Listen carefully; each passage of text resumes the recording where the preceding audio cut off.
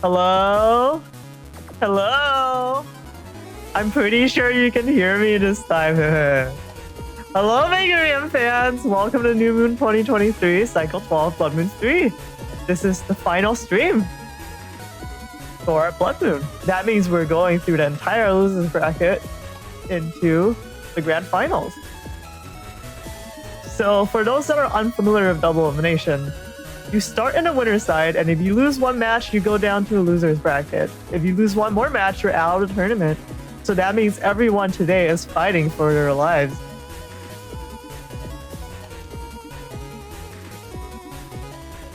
Why does Soul say he smells? Oh, okay, I see. That was really distracting.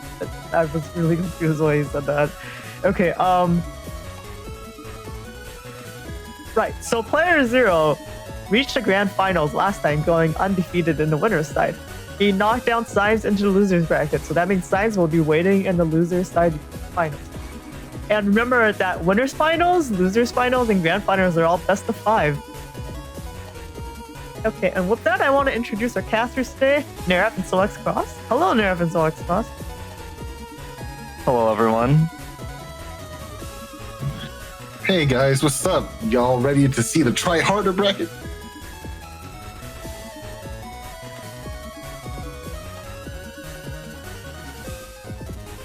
Why are you just staring at me and giving me a thumbs up? Let's do it. Okay, with that, let's go into the bracket screen. So, Cha and Ricochet are both waiting for the results of the first round of the losers bracket. So that will be Salad versus HonorNite and ChinaTV versus Thiago. How did I end up here? Okay, do our casters have any comments before we go into the setups? No. No? Okay, let's go into setups. Alright, so we are in for Salad versus HonorNite. Alright, first and foremost, if y'all weren't here last week, we can go over what the win cons of both these photos are, starting with Salad. Salad is playing a mostly focused around Beast Out build of a folder. It's a Beast Rush combo folder using the 8 code as its base, with Spoutman SP being on code, splashing in the Groundman SP, and of course there's Meteor Knuckles, just in case the opponent is playing Gregar and wants to go in SoulXCross.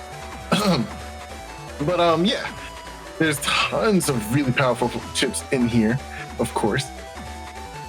Especially with Risky Honey under the fast gauge kind of setting, right? If you set up fast gauge, you allow yourself the opportunity to get to the turn faster. But what better way to spend a turn than to waste your opponent's time, right? We set up the Risky Honey, block as much damage as we can, while still hopefully getting some damage out of it to punish. Yeah, it's pretty interesting.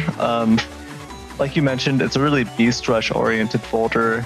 It's got all those Pulse 2s, Wind Racks, Risky Honey, Elect Dragons. So it's what's really interesting with this build is that, with the current meta, especially with Gregar players running so much HP, this does have all the tools to take those Gregar players down one way or another. But typically it'll do so by getting all those combos in, getting all that damage in, and then just taking it to damage judge with that double fast gauge and full cust. So what's really, really cool about this folder is actually just that Aqua Sword in there that offers a bit of unpredictability. It adds a bit of coverage both in Falzar versus Falzar and Falzar versus Gregar matchups. The Aqua Sword can catch people who like to use Tengu Cross and kind of camp that for the air shoes, for the damage, for the potential area control, just knocking your opponent back. It can catch them off guard, get that V-Cross hidden, and it's also very useful against Gregar players who like to go in the charge cross, like to go into, and then get that plus cust every turn. So alongside the Pulse 2 Wind Rack combo, which is pretty standard by this point, pretty staple in terms of just how effective and how it's being used, there's also that option to Aqua Sword. And of course, Salad being Salad, you see these Risky Honey 3s. The way Salad likes to use these is typically Salad will not go into Tomahawk and charge them, but instead use them defensively and use them to kind of just parry the opponent and then retaliate right afterwards with all of those bees. So it's a really interesting playstyle for sure. Of course, like you mentioned, just the way these chips all come together and the way the playstyle works out, it's very interesting to watch Salad play most of the time. You know, I actually love that you brought that up because Salad often says that bees are not a Falzar exclusive chip. What people tend to think is that you go into Tomahawk Cross, charge this up for double the damage, and get value, right? Well, you still get tons of value out of bees if you're playing Gregar too. You just don't get the ×2 on it, right? That's all well said and good, but the same combos are still going to be packing the punch if you have bees or access to Risky Honey in the opposite version as well. There's still a great cheap chip. It's going to hurt just as bad. Don't worry, especially if you block a few things with your beehives as well. So a really, really powerful chip for both versions, just very splashable, especially if you have it on code. There's no real reason not to play it, you know? Yeah, definitely. Looking at the opposite side here, though, we have HonorNite's folder. Do you want to go over that real quick? Yeah, so HonorNite's playing a air shoes focused build in the Navi Cust, which is usually very common for Gregar players since they don't have access to shoes or air shoes through a cross or a beast out, kind of like Falzar does. So HonorNite built this folder around the idea that he has access to these panels, but still gets the value of the custom too. So you have a decent selection of chips that you go through with. And of course, you still have the very powerful attack max statted in there as well. What comes at the downside is your charge time. And that means you have to run charge +1 or 2, depending on how you flip over some of the positioning in this NC. You would lose 100 HP if you do it that way though. But the fact is that we have the ×2 with the air shoes, which allows HonorNite the flexibility to go for setups with the Bug Riser sword as the base or as the Giga of the folder, right? Most of the damage coming out from a Gregar player is going to be from charge shots in general, so it's really important to have attack max. But having access to Bug Riser Sword as a backup strategy after losing SoulXCross is going to be very huge, especially if he can maintain an area advantage. So you're going to be seeing a lot of camping forward from HonorNite, a lot of pressure in that way, trying to bait the opponent to go into certain crosses so he can get some value out of those area grabs, etc., etc. He does play Erase Man SP in here and a couple, I think just another Erase Man, so he can go ahead and deal with Dust Cross because he wants to get rid of that cross as soon as possible, which is really nice too because he also has the barrier 200 on code with Erase Man as well. So we're going to be seeing a very charge shot focused gameplay coming out from HonorNite here. Yeah, I mean, that's kind of just the default Gregar gameplay, but at the same time, can't underestimate HonorNite here. Looking at his folder, right? You went over it. It's going to be Bug Rise Sword as the Giga, of course. But just even though it doesn't look like there's really great offensive options, Gregar, of course, with those the potency of those charge shots, the potency of the beast charges. HonorNite, I mean, it's perfect for HonorNite. He can just play from this neutral position, right? He's really good at just playing back, kind of playing defensively, reactively, and then reserving chips. Yes, reserving is exactly what HonorNite does very well. He just makes sure he stockpiles. Even if he has a hand of 5, he might not even click A button using one of them in a turn. And we've seen that kind of behavior coming out of HonorNite multiple times in past tournaments as well. Yeah, definitely HonorNite's resource management, very strong. Usually able to squeeze great value out of every chip in the folder, make great use of all of the resources at his disposal. And then, so it gets pretty scary when you get to the final stages of the match. You know, if you haven't been able to connect, which against HonorNite, it can be very difficult to get your hits to connect.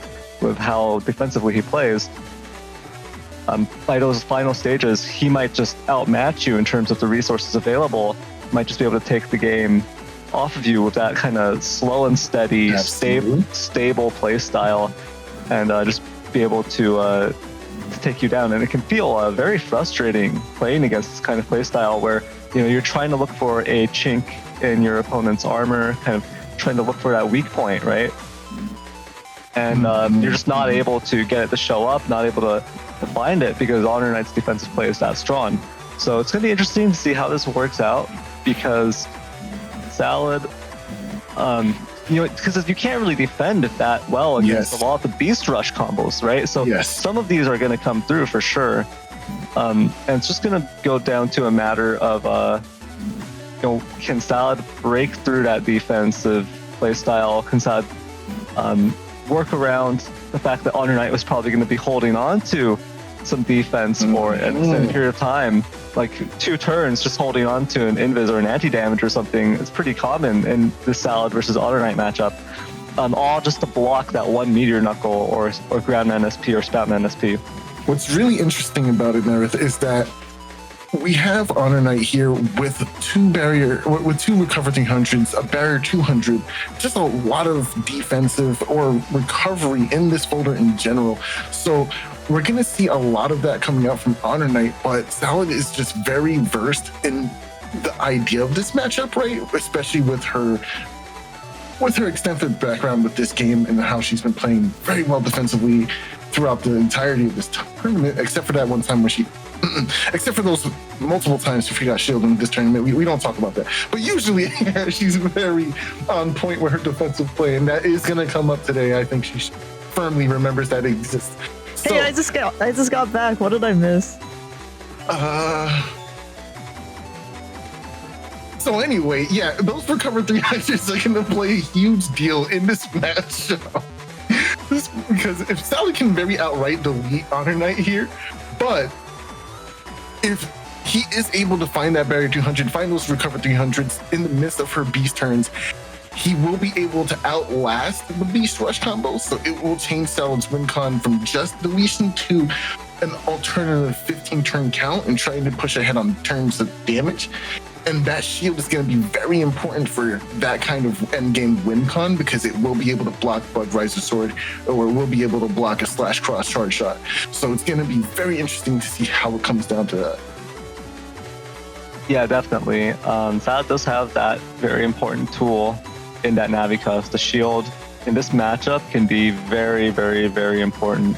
And HonorNite doesn't have uninstall or any ability to remove that shield, so that can be a big point of frustration from HonorNite in terms of the end game, right? Wanting to lock into that Bug Rise Sword situation. To be honest, it might even be more favorable for HonorNite to avoid popping the Bug Rise Sword too early and instead just play with the charge shots, the long distance charge shots of Gregar for as long as possible to get that chip damage in, to try to reduce Salad's HP, because like you mentioned, HonorNite has those recovery 300s. Salad does not have any recoveries. So that 14, or actually that 1800, it is a bit higher than HonorNite, but ultimately HonorNite will have 2100 once recoveries kick in, and Salad will only have that 1800 to rely on. All right, without further ado, I think the combatants have been... I do believe we are ready to roll into the match itself. Also, Salad, I love you. Don't worry about it. Huh? What? Okay, we're going? Okay, let's go.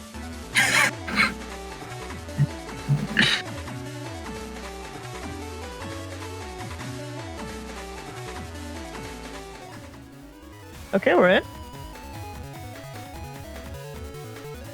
All right, starting off, we're looking over from Salad's point of view here, and I gotta say, this hand is quite nice. You got both the dragons in hand early, and of course, Groundman SP just waiting in the wings in case HonorNite decides he is confident enough to go into a /cross turn. But, it's always a 50-50, right? do you guess and decide the turn that they're going to go into a cross, or do you rather wait to be reactionary and wait for that cross to be confirmed? I think it's interesting thinking about that parallel. What do you think, Neryth? Personally, I would gamble, or I would take the bet that HonorNite won't go into something like /cross on turn 1. I mean, for all we know, HonorNite could have a perfect /cross enabling hand right here, you know, with lots of area grabs, maybe double slow gauge in hand, something insane like that, right? Yeah. But HonorNite's playstyle just doesn't fit that. So even if he had that, I feel like HonorNite would still do some defensive and reactive play on turn 1 and turn 2. So you just don't want to take that. And for Salad, that judgment kind of does pay off here. Ooh, just barely. Oh my gosh, I could have connected just now. Ooh. Oh, nice. Excellent amounts of damage here. Getting one of the hives of bees to get a connected hit here, then immediately pushing out that Elect Dragon towards the end of the turn. Got some big damage here, which is quite nice. I really love Salad's opening play here, just aggressively stepping forward, going for a shield, just to block any nonsense that might be coming out. But now we do see the beauty of having, good footsies. Oh my gosh. The beauty of having air shoes here, and that is the ability to move over these holes. Now, Salad doesn't have uninstall in her Navica, so there isn't going to be a ton of value out of these Elect Dragons, which is why she's kind of just throwing them out of the hand early for damage.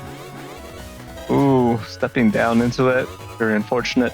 I'm kind of just camping these chips. HonorNite, no doubt, also just camping maybe a defensive chip or something. These two players just playing from neutral. But this is not a favorable position for Salad because there's no way to decross HonorNite here from this neutral area position. Ooh, very well timed by HonorNite with that charge shot. HonorNite has a very firm grasp of the situation. I'm not losing value. I can get charge shots out, and now I'm denying turns for my opponent, right? So there's no pressure on HonorNite to make a decision. I can just hold this and be fine. Even if I miss all of my charge shots in one turn, I still have the advantage of this charge shot being available to me for the next turn, and you're not doing much of anything at all. So you're passively just putting a ton of pressure on me to do something, which is why we see Salad switching it up going into the next turn. I like the decision to go to fast gauge with the anti-damage though, because it allows you to safely get that gauge up and react appropriately to some kind of response. And very well played, very well played. Yeah, and it feels like Salad kind of made that judgment call, just being like, well, enough turns have been passed with us doing nothing. We're pretty deep into this first match already. I'm gonna pop the fast gauge, even if it ends up in slow gauge. It might still just be perfectly fine in terms of going to damage judge. Slow gauge comes out. This is pretty decent for HonorNite because now he's technically ahead on the gauge war. We do see another fast gauge in hand for Salad, but we also know that HonorNite does in fact have another access to slow gauge. She's deciding, okay, you know what? Maybe going for the beast out, going into combos here might be better. So we do see these chips queuing up, going for an explosive turn in the following. Oh, this is going to be intense. Nice. Waits for the charge shot to complete before going for a punish, wasting a little bit of time. Judgment does not connect, will not blink into the anti-damage, which means it's still here for Salad. A fan. Can we get to be left? Oh, we did get the movement in time. Will there be an erase man coming into this next turn? That's what we have to think about now.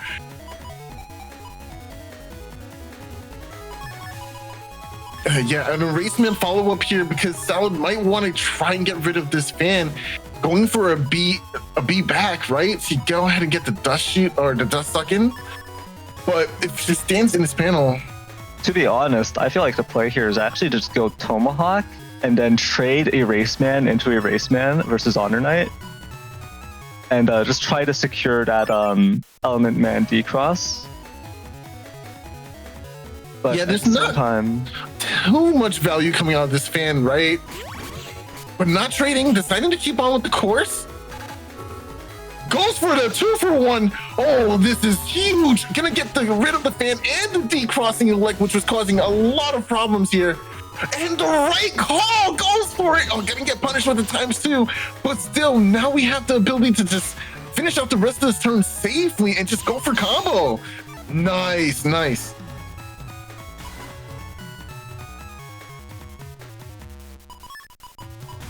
Now, what Salad really wants in this upcoming turn is a way to pierce that flashing so she can go ahead and get some more punishes in.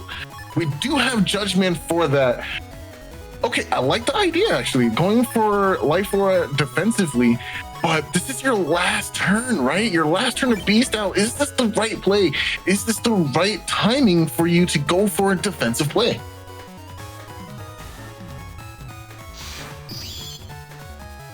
Here comes Charge Cross from HonorNite, and then Slow Gauge pop. So this might be pretty difficult to handle. Salad does pop that Life Aura, and now HonorNite. If HonorNite doesn't have it, oh wow, they just had it. Nice, nice. Oh, excellent patience from Salad. Gonna get so much value here. Hold the movement. It's anti-Navi, so your area is not going to be replenished here. That's a huge punish. And now we removed access to... Oh, man, this is really rough. No defenses, but doing pretty well to dodge these attacks. Oh, until commentator's curse occurred. Yeah, that tackle there. But look at this potential Spoutman SP punish here. And we've already seen anti-Navi come out from HonorNite. Yes, yes. HonorNite does still have a lot of defense available, though. Now, here's my thing, right? Salad might be in the disadvantages at this point in time. However, the call to bring Life Aura in that turn was huge. We just saw HonorNite drop Slow Gauge, and that could have been a very devastating charge shot turn for him, having all the time in the world to line up a few shots, which is why it's so smart that she went for what she did. And the Spoutman punish, he knew had the defenses for it anyway, but still decided that it's time to push advantage with Slash. Oh, the invisible welcome by the wind rack. So we are going to see at least 3 of these hit. One more. Okay, invisible stacking. Oh no, this is really bad. You don't want to be in this position. That's gonna ride out for the rest of this turn. 1 HP and a dream. Oh, he walked. Oh, step back. No, why? God, it all happened so fast. That combo was excellent. HonorNite walked forward, trying to maintain advantage. She knew that would happen. Threw out the Elect Pulse so he can walk into it, getting the guaranteed follow-up with the Wind Rack. The only thing she could have done was step back to avoid that one slash, and it was a scramble, right? He had to find time to release that slash and go down, go for a P shot to get a punish to end the game, but that would have been so tight under that turn. Oh, that was so good. Yeah, that would have actually been crazy because Salad would have been able to beast over with possibly Meteor Knuckle Neo Variable on the next turn. And HonorNite would not have most of his defenses available. Yeah. Like, 2 of those invis popped, you know, just it would have been a very interesting outcome there, potentially. It could have been very bad for HonorNite, but unfortunately just didn't get the backward movement in time.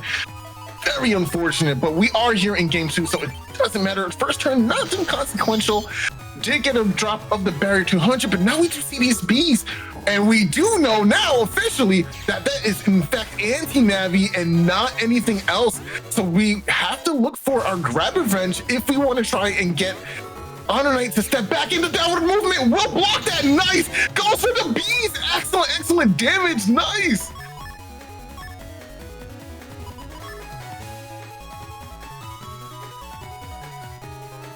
Okay, still not going for a Dust Cross here. I think that's actually pretty smart because HonorNite still has access to 2 Erasement in the back of that folder. And of course, he does have a Wind Rack or ways to get around this barrier in terms of damage, right? So you don't want to kind of just throw away Dust without having something like Full Custom. Make sure you get your value out of it. Fan does come into play here, but it goes immediately. Not fast enough for Salad to go ahead and... Oh, it does get crossed up just a little bit.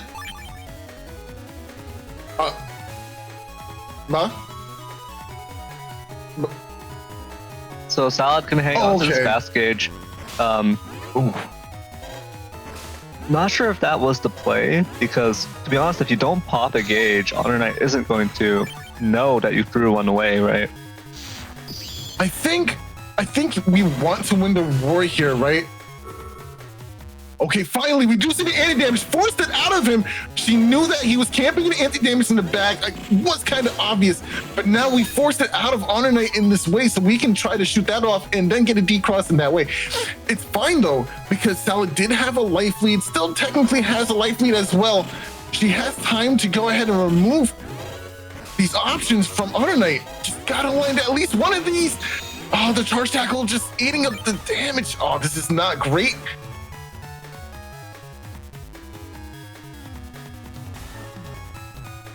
You know what? Just as patient as HonorNite is, I believe Salad is too, right? She's not gonna just throw away this here fast gauge, wants to get rid of this anti-damage, finally finds it. Can we get the D-cross? Not yet. The charge tackle again and another anti-damage and an invisible.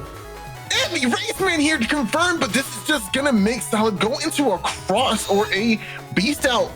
I don't think this will change course too drastically, but we are on the back foot here for Salad. Now down on terms of HP.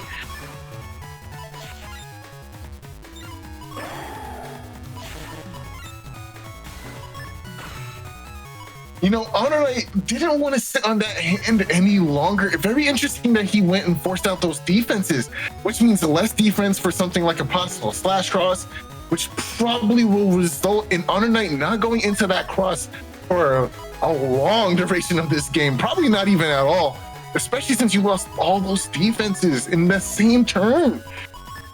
Just to get a race, man? I don't know.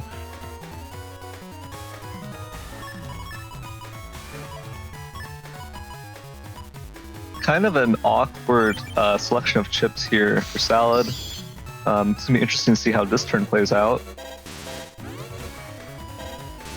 Going for the charge shots here, just denying the center. Gonna go ahead and land the area grab for it too. That's pretty huge in case the Visor Sword does want to come out. Oh, a block. I don't think he has time to dodge that. No, he doesn't. Oh my goodness, that's insane combo coming up from Salad here. Not gonna be able to find the element or at all, right? Wanted to try and maybe land some value out of that element. You know, probably shouldn't have even taken it into that hand, I feel, you know? But just trying to cover your bases, make sure you have an option to decross in case everything else goes south, right? So I think it was a valuable play there. But man, that was so good.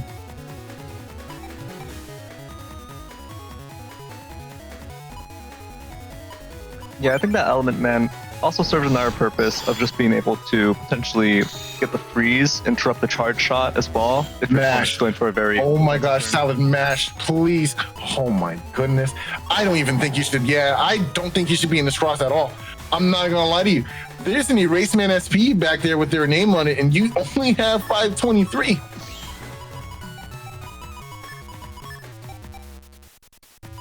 I don't know, Neryth. I don't know. We saw Eraseman star, right? We don't have to worry about that. But this Eraseman can be huge. There is a life for it in hand, though. He's waiting for it. He's waiting for it. He knows. Oh, no, Why? Oh, why? No. No. Okay. So that was actually a rollback moment. He was in the center and he snapped over during that. And then during the Eraseman SP, it actually slowed down to a crawl for both of us. So if you look at tournament chat, we both commented on that.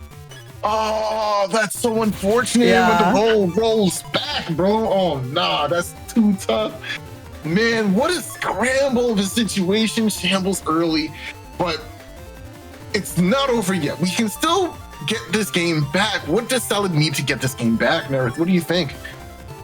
You can never count Salad down. Look at the situation. Life Aura, Groundman SP, Spoutman SP. There's a lot of checks here to what HonorNite could go into in terms of crosses.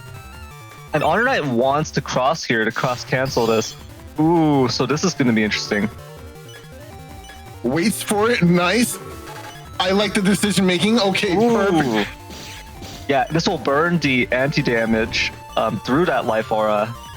And now Fast Gauge comes out. Oh, very nice. Dodging that, oh man. Okay, well, not completely. We did lose the life aura for it, but not taking the damage is quite huge here. Only 78 left. The life aura was lost from the wind rack, not the beast charge. Oh yes, yeah, you're right. She did dodge it. Thank you. Yeah, and that was kind of unavoidable, just taking that the wind rack gust to get rid of the life aura. Well, it was a beast, so actually.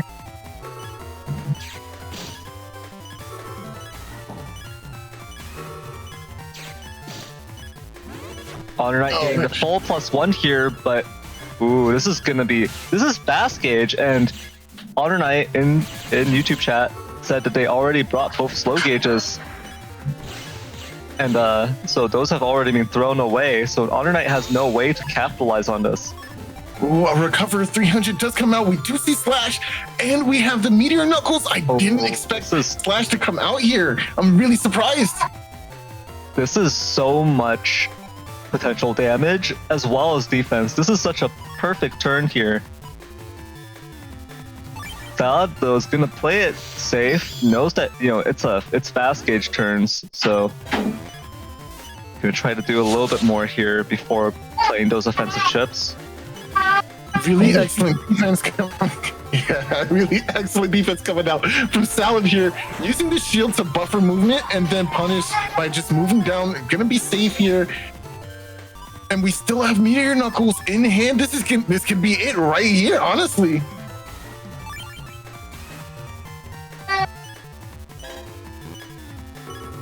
Only 289. 1, 2, 3 hits. Final turn, yeah, just go for the beast over, and that's got to be it. Actually, 3 hits is really lucky in center like that. Yeah, I would. Is it an average of 1 or is it average of 2? I never realized that it attempts to charge shot here. Wow. Yeah, it's weird. I believe the average for Meteor Knuckle on 9 panels is a little bit over 2. Oh, so it's not that bad. Okay. Because there's a guaranteed, the first hit, of course, is guaranteed.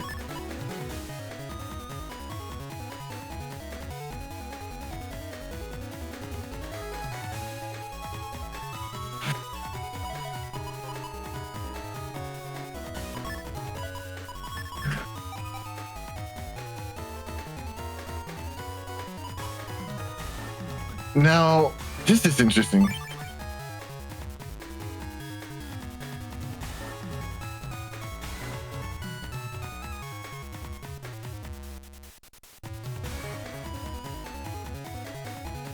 Yeah, this is going to be an interesting field for the players to play on. Salad opting not to go into Spout to try to take advantage of this. HonorNite going into Slash right off the bat here. Is this SoulXCross with no area? Kind of just, ooh, and it pays off. Okay, yeah. Just a 1 area grab at the end of the turn right there, getting that full +1, and now panel grab as well coming out. That panel grab didn't technically have to come out, but because of the ice panels, right? Salad was never able to touch the center unless she pressed a, or unless she stayed in the center indefinitely, right? But if the second she moves up or down, the panels are not going to allow her to touch the center again. So you could have safely just went for that. There it is. Force the movement here. Now we have to deal with the SoulXCross. Now you can't touch me at all. Ooh. And it's a mind game, right? Now I have to time when I go for my shield. I have to time what follow-up I have, but all the controls are on my side of the field right now.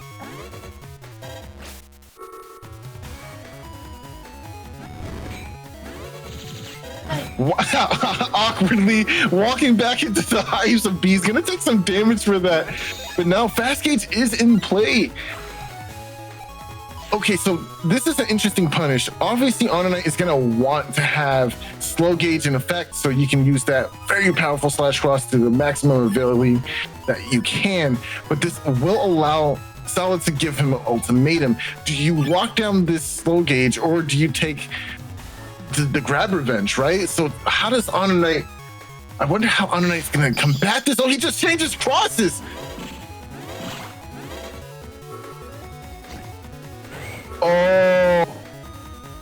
Oh no. Oh, very nice from Salad. Waiting that out a little bit. Getting that full effect from the grab revenge. There's this fan in the back that's going to be quite a problem here. Going to force Salad to go into Dust Cross here, get the suck up, potentially 200 damage.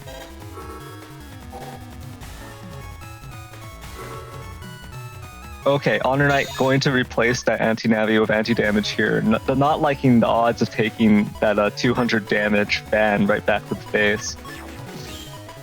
I wonder if Salad just keeps Dust. Yeah, it makes sense to keep Dust at this point in time. You do have the barrier, you are feeling kind of safe. And the value from being able to shoot away chips to the bottom of your deck is just so good, right? You don't want to just throw something like that away.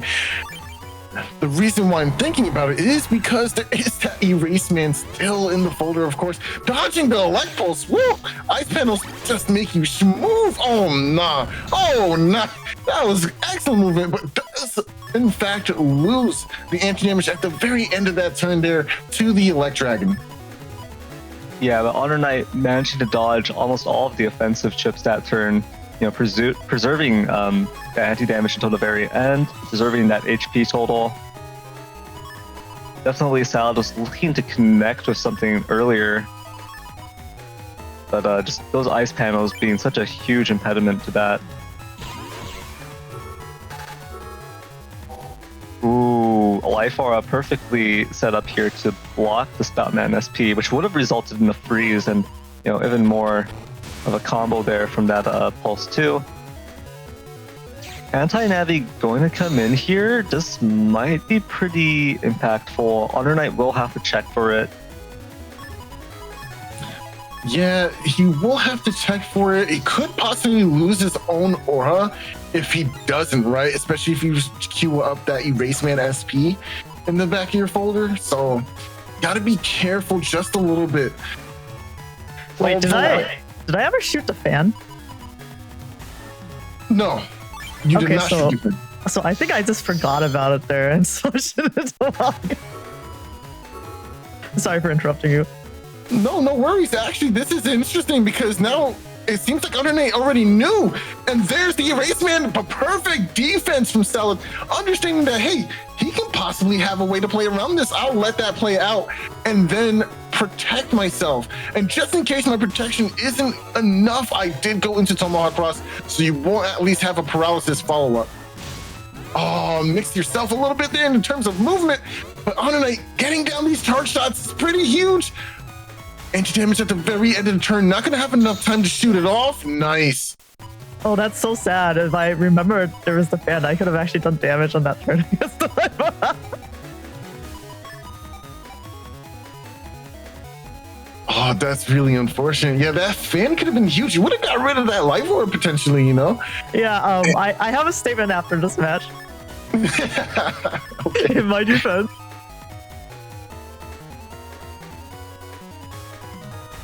Tengu coming out here, very, very risky. There is Bug Riser Sword still in play in HonorNite's folder, but we need to get rid of this Life Orb. We see a beast out.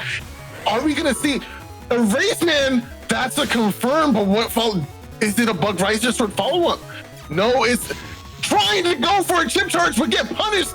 Oh, and the Judgment. Oh, but the barrier 200 not being chip charged, instead gonna be used for defense here, but the barrier is gonna see better days as it gets pushed away, and now we end the turn. Excellent sequencing for Salad here. This is exactly the momentum she needed to just break past the mold of this game. I'm shocked that Salad is going to ground cross here. I mean, because the potential here is actually, there's actually a potential here for a deletion on this turn. If you can back B if you can back the HonorNite with Tengu into the freeze break combo with element erase, and then also go for the full Neo-Very Meteor Knuckle. Yeah, so this is kind of what I would expect here. Yeah, Nice, so nice. I have a statement for that as well, defending my decision. Okay, I feel like this was definitely the wrong chip order. Oh yeah, this is not what you want to see, but we do have the idea of going fourth. Had the right with the push. Still got the punish. Oh, the fuzzies. That was big if I ever seen it. Oh, but Dodge is here. Oh no, you wanted the freeze. Okay, it's fine. The turn is gonna end very soon, but is it enough time? Oh, the shield. That's right. We do have the shield that does provide a bit of a safety net here. Yeah, This but is getting real unfortunately, Salad just doesn't have enough damage, and it's stuck in slow gauge. So there's no resources left. Groundman SP will connect for 390. No, it doesn't. No, it won't. Oh, no. There was enough damage to go for deletion, but the chip order on that Meteor Knuckle turn just ended up No way. not being able to connect with most of the damage. Okay, so a post-game sports interview. Camera's flashing, microphone ready. So, as people that have kept up in chat probably have noticed by now, I mentioned the word migraine a lot, and so I was getting a particularly nasty one during this match where I have vertigo, but it's not tied to movement, so it's just my vision just randomly spins and I get really dizzy, and that was happening this entire match. So that's why in the end of round 1, I didn't step back and just ate the slash for the deletion, because the panels flashing from coming back actually caused it to get worse, and I actually just lost awareness of where I was. And at the end there, I should have been able to do the Neo variable with Tengu, but I couldn't because I was genuinely directionally confused, and there was no way I could do the Neo variable inputs by that point. I just couldn't do the double life sword with the state I was in, so that's why I didn't go for that. I was just hoping that I could get some damage with the sonic boom that way. This is actually the second time I played HonorNite and Top Cut where I had the vertigo going on, which is really sad because he's a really, really good player and these matches are really interesting. But overall, I think it was still a pretty nice set, so it's just a shame.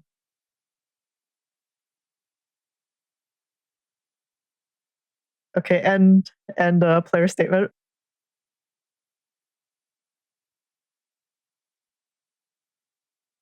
Pretty unfortunate for Salad there, but yeah, that was Salad versus HonorNite. That was the first set of the losers bracket here. So we have many more human sacrifices ready and waiting before playerzero can consume the sun. So hopefully, whoever rises out of losers bracket will be ready to take him on. Well, to HonorNite's credit, he offered to play the match later, but it was already Thursday by then, and we had quite a lot of the bracket to move through, so I really didn't want to keep it moving. But yes, HonorNite is a gentleman, a true competitive player. Unlike playerzero, I hate that guy. Cheats all the time.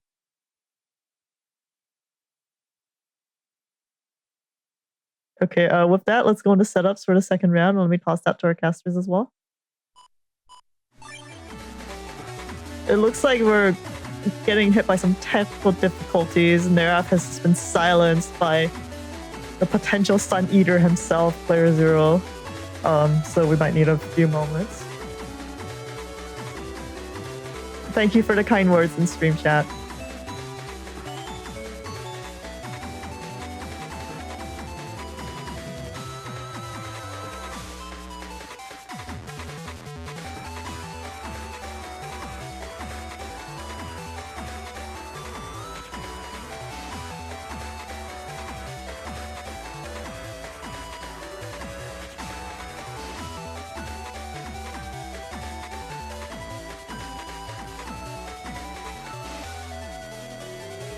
Hello? Hi. Hello. Hello? Hello. Soul? Neryth. Okay. Okay, yeah, I think it's working.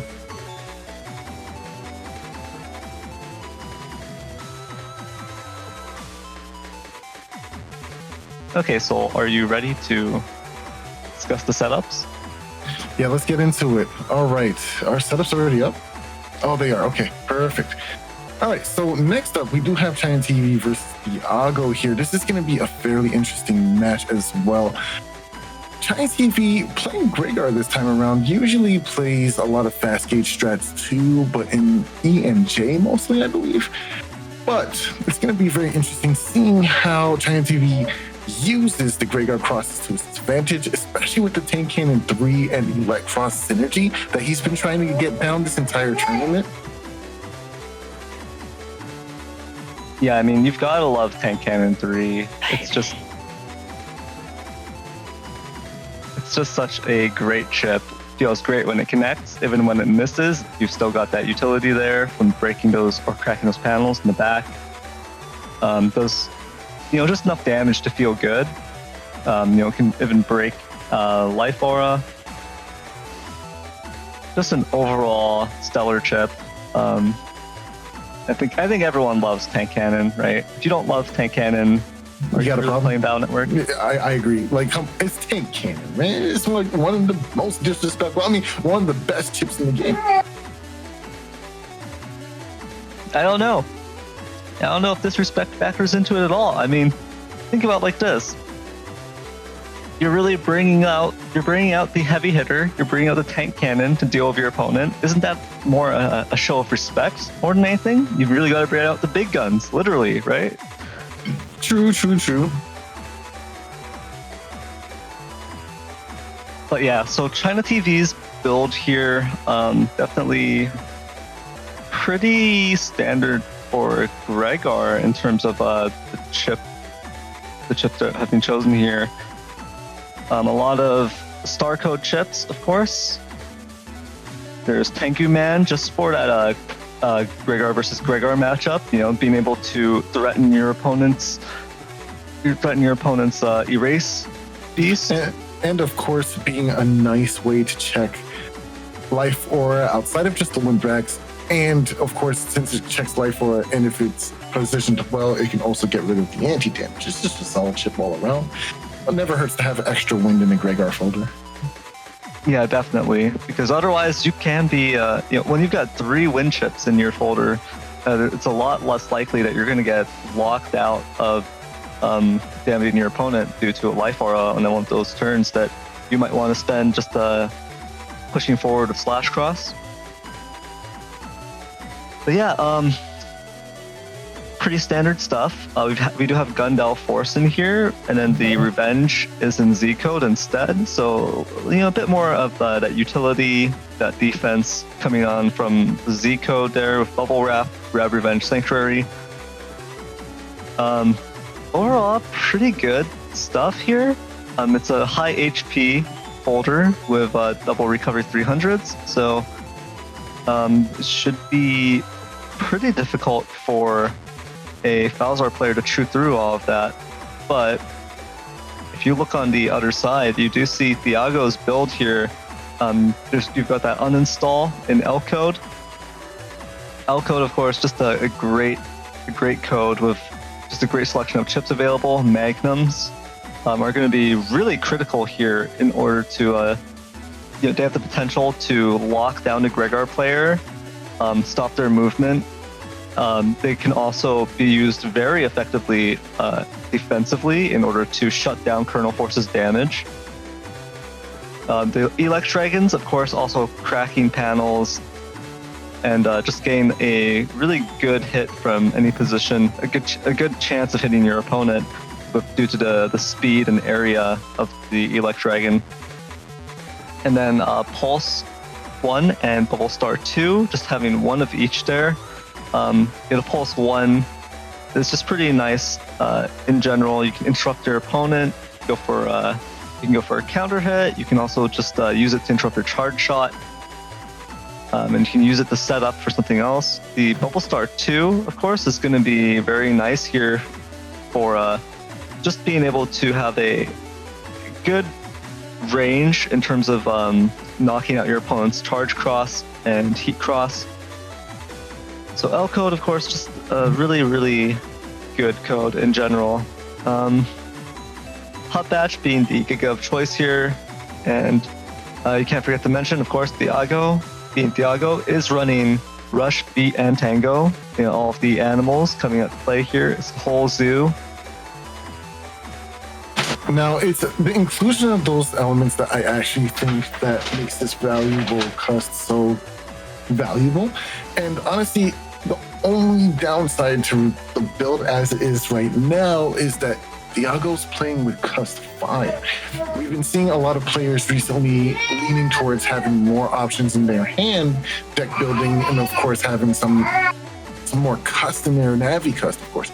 But this way, he can at least punish some battle chips coming out from the opponent and get a decent barrier and some recovery out of it. So it's a decent chunk of HP in here, an extra barrier that you get for free, depending on the situation, of course, and just limiting 2 of your opponent's options. It just makes sense.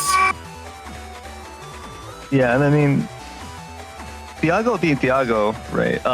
It looks like, you know, only 1900 HP, but then you factor in recovery 300s, you factor in Tango, and you realize Thiago has pretty much... Actually, wait a second. Yeah, Thiago has more effective HP than ChinaTV, I believe. So it's going to be an interesting battle here.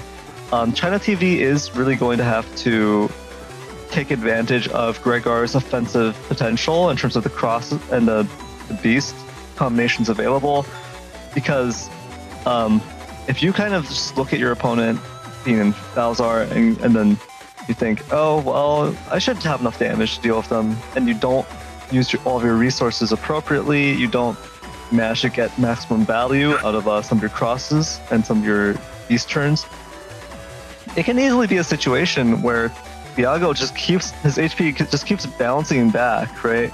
Tango kicking in, recovery 300s kicking in, and then you can kind of run out of steam, especially if Thiago is checking your crosses and just knocking them off because you're not respecting those potential decross hits. So, you know, that is something ChinaTV is going to have to watch out for.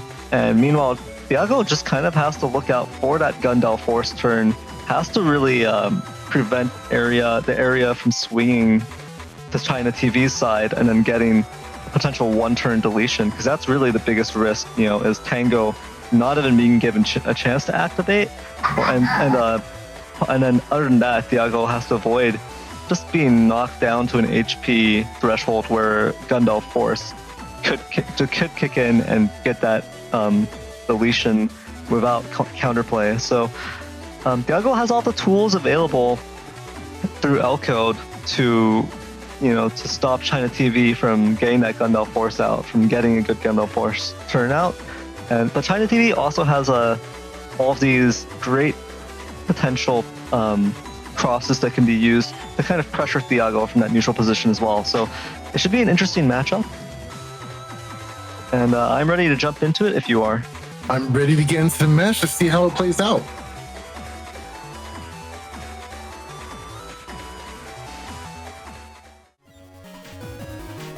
Not as much of a hand size as other players in the course of this tournament, but hey, Cust 6 is still pretty good.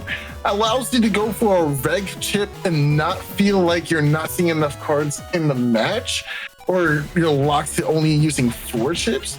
It's an option, it's an extra option. However, it's a pretty awkward hand. Your opponent has a first barrier that you have to deal with, but we do have 2 tank cannons in the hand here. Okay, it seems like ChinaTV is just going to opt for getting rid of the barrier, first of all. and maybe trying to get rid of beat early on so that we don't have to deal with it. Does get the beat trigger just before. That's pretty huge, actually. Although there is still the issue with that barrier. I could actually see a beast out coming over here from ChinaTV and then the cannons, trying to not only get a D-cross, but also, you know, chip charge some options. Gotta punish that dust as soon as possible because Thiago is very hindered without dust in play at all. Yeah, you do have to be very careful here though, because you know, if you can get these beast charges off, that's fantastic. But you also don't want to eat a D-cross hit from potentially like a wind rack or Tengu cross or something like that, and then be stuck in just, you know, base, just beast form with no cross. Ooh, and so here comes the combo. There it is, losing the erase beast right there to that wind rack. Ooh, here comes the damage. Oh, just barely mistimed. Honestly, I really liked how Thiago spaced out the attacks in that one combo, right? Really drew out the turn by using that kind of strategy just now. It was very interesting. And you know what? I gotta say, it's looking pretty rough for ChinaTV right now. Not too much in terms of offense. And you've already committed to having access to Beast Out right now, right? So to get value out of that, we want to be going for some chip charges. Okay, so maybe this hand here will just go for chip charges, but does Thiago have element in play? We'll see in a second. Fast gauge that won't allow for some chip charges to come out. Gonna have to find another way. Ooh, so ChinaTV just opting to crack these panels in anticipation for when Thiago's beast turns run out.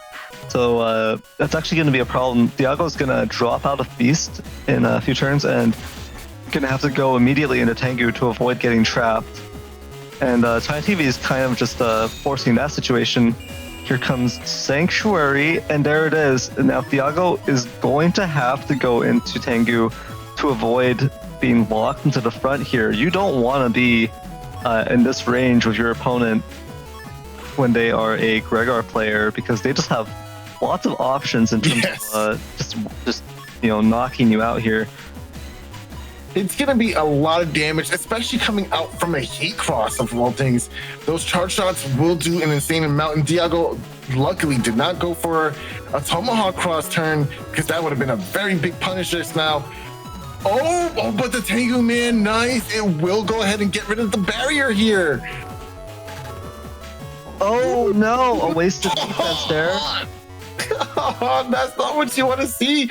Invisible will be punished here, as what was that trap from the Erase Man?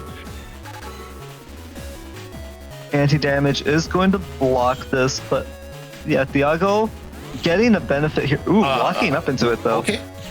Getting a benefit from those holy panels. Yeah, we will not see panel return come out here because ChinaTV is very satisfied having the Sanctuary panels in play, gonna have all the damage you take from it. So why get rid of our own panels?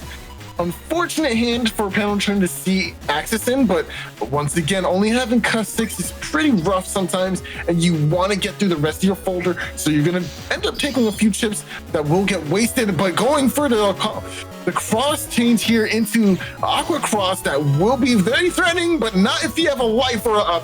So does Thiago have something for the life or? No, he does not, and it's a slow gauge turn, so he's gonna have to play out of his mind with the footsies here to not get too much damage taken away. That's 2 hits so far. Invisible coming out the tail end. Excellent decision to recovers as well.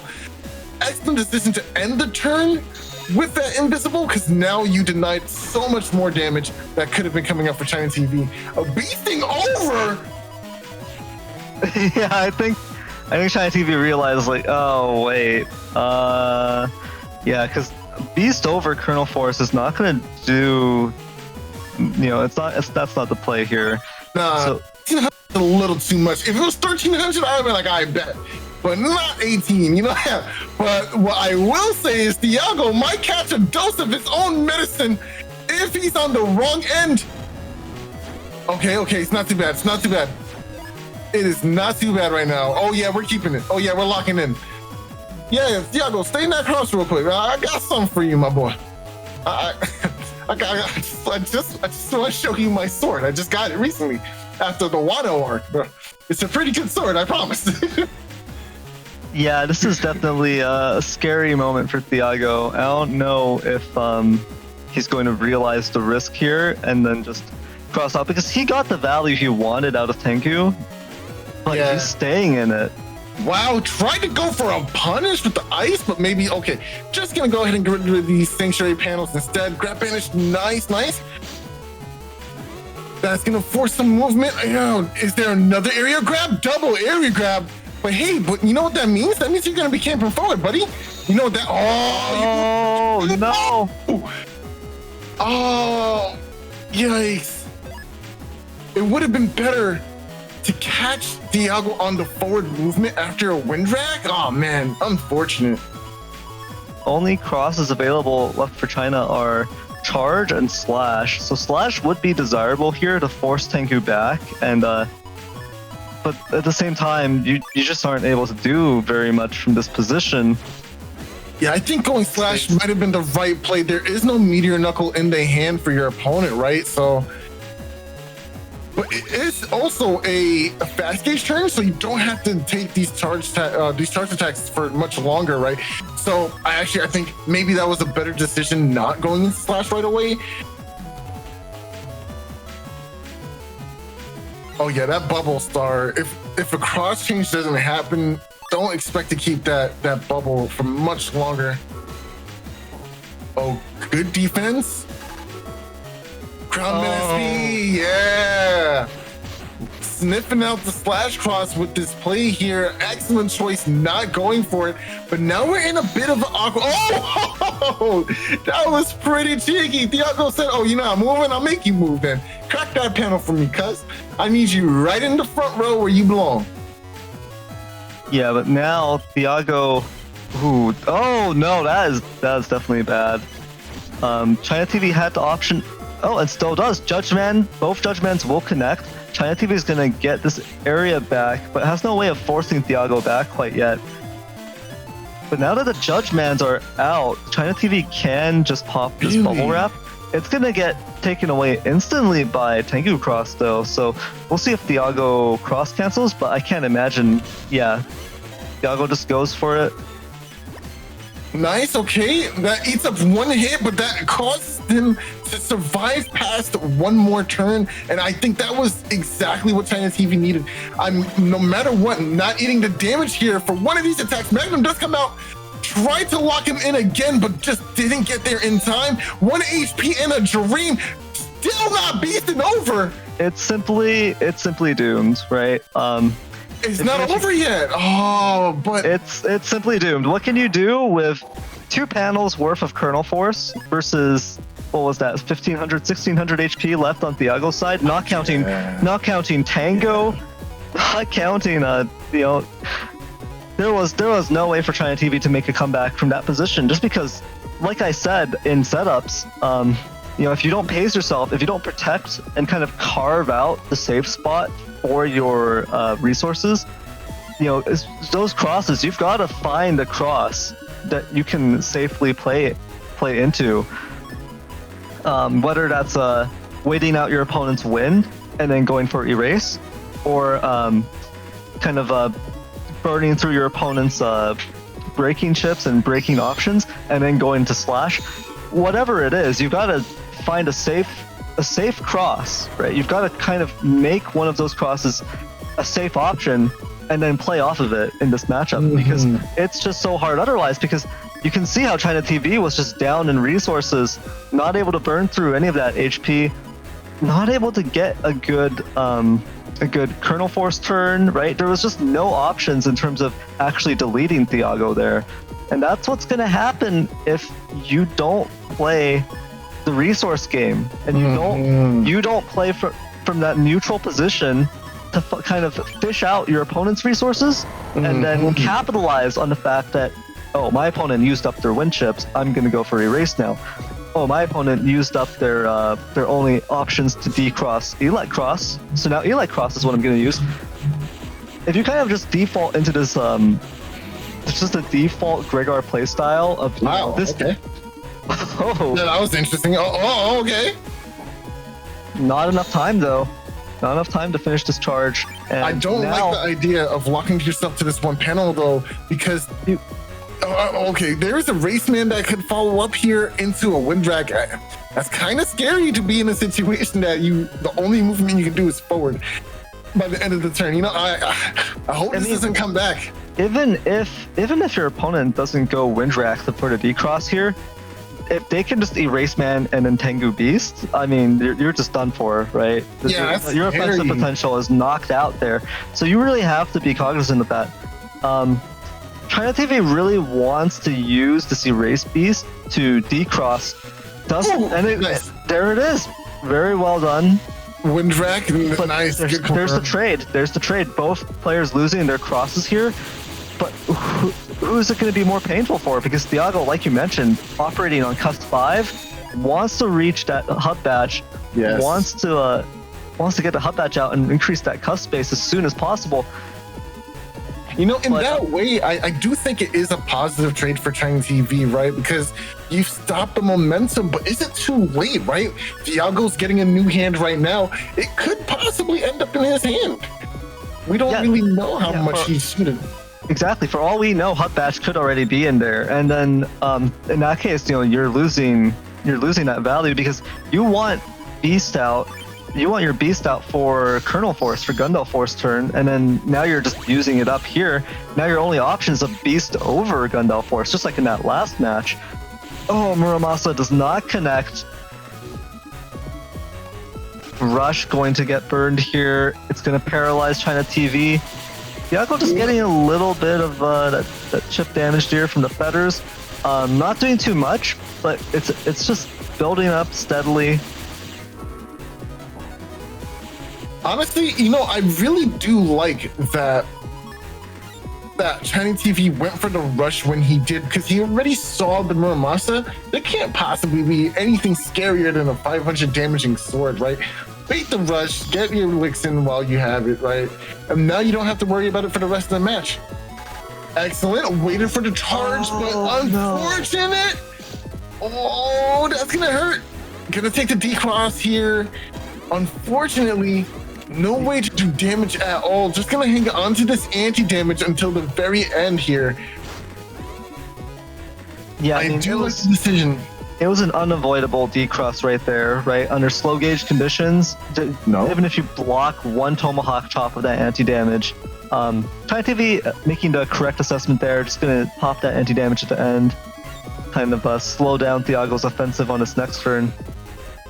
You know, I kind of like going slash here. I know that's a bit weird, right? But I think after a wind rack, you can very much pressure your opponent out and then drop an area grab. Like, yeah, definitely SoulXCross will pressure your opponent so that they're trading into you. They're not just getting those free hits, and then now you're forcing them to move back or take the trade. You saw the timeout there. That's what I was expecting too. After a wind rack and being blown back, the timeout would make it so that your panels return. An area grab here, and now you're slash locking, and there's not much your opponent could have done. Oh, they do have invisible, so they could have done something, but the advantage is still yours, right?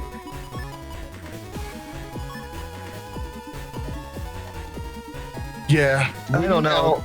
This is a very difficult position because with Tomahawk Cross here, if Thiago can protect Tomahawk Cross, there's nothing that's going to stop Tango from kicking in. Even if you go for a Gundel Force turn, you're not going to get the Gundel Soul damage in. Ooh, the times 2 punish here before the Life Order comes into effect. Not too bad, but you definitely need to get rid of this anti-damage effective immediately. Nice, good shot here. Maybe we can get a little extra value in a charge shot. Nice, good positioning. And now we need a way to decross Tomahawk. There it is. Element in hand can definitely seal the deal here. There's no Life Order to be heard of. And we did see a few defenses come out from Thiago there as well. How aggressively will they defend here is what we're really waiting to. You better take that element. So unfortunately, ChinaTV doesn't take anything here. Just gonna keep playing with these charge shots, which isn't the worst because Thiago is also just sitting maybe on defense, right? Probably doesn't want to throw it away, and that does mean that Element Man would get blocked here. So, but now this is such an awkward position. Thiago wants to camp Tomahawk here, but has no good options in terms of the offensive pressure. Yeah. You know what? Actually, I kind of like this decision making from ChinaTV, right? You're getting your charge shots in, you're forcing your opponent to do something and make a play, right? I don't have to worry about that. I can very calmly just go for my P shots of 50 damage. Sure, whatever. Here, take 50. Take another 50. Why not? I have all day, right? And you do get to preserve your slow gauge for it, right? And that's the profit that we're seeing when they're finally making an appearance. Thank you, but nothing to follow up. Okay, anti-damage comes down. Magnum, nice. Oh, this is what they wanted. This is the situation they were looking for. Nice, done. And ChinaTV can't even get into the center. Well, now they're just locked in. They can't even pop the anti-damage. Slash seems like one of the few ways you're gonna be able to mount a comeback. Actually, getting rid of those cracked panels is gonna be kind of huge, right? Especially for a Colonel Force play. Is Rush still in play? I don't think Rush is still in play, so this is going to be very helpful defensively. Nice, good defense here. Not going to take this. Oh, very smart. Goes to break more panels. B finally rearing its ugly head, taking away a mega chip from ChinaTV as well. But hey, at least we do get the follow-up here. No. Not going to do damage, but we'll get punished from the anti-damage that's going to come out here. Not much you can do. Massa. Oh. And a fast gauge to boot. Oh, got that. That's huge. That's huge. That's going to keep him alive until the end here. Nice. The bubble wrap putting so much value just now. That's a big deal. We can do it. We have the dream. We have the technology, ladies and gentlemen.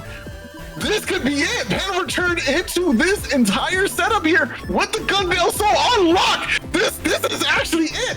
Bubble value is so real right now. Oh, nah. No way. And we get the panels back. Panel return will clean up everything in here. Nice. Into the, oh, nah. Area grab, doesn't matter. I got ×2 on this Bucky. Oh, yes, sir. No, they didn't finish out the tango. Okay. Oh, no, it's not over yet. That's so much HP to be getting back. One area grab saved Thiago. That area grab coming out before the Gundel Force, that was actually just perfect. It saved Thiago. And now ChinaTV is kind of out of options here. Doesn't really have any way of burning through the rest of Thiago's HP. I mean, if everything connects theoretically, but you're down to 1 HP in a dream.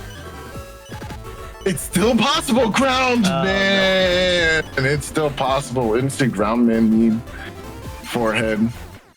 Oh, that was tough. ChinaTV almost had it, but like you said, that area grab just provided just enough of a debuff on that Colonel Force to deny the game. Oh, and you saw Tango doesn't activate until you regain control of your character. So unfortunately, if that area grab didn't come down, I guess, there would have been a clean GG for ChinaTV here. Oh man, that's so unfortunate, but great game to both players though. Actually, I don't know, because if you go back... Oh, not the replay. Oh, hold up. I like that. I like that. Hold on. If you go back, the roll was 180 damage. So was that enough? Because let's see. that Oh was wow, enough. it was because Yeah, the it Tango sure wouldn't was. have activated. Wow. Yeah. Well played to Thiago. I guess if the Beast mashed out everything even faster, but it tends to. No, actually, sometimes it does mash out stuff without moving. I think it tends to move like 2 panels, and then sometimes it can mash everything out. Wow. Dang, that really mattered. That's so unfortunate, man. Like, I love the instant replay though. Okay, can we do that more? Like, hold on. I'm like, hold on, what's that? What I think is really crazy, long term, because I'm so old just looking over all these players.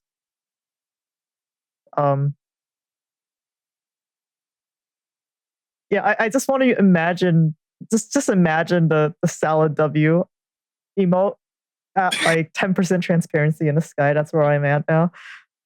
So, like, I feel like Tango, the Navicust program, used to be really considered like a newbie trap back in the day. Like people would use Tango when they're new to the game, and then it just usually never worked out, and if there wasn't much value. Even in this tournament itself, Thiago was betrayed by Tango, replacing his life aura. He had the Tango God moment. But like, I think it's really interesting because even in my matches versus people of Tango, in these recent tournaments, it actually made quite a difference. And the matches are so close that Tango actually only activates near the end. And that really clutches it out, like right here too. So that's really, really hyped to see. And what that means is the level of play, especially thanks to Tango, the program that we're using to play rollback on, just the high volume of matches, the high quality practice and high quality tournament matches we're getting to see is really showing a lot more variety and shifts in the builds that's being played. So that's always super, super cool and interesting for me to see. Yeah, speaking more about the new trap mentality for this program too, it wasn't optimized back then, right? I feel like there were interesting builds, but it wasn't positioned in a way for us to like really take advantage, I feel like. And so people were missing out on like attack stats and stuff like that. So it just wasn't meshing. But I feel like over the years, as you said again, we've been optimizing more and more and just getting as much value out of every little piece we possibly could. So it's really great to see. That's true. Like every little bit of HP that you're taking off of someone takes so much work, especially versus someone like HonorNite, right? Who has Ultra Instinct. Unless you're playerzero, where he just randomly does a 20 hit meteor knuckles on U-turn 2. Of course, yeah. You could just be PC. Like, what are you talking about? Yeah, me too. I mean, realistically, we all know that playerzero is actually holding back his power, and that if he were to go all out, there would just be real-time meteor knuckles falling on you from the start of the match till the end. So like you would just be going through the turn, and the knuckles would just be coming out the whole time, cracking and breaking all the panels around you, and also just doing non-flinching damage, honestly, the whole time. So that's actually just playerzero. It's like the final boss fight in Battle Network 2 of Gospel, where there's this like random bug frag junk flying at you, but it's just like meteor knuckles. And then some of them also uninstall you. I don't remember who made the GIF, but someone sent it in chat one day, and it was just PC using meteor knuckles, and it just didn't stop it. Yeah, that's probably Mars. That was great. Yeah. Oh, that's Mars. Yeah, you're right. That was so good, bro. You just see all 12, 15 knuckles hitting the opponent, bro. I was like, oh no. It's 16, but yeah.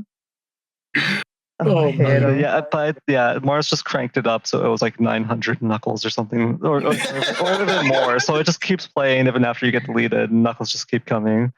Nah, he doesn't have King Crimson as a stand. King Crimson is the rollback gods, like Pass by Word. Or Thiago before he updated his Ethernet connection. Speak of the devil, and he will appear. Look at playerzero popping up in chat. Hi, hello. Did someone call? No, we didn't call for you, actually. We didn't call for you. Please just leave. Please just Can we see the bracket, please? Can we see the bracket? Let's go. That's ready. Okay, so that was losers round 1. Unfortunately, I was knocked out. I was sent to in case you're wondering why I'm here right now, I have a contract I had to sign in blood. If I get knocked out, I still have to run the stream. But after the stream, I'm fading away. It's over for me. Love you guys, but it's been quite a run. Okay, so now after the first round, it looks like this. So it will be Cha versus HonorNite, as well as Ricochet versus Thiago.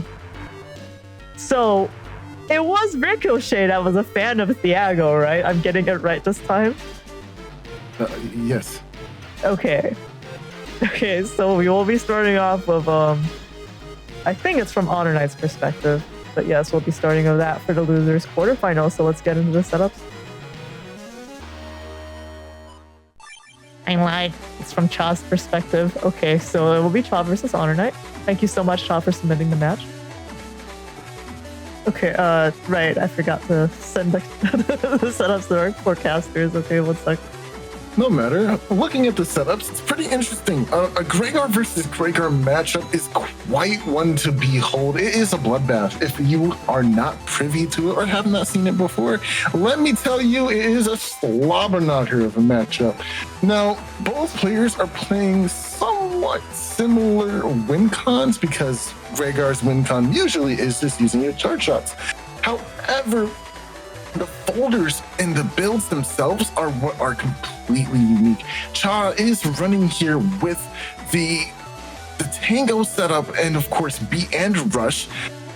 A little bit of a HP buffer here, prioritizing having Bug Stopper as opposed to more HP, which is really interesting here. And just valuing not as much HP, right? It's interesting to see, like in contrast to Thiago's build, having much more HP with the attack built in versus having lesser HP and having the Bug Stopper. It's always a debate of how you want to play it, right? Like now, what's interesting here is Thiago had access to the coveted Buster Bug strategy because of those bugs in his Navi Cust. When you bug attack max and charge max or any attack boosting options for your Mega Buster, then your charge shot sometimes, or rather your P shot sometimes shoots out blinked shots. And when you bug fix, those blinked shots become fully charged shots for the max amount of your attack value, right? But when you run something like Bug Stopper, you no longer have access to that kind of strategy in your... So I lost at Jeopardy. That's what that was. But Neryth, do you have anything you would like to add to that? I think it's pretty interesting, the Giga choices here. This isn't your typical Gregor versus Gregor matchup because Cha is running no Giga, of course, and HonorNite is running Bug Res Sword. So with no Giga in play for Cha, it's going to be an uphill battle. Cha instead opted for this weird chip, which I think it's is this Bass? Bass Fishing? It's an F code? Fishing? It's Bass Ultimate Fishing Pro Gaming. Yeah, so we'll see what that does. I've never seen that chip personally. So I heard think it hits a multiple amount of times. I think it's probably a pretty bad chip because I've just never seen it being used. But we'll see how it goes. Like you mentioned, it's pretty interesting, right? Cha running the Zoo setup, the Zoo Navi Cust. At least a certain iteration of it or a certain version of it here. Rush, Beat, and Tango all coming into play here. But it's at low HP, 1350, right? So instead, Cha doing this kind of switcheroo here, kind of balancing things out with recovery 400s as well as 300s. Mm-hmm. And that kind of balances everything out a bit. So it has about the same effective HP. So basically, it's kind of similar to Thiago's build in terms of having that deceptive HP value where you start off, and I feel like this might be this kind of build I think is more effective without open setups, right? In closed setups, your opponent would load in, see you have 1350, and know you're doing something weird, right? 1350 is a low, kind of a weird value where your opponent is running some sort of stranger Navi Cust, not something that's not standard. but you wouldn't know exactly what your opponent's doing until you get hit by that tango kicking in, by recovery 200s as well as 300s. However, in open setups, you can kind of see what your opponent is doing more, play around it a little bit. But HonorNite, of course, running Bugrise Sword, is going to have no choice but to kind of just bulldoze his way through all of that HP. There's no option, I think, to kind of paralysis chain your opponent into oblivion with Gundel Force. I mean, I guess there's potential here. If HonorNite can chain all of these Navi chips, every single Navi chip here, Element Man, Judge Man, one of these chips is going to have to go to beat though. But Yes. if HonorNite, all 5 of these Navi chips can inflict a debilitating status effect that prevents Tango from kicking in, right? Element Man freeze, Judge Man paralysis, Judge Man SP, paralysis again, Erase Man and Erase Man SP, both of them paralyzed as well. So in theory, HonorNite could knock Cha down to like 600, 500 HP and just finish it without Cha being able to do anything and without Tango even activating. But that's still very unlikely. So it should just be a very interesting Gregar versus Gregar matchup here. Neither player playing the standard, or I would say the meta Giga of Gundel Soul, or I mean Turtle Force, but let's get real here. Gundel Soul is a Giga worthy chip. So it should be quite a slugfest.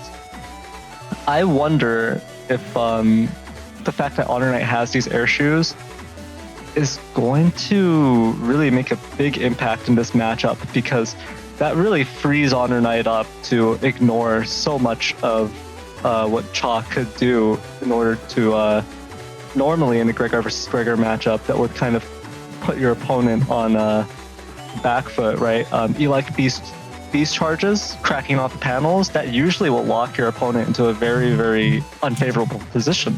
That's not really an option here against HonorNite. So we'll have to see how much of this comes down to like the brute force, just these two Gregar players locking each other down and just trading blows, because that's not really HonorNite's play style exactly, right? HonorNite is so much more reactive, so much more about maximizing these resources, evading his opponent's attacks, and then counter-attacking once his opponent is out of steam, once his opponent is in these unfavorable positions, just getting those slight advantages and then kind of nailing his opponent down at the end. But in this kind of Gregar versus Gregar matchup, it's possible that it's going to get forced into a kind of slugfest, and we'll see who that favors. All right, I think the commands have been thoroughly set. Let's go ahead and hop into the match and see who wins out on the Gregar Mirror.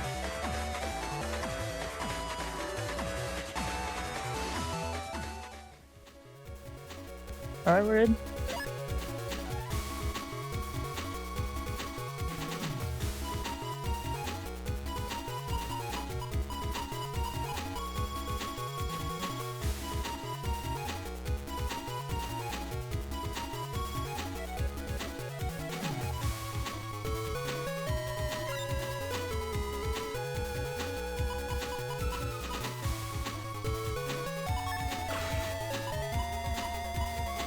So this looks so funny because we have Cha with 1350 HP and then HonorNite with 1500 HP. This looks like such an old match, you know? This feels like a match that dates back to when players really either weren't optimizing their Navi custs very much or were just favoring lower HP builds.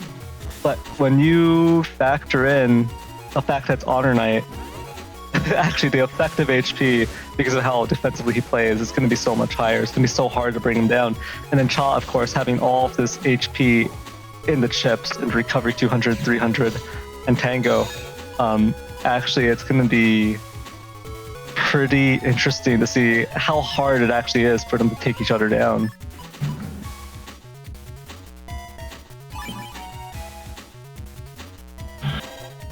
All right, queuing up a defense here. Not too bad. It's going to make it really safe to go for some of these charge shots. Oh, just barely missing the erase man here. That would have been really nice to get rid of that flashing intangible state right now, but not too much was the loss here? Because it's gonna run out right now anyway. Yeah, there it is. Nice. HonorNite defending his area. No end of turn defense is going up. Cha just deciding to camp it for the next turn. I like this decision very much, but we don't have a nice guaranteed way to get rid of this anti-damage that HonorNite might have up here, right? And that's mostly because we have to land a charge shot, which is kind of hard against somebody that's really good at dodging as HonorNite is. So, you see just a near miss here. It's just so hard to get rid of this anti-damage right now. He's just playing excellent footsies. Oh my gosh. And getting the punishes on top of it too. Rush finally playing out, allowing this charge shot to go ahead and land, which will, oh no, it was an anti-navi the whole time. That's crazy. I was mixed. But now that we know, we don't have to really worry about it too much. And HonorNite, it's interesting to look at HonorNite's evaluation of the situation there. HonorNite must have known that rush was going to get that anti-navi checked, right? So now Cha knows, but just evaluated that, getting this panel grab off, I can't afford to rush at the end of turn and then not get this panel grab. I want this panel grab to go off. And that's going to this panel grab is just going to guarantee that Cha is going to have a hard time playing /cross, playing into slash lock position, because now you've got an area grab or Judge Man into another area grab. So the odds of that happening are just so low. So HonorNite can just keep playing this neutral position. And we know this is where HonorNite shines, right? Being able to keep the resource expenditure low, maximize every chip, and just get this chip damage in through the charge shots, through the HonorNite charge shots. That's going to slowly whittle down Cha. And HonorNite's going to have to maximize this HonorNite value because Cha has so much effective HP. And you can see the recovery is starting to kick in here. Cha's starting to burn through some of these resources, and HonorNite has to be feeling quite comfortable with the situation. It's not just that too, right? It's also the fact that this allows HonorNite a nice way to more effectively dodge these charge tackles. I can now ignorantly come down here and shoot out a couple of charge shots here and there, but hey, you can't use a charge tackle on me. Oh, did that catch on a punish? Oh, nah. Just badly spaced. That last charge tackle was able to get a free charge attack out of that Tango, already triggering, and HonorNite's barely touched most of his shoulder. This is not a good look or where you want to be at all. Yeah, look at the insane value. HonorNite hasn't taken damage in such a long time. Meanwhile, Cha is just fighting for their life here, struggling to avoid these HonorNite charge shots, and just such a powerful position here HonorNite is situated in. It's turn 7 already, but I mean, how many more turns can Cha last like this? Yeah, there goes the barrier 100. There goes another charge shot right here. It's just the footsies here are immaculate. Like HonorNite just weaving in and out, just not really caring about much that Cha's doing here. And now finally baiting out. Okay, invisible. No, okay, it was a very defensive hand for HonorNite here. Even having invincible, wow, come on, like this is nothing you can do right now. This man's untouchable. Yeah, and you can kind of see how hard it is to land the blow on HonorNite. You've really got to. I mean, I just don't think charge cross was the choice here. Was the real option because it's so much harder for you to land your charge shots, and you've got to punch from the front. Sanctuary perfectly answered by Element Man as well. HonorNite will not allow Cha any room to breathe. The full cust kicks in, but what options do you have here? This is such a difficult situation. Yeah, the charge cross is just not doing Cha any favors here. Honestly, I would love to see a change in crosshair. Go elect, go maybe even erase at this point, right? The problem is that charge cross kind of has a tell of when you're about to get that attack, kind of like Tomahawk Rush, right? When you see the flex of him readying up that charge tackle, I'm getting out of there. I'm just gonna move, right? It's a very footsie heavy attack. You want to kind of lead your opponent into it versus like how it's been going. And that's incredibly hard to do in the heat of a moment, right? It's not easy. Oh! We see now, Bug Rise Sword coming out. And HonorNite is looking to clean this up. Oh no, this is no awful. Oh, the charge tackle allowed the buffer movement to go back. That was so nice. But is it really? That's gotta be it, right? The only way for base to land at this point, even with the attack plus 30, is if you wind drag him into the back row for that damage. And with all that HP that HonorNite still has, I gotta say this is not looking good. Life Forward definitely is the chip I would bring at the very front of my hand right now. I don't know. Yikes, this is tough. 1 HP, man. Okay, maybe not even just leading with Invisible, but I would... Okay, defenses are up for HonorNite. Barrier 200 as well. Excellent decision. Oh! Anti-Navi! Oh, if only you stayed in that positioning, you would have been able to get rid of this barrier for free. But at least now, area grab will come down here. Nice! A very important charge tackle. That was huge for Cha. That was huge. Is there a wind rack? No! Oh, but the charge shot, you shouldn't have been camping. Oh, there was a wind rack. All right, never mind. You got it. You got it. All right. HonorNite just showed us, hey, no. Ooh, hold up. Yeah, that HonorNite, why you do that to him for like this? Like that Bug Rise Sword pressure was just enough, really. Catching Cha off guard there, taking out the life aura, and I mean, Cha just did not have the tools available to take HonorNite down there. The song evoked by HonorNite himself, letting Cha know, hey, I got that first game, buddy. The pressure's on you. What you trying to do, bro? What you trying to get into? that's what's going on right now. Yeah, and now we've got these ice panels, this ice field with these ice cubes in the front here. They're not going to last too long, I imagine. HonorNite, again, playing slow and steady, playing defensively, reactively. Gonna watch Cha burn through some resources first. Oh, that is a very nice anti-Navi right there. Yeah, and we're just starting to chef and boy, because we definitely have some kind of follow-up, right? Right, HonorNite? Right? There it is. Didn't match that out though. Interesting though. Nice, and the bait for Rush at the very tail end of the turn. This is looking very good for HonorNite right now. We're gonna see a cross cancel. Most likely, I would say maybe Elec, because HonorNite has been doing extremely well, but the ice panels can make Elec tricky, right? Maybe a slash. Okay, it is Elec. All right, nice.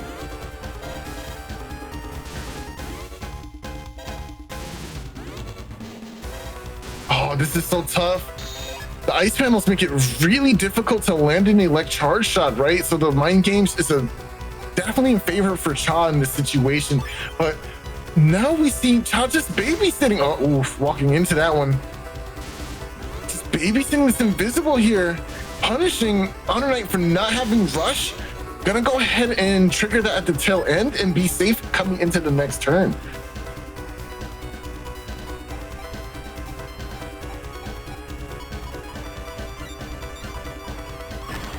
Oh, Beast out here. Interesting. Is this some kind of bait? I'm not sure if I understand the direction for this, right? Usually Beast out is reserved for a couple of things.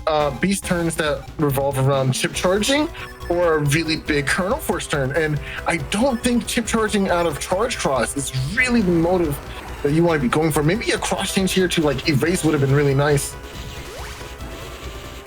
Yeah, generally, the really strong, obviously all of the cross beasts combinations in Gregar are strong, but charge can be very difficult to land on your opponent.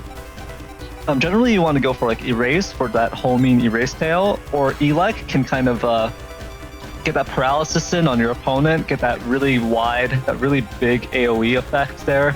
That breath attack can be very difficult to avoid for your opponent. But yeah, charge, you're not really getting that same value. So we'll see how it works out here. Cha has finally put some damage up on the board. HonorNite no longer sitting at that clean 1500. Judgment gonna go ahead and get back some of these panels that Shaw definitely wants. And I assume we're gonna be chip charging away. Anti-damage at the right time, gonna get 100 damage out of it. Not moving, excellent, because you don't want to lose out on that value. Oh no, sliding all the way back. Okay, you know what? This isn't terrible. Maybe you just wanted to regain movement, but without any shoes. Oh no, this is. Oh what? I don't know. What are you doing? What? Well, there was no more time in that turn, so HonorNite just decided, you know, just the fan is going to. It was useless. I understand, bro. I get it. Like I understand. Oh no. Okay, this is actually a pretty good situation. Life Aura is up. But I've already pressed forward. I've already claimed the area, sir. You're gonna have to deal with this and the area grab back. No way. This is not the position you want to be in. If your Cha right now, base is completely offline. Whenever you play the ship, you have to prepare for situations just like these. And this is why we wreck that wind rack, because this is the absolute moment we want to go for it in order to push the opponent back and reclaim some area. But maybe you wind rack into a focus. Does Cha even have any more area grabs? So he only plays 3 area grabs in this folder. Nah, this is bad. This is all bad. HonorNite really has full control of this game. There's not much you can really do at this point. You need to see another area grab if you hadn't played through them all already. This is really tough. Really tough situation to be in.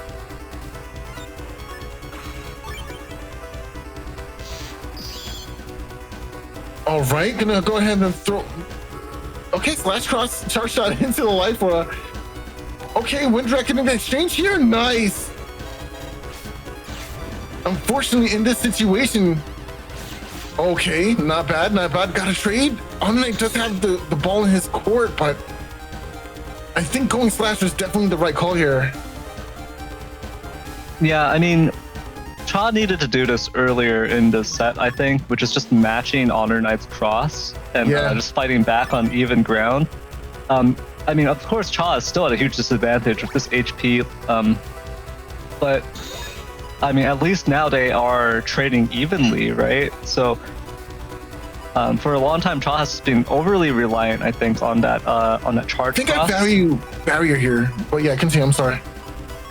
Yeah, overly valuing that charge cross. I know it's a cust 5 setup, so like charge cross gets you that great cust value, but you kind of in a Gregor versus Gregor matchup, it's more important that you're just trading well into the charge shots than getting that cust selection, in my opinion.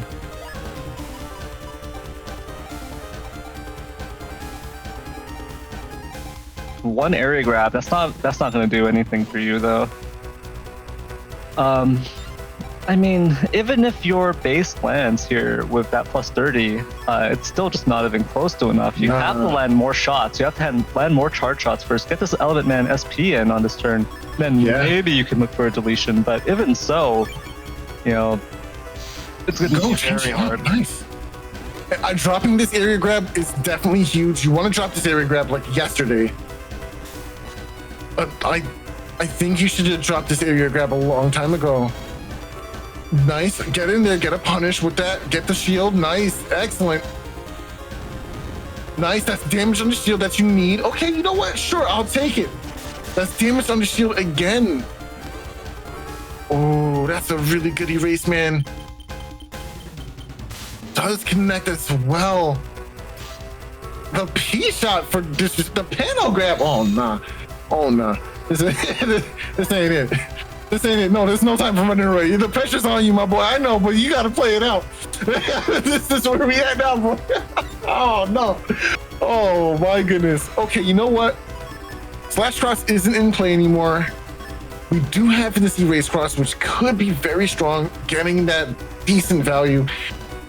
HonorNite has to press forward if they want to do damage with Heat Cross, but that's why that panel grab is so huge, right? Because now, even if the area grab is spun by Cha, I'm always in range for my damage, right?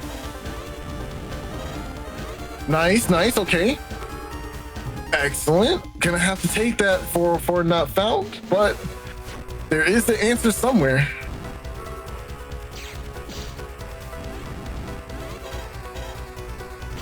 Okay, Tango. That's actually a really good start. Get the punish here.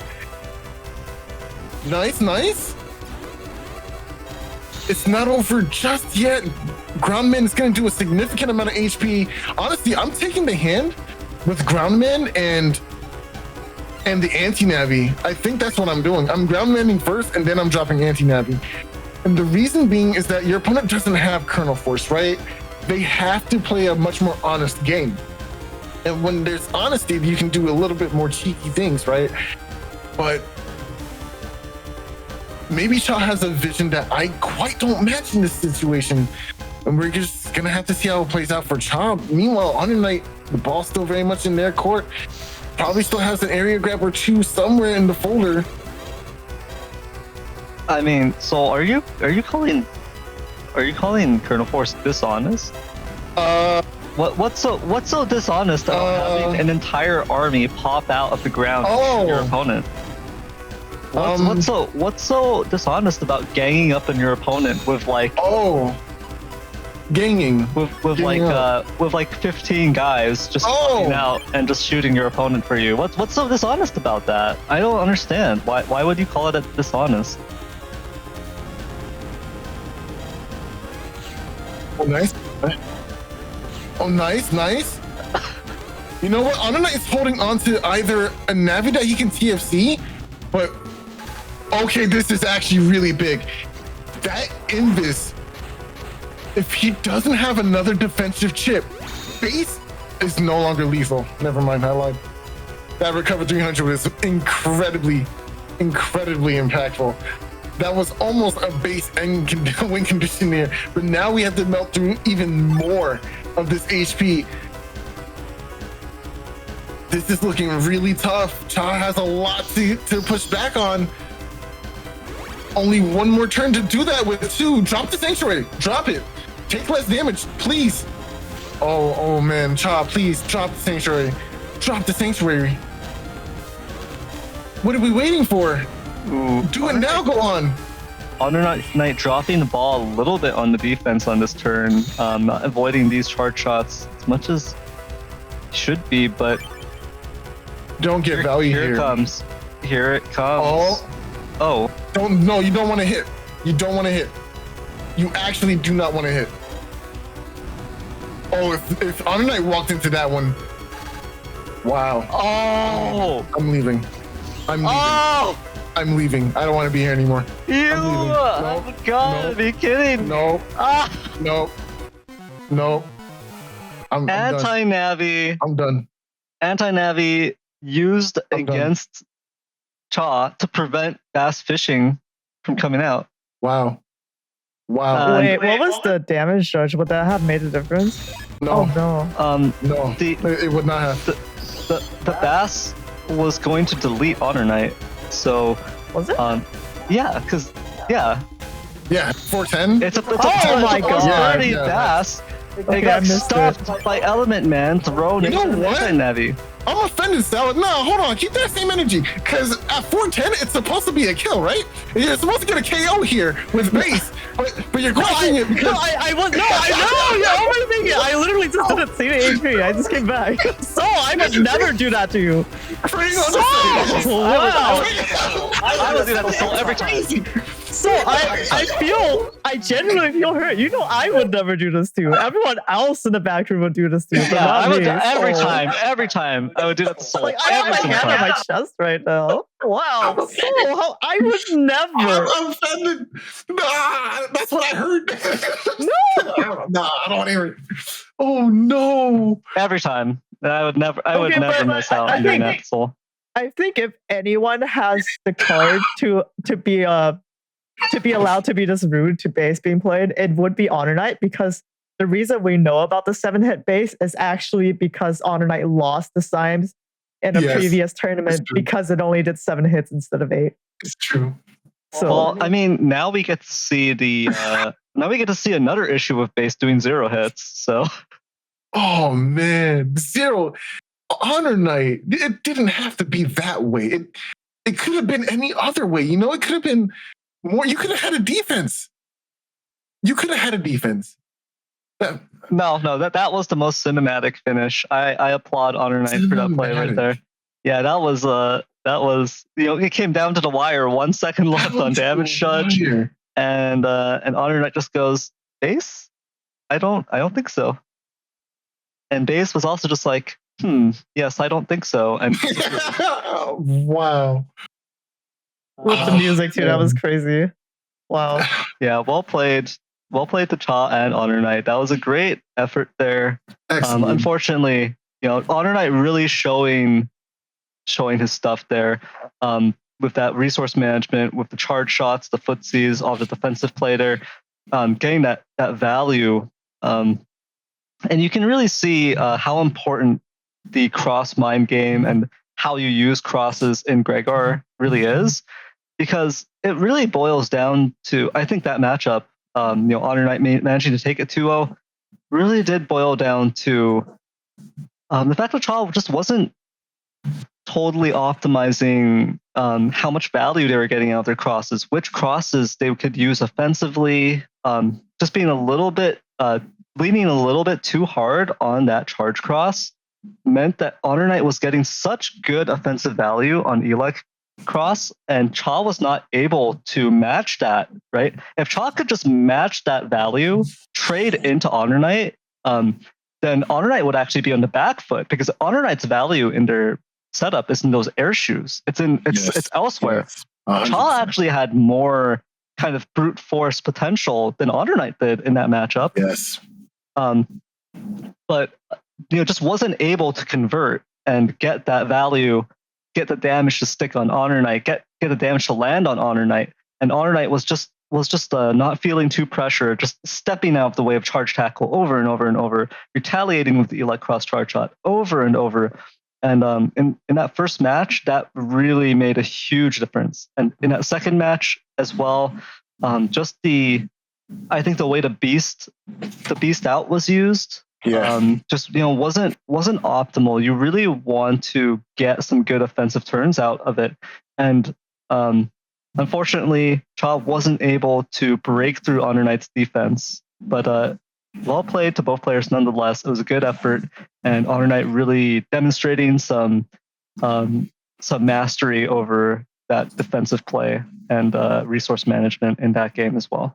You just said a bunch of stuff, but I didn't understand any of it. What is this cross stuff? That was battle pressure. That was battle number 4. Base just got stolen by anti-Navi. I don't know what you're talking about. Well, yeah, I can't argue with that. Okay, let's go into setups for our next match. It's going to be Ricochet versus Thiago. Fan versus Legend. I feel like we saw this already. Didn't we see this in winners? Or in the this I feel like this is this is happening again. What's happening? What's happening? Did we? No, actually, I think it's funny because I think Cha's the one that sent HonorNite to losers in the first place too. No, Ricochet sent HonorNite into. Oh no, yeah, I'm tripping. Yeah, I'm tripping. Oh, okay. Maybe I'm just thinking of the round robin stage. Yeah, I might be thinking of that. But yeah, Ricochet versus Thiago, the fan versus the idol, I guess. Thiago, coming out here, of course, with the Zoo Cust. We've seen him earlier today. Ricochet out here with this 1900 HP, the humor build here. Base Anomaly. You've got to respect Base Anomaly, because unlike that other Giga that it's not real and just does 0 hits and kind of just fizzles out randomly. Instead, Base Anomaly, of course, always does maximum number of hits, which is also the number of death. Wow. Four hits, 4 is the number of death. And so Base Anomaly, of course, is just the greatest Giga of all time. Most stylish, most powerful Giga. So but it's important to distinguish between Base Anomaly and Base. Right? Wow. Base is just known for doing nothing, whereas Base Anomaly, of course, never fails. We know Base Anomaly goes through all types of terrain, including broken panels, and it does not get stuffed by permaholes at all. I mean, no, you're not wrong. Because base always does 4 hits. Whether or not those 4 hits do anything is different. I mean, base anomaly. Yeah, he always summons them. But everything afterwards is you might have to read the fine print of that. Look, it's just a skill issue. It's a skill issue. Wow. If you're not hitting with base anomaly, it's a skill issue because you know what? You know what? Base anomaly always does 4 hits, always summons the 4 onion rings, and they always hit directly in front of you. So if you're not able to get right in front of your opponent and hit with the onion rings, that's your fault. That's your fault. Like, you think about it, like base anomaly, it's just what's the word I'm looking for here? He always summons all 4, right? Base just goes, nah, maybe I'll do 7 hits. Maybe I'll feel extra bad today and do 6. You know what? Base is just base on a lazy day. You know, he's not putting his all into the level. He's slacking. Whereas base anomaly, that's him going all out. Wow. You know what? After just hearing and accepting such bad opinions from my co-caster, I think we're just ready to go into the match. I think Okay, let's head into the match where we will surely see base anomaly completely annihilating Thiago. Okay, are we actually going into confirm? Yes. I'm so sorry. So you know I love you. Yeah. Mm-hmm.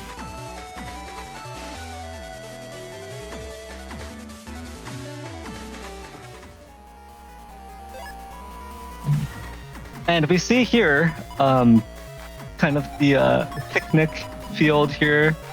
We see this gap between the grass here, kind of a ditch. Both players here going to be going into this turn 1. Let's see how they play it out, because you could see Dust Cross coming out, but at the same time there's Magnum on Thiago's side, so Ricochet is going to play it safe, not risk taking a double damage hit and D-Cross this early. Because Magnum, if you draw Magnum, you're probably going to play it turn 1 in a Palzar versus Palzar matchup. Thiago goes into Dust, no cares in the world. Rush game popped onto the barrier.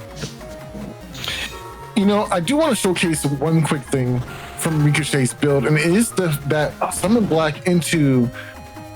Oh, nice, that did damage. No, it did not. That got blocked by the barrier. Summon black did damage. Yeah. Wait. No, it got blocked by barrier. Oh, you're right. Yeah, so it got blocked by barrier because, unfortunately for Ricochet, in terms of that timing, the triple shot there did not connect yet. It was just about to connect and destroy the barrier. So, unfortunately, Ricochet only does 100 damage with that triple shot instead of 260.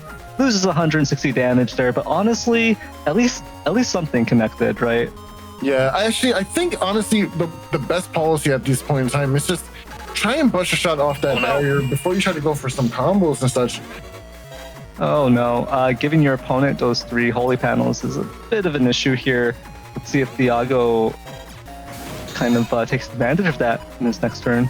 Now Thiago also using our dear beloved friend Charlie to go ahead and deal some damage to this sanctuary field that Ricochet has established for themselves.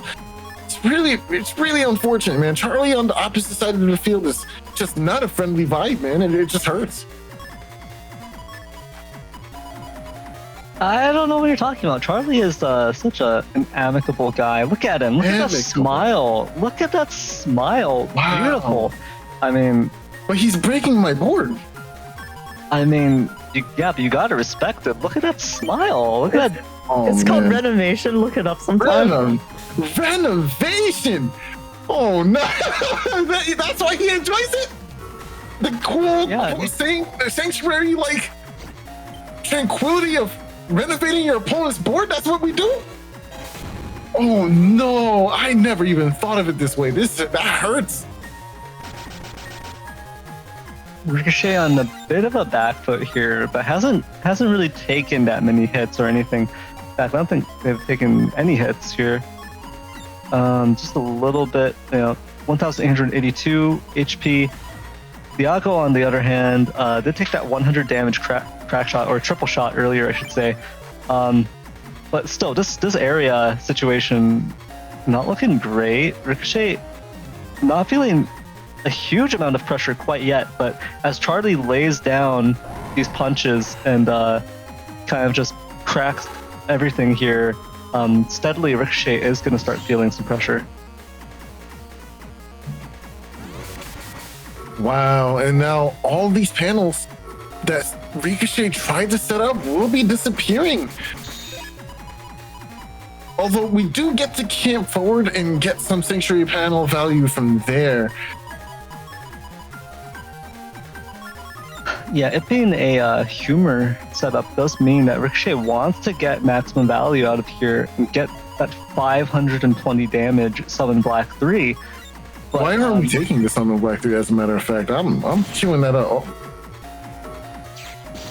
Ooh, good use of Grab Revenge there just to pop the anti-damage. Area grab coming out. Okay, all right, fast gauge, huh?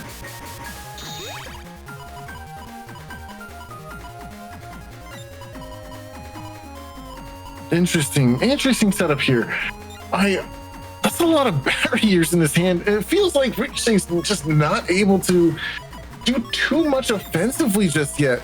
Thiago not doing too much damage either, but now that fast gauge is in effect, I do imagine that we will start to see a few combos come out from Thiago's end. Yeah, Ricochet, again, hasn't really taken much in terms of damage so far, but Barrier 200 is gonna come out here, block a single book. But now when Ricochet steps back, Thiago will get that area. Wow. Goes ahead, takes care of the final holy panel there. It takes 200 damage there from Element Man, but I think that's not the worst deal for Thiago here. Not many crosses you can go into for damage, but at least going into dust will allow you to shuffle up your hand just a bit, get some new options to you. A spout isn't terrible either, right? Just going for those quicker charge shots and some decent damage. Oh, the ultra instant reaction from Ricochet just now. That was pretty smooth.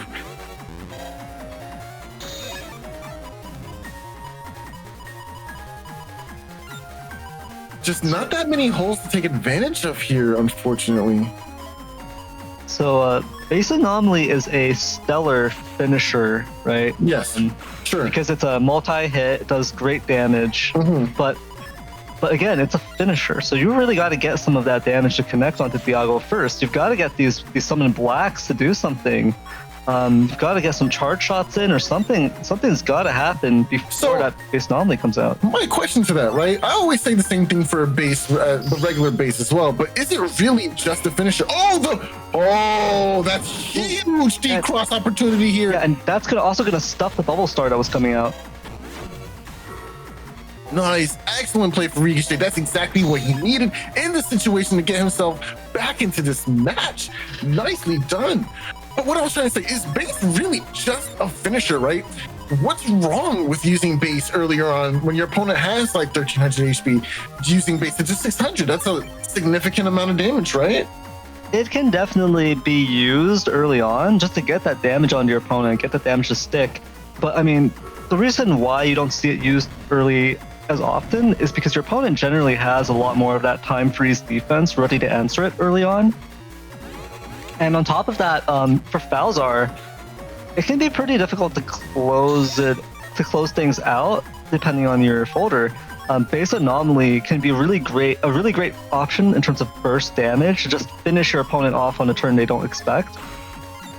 So generally, it would get used more for that purpose. But there's nothing wrong with it per se in terms of just being used for that damage early on in the match either. Ooh, okay, so it's going to pop the anti-damage. This area is now in Thiago's favor. Stepping forward, going to get the D-Cross hit with this Erase Man. However, Erase Man SP... just mash A! Oh, you could have had it! But, there's no way Thiago doesn't... Wait, but it's Erase Man. The funny thing is that if Ricochet had just done a little bit more damage... Smart. Nice. Ooh. Nothing to block it, unfortunately. Gonna have to take the time soon. Not gonna get paralyzed, though. Very nicely done for Ricochet. Excellent answer by Thiago, too. Just having the awareness. No, this could be game. Can we talk about how nuts these 2x procs are? Ricochet just cycled two times, like 4 times in that turn. No way! You just throw away the. Really? Do you Break the use this? I don't know. That kind of just stuffed your own base anomaly for the next few turns. Yeah, I'm not sure if I'm a big fan of this decision particularly, especially since those are the last 2 chips in your folder. Yeah, and a base anomaly times 2 would have just straight up instantly vaporized Thiago, right? Like he would have just been sliced apart by those onion rings. But now you have to wait for so long. Because This is a game. these are fast gauge turns. These are fast gauge never turns. Ooh, yeah. But again, base anomaly would have just sliced through Thiago, not given Tango even a chance to activate. So was that really a good move there, using that triple shot? I expected triple shot to. Yeah, no, I don't think so. Maybe chip charging it would have been better here, you know? Going into a beast out play, chip charge it, you know, get access to shoes. Yeah, I'm not sure. Oh no. No, it doesn't do anything. Those top. Oh no, yeah, and there's no undershirt. Oh, so okay, so I guess I was wrong. Sometimes base anomaly doesn't do the 4 hits. What? I guess so. What? Yeah, I guess so. Y'all don't like me. That's what I hear. Y'all just don't like me. I understand. So it's. I don't know what you're same about. energy. You're in the same casting room as the 2 base anomaly likers in chat, right? Yeah, you do both realize played that we love base anomaly. We love base anomaly. True. We love onion ring. We love onion ring. Genuinely, I love base anomaly so much. It's such a great giga, and I think I like it more than Salad does, because Salad tends to get really bad luck with permahole fields. But I'm willing to just go like, you know what, it's deserved. If I can't point blank you with the base anomaly, I don't deserve the damage on you. True. So that's my personality. That's my attitude towards it. So I love base anomaly so much, honestly. But yeah, it did fail to go off there because Thiago just decided, no, I don't think I will let you. I don't think I'll let you avoid deletion for even a second longer. And yeah, we're gonna see how this turns out. Magnum going to probably connect here for that times 2. D-cross hit, 260 damage, laying down the pain here. I hate that bird. I'm so mad at that bird right now. I am angry at that bird right now. Oh man, wow. Oh wait. Yeah, so that charge shot actually did connect, but it didn't trigger the anti-damage there. Interesting. Which means that Thiago can cross cancel here and preserve it. I'm not sure what animation or what Thiago was doing at the time. Oh, maybe it just didn't hit. Maybe that's weird, because visually it looked like it connected there. You know, that was the barrier. I think that was the barrier that we got rid of. Yeah. Oh, barrier. Yeah, sure. You know, Ricochet was blind for so long. I forgot about that barrier.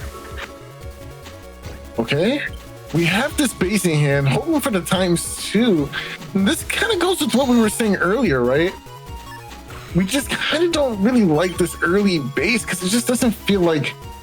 I mean, to be honest, ×2 base will destroy a life aura and also still do 3 hits. So yeah, but now we went Tengu, so we don't even have that option anymore. You know, now our opponent might have the defense for it, or they might not. I mean, taking 600 isn't the worst thing for Thiago in any case at this point, right? Because you still have such a healthy amount of HP, and this barrier did its job. You were able to, you know, deter Rush, get some value out of it before, you know, it's looking pretty good for Thiago right now. Oh, really trying to go for the point blank? That's gutsy. Wow! Oh, Charlie! Are you kidding? Charles? I think Ricochet kind of just greeted for that play. You could have played that a little bit differently. Maybe had a chance at catching Thiago. But then you would have had to get on the other end of that time freeze exchange and counter to the invis. So who knows? I'm logging out. Y'all destroyed my hopes and dreams with these bases. What's going on right now? What's happening right now? I don't even know anymore, bro. I'm not happy. I'm being betrayed by base on left and right. Oh, that's actually pretty nice. You made a little hole for me to use. Nice. Go ahead, take 200 real quick. Mm-hmm. Yeah, I mean, these summoned blacks, they are gonna do a hefty amount of damage. So, Ricochet is not out of the spite just yet. Not even close to it. Especially with attack max Falzar, Ricochet could just do an insane amount of damage on their beast turns, right? So we'll see what happens here. Personally, I would favor Tengu Beast because that's just me. But yeah. Ricochet, it looks like they're going into the ground cross while standing in the front with cracked panels and broken panels behind them. What's going on? We do have Sanctuary though, so it's not all bad here. But now we don't have access to our Summon Black, so I'm not sure what the... Oh. Okay, I mean, I guess that's fine. Yeah, Thiago kind of just created some broken panels, some cracked panels for Ricochet. So Summon Black, we are going to see it come out. No one can ever say that Thiago isn't a nice guy. He's like, hey, bud, listen, I know you need some holes for these Summon Black things that you're throwing out there. Let me go ahead and give you some of those. I got you, brother. I got you, fam. Yeah, how chivalrous. Chivalrous, man. Yeah, Thiago fighting fair here, lending his opponent a... Oh, okay. Well, that's why. I mean, no, but it's still fair, right? Because I had to use my defense for that. You know what I mean? Like, I lost something for that. So it's like, it's still fair gameplay. It's not looking so fair anymore. It's not. Hey, that's not a bad situation because Ricochet stepped back. Thiago got those panels back and then ended up cracking them, so there's no holy panel access for Thiago anymore. So not the end of the world for Ricochet, even though they were forced back and ended up giving up that area. Spout Cross though, I don't know. How much value are you gonna get out of Spout Cross in this situation? It kind of feels like you're going through your crosses just to go through your crosses. You know, that's a really big mistake I used to make when I first started this game. You know, just going into a cross as if I needed to be in there, you know? Not understanding the value of crosses and really understanding that clicking and committing to this button here is a resource. It's a lost resource you don't get back, right? And that's why decrossing is so important in this game, because you want to deny those resources. You want to make sure your opponent doesn't accelerate the game plan. It's also the reason why you can't have Aquaman folders or Heat Cross folders, because it doesn't work. You can never allow yourself to be locked into a specific strategy attached to one cross, because you might lose it, you know, because it's a resource.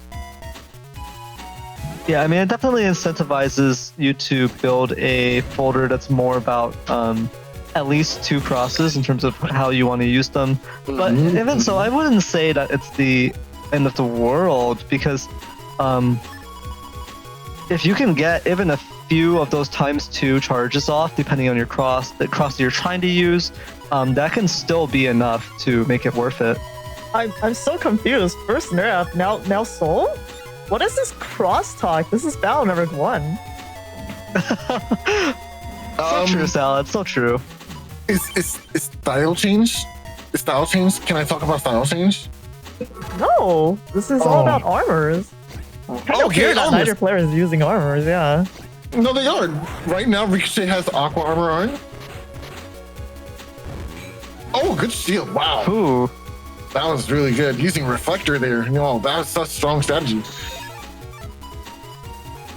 I'm not sure why Ricochet stepped all the way to the top before using the Element Man. I think if you just step to the center, then that's as good as your range is going to get for freeze. But I guess there's just a double movement there, unfortunately. So Ricochet did not manage to connect there with that element freeze. Kind of a rough situation.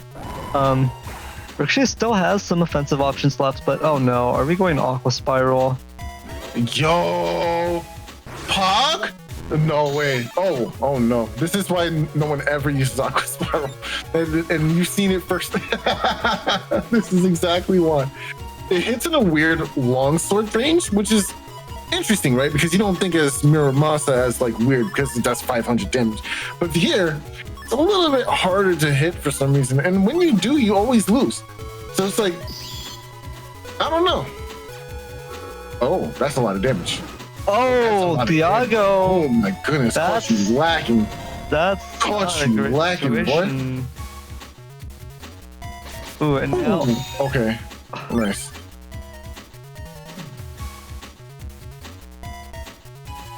Hold on. If this goes to damage judge, who's gonna win here? Because Thiago has a lot of. Oh, wait a second. That's not good for Thiago. You think Ricochet got it over Thiago on damage judge? Oh yeah, damage judge for sure. Right now, I think Ricochet is ahead. So if there's only a few turns left. Thiago, you gotta make something land, and you gotta avoid taking any more damage here. Oh, the dodge. Cha's out of options. Oh no, that's not good. That's not good, Thiago. He really wants to get some charge shots in, get anything in, get a little bit of damage to even this up, because Ricochet is going to take this damage judge, and that's not going to be good. Both players started with 1900, but Thiago had recovery 300s popped. So, and here comes Tango as well. You can see they're even HP with Tango popping, and Ricochet does not have recoveries. Only Thiago does. So I think even now, with this slight HP lead for Thiago, I think Ricochet takes this. Wow, how interesting. You see, that's the one thing you really do need to pay attention to when you're playing in these matches. How much damage am I doing? How much value am I really getting out of all my plays in this situation, right? Now you're in a situation where you lost by 300 points. What was it? What's 300 points in here that we didn't get? Like,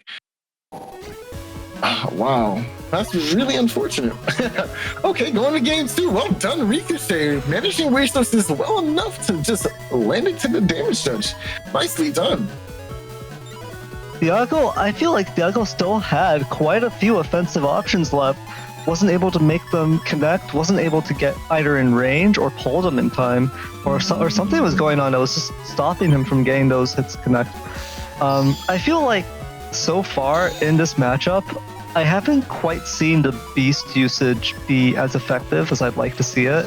Mm-hmm. So I feel like if one of these players just gets that Falzar Beast can potentially do a lot of damage. I feel like it's being squandered a little bit in this matchup, but if one of them does manage to get that value in, I feel like it's just going to be a landslide victory.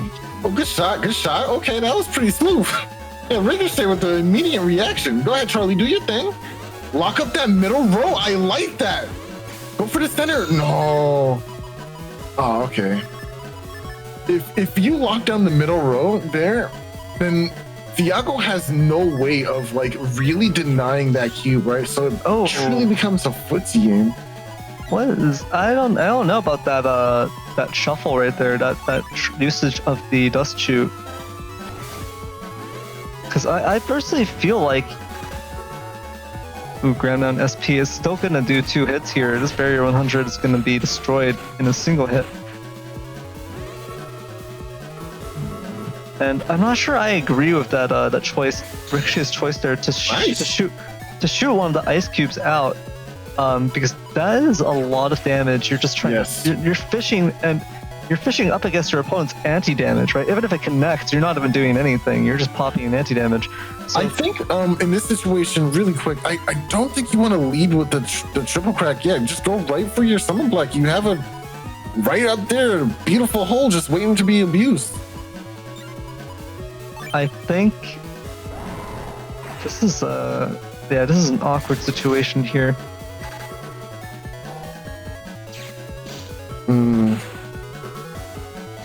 Okay, nice. You do get rid of the life for here. That's actually pretty huge. It's a lot of damage to just give away. I love Thiago just camping the center there, just not even caring right now. He can afford to camp in the center there because we can't touch him. Ricochet has to deal with these ice panels.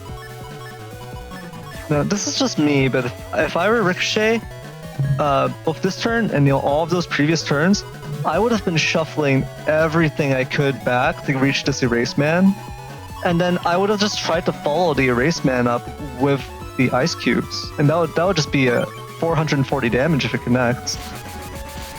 But instead, it takes a little bit longer to reach this Erase Man, and now the area is not in the greatest configuration for you to reach your opponent and connect with or confirm this Erase Man because of your own triple shots. Yeah, the triple shot tech is kind of coming back to bite. You know, I kind of like the idea of maybe like going for airstream strats with Geddon and then landing that, you know, like, but triple shot is interesting because you can tag them together with one of them. And I think it's cheeky at one, you know what I mean? Like, it's cheeky to go tag triple track to maybe Summon Black 2 or something like that. But to dedicate the whole folder around it can be a little clunky at times, and that's kind of what we're seeing here. Is although it has landed a few times with the Summon Black, right? But that's mostly because Thiago was making holes for you. So is that really the triple crack doing the justice, right? I'm not sure. Rush coming out there, Judgment going to get eaten up by Beat, but now here comes the Element Man. Ooh, this is going to connect for the freeze, leading right up to the Erase Man SP. The times 3 damage? Or is this 2 times 4?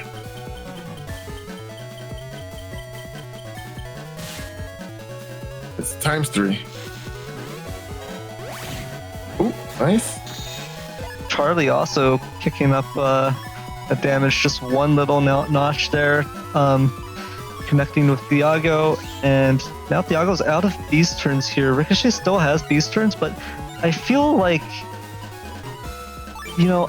attack max isn't being utilized to its full potential here. You could get some really nasty beast charge turns. Yes. And you know, that's something that's usually underutilized by some Bowser players when they're just starting out. Those beast turns, they're not greater turns, of course, but they still do a significant amount of damage if you do get to land them.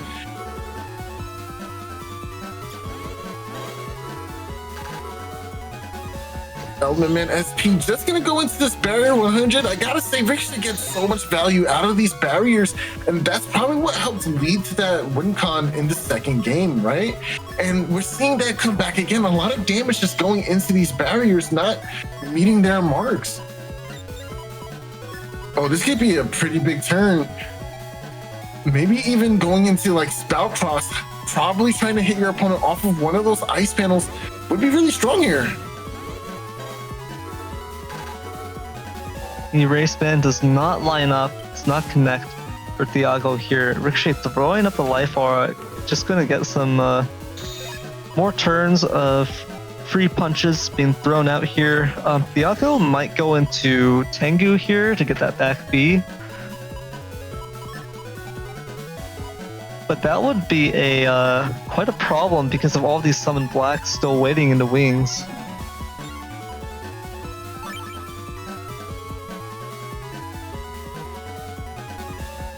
Yeah, if Thiago has a Wind Rack, then this is the time to use it because you kind of want to avoid gambling on this. This could be a 400 damage hit from the Summon Black 2.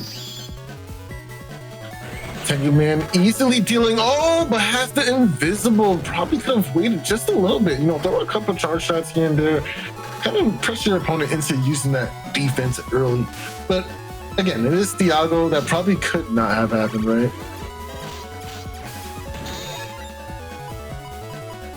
And again, these holes just not doing wonders for base in the slightest. But that is another copy of Summon Black in hand. Wow.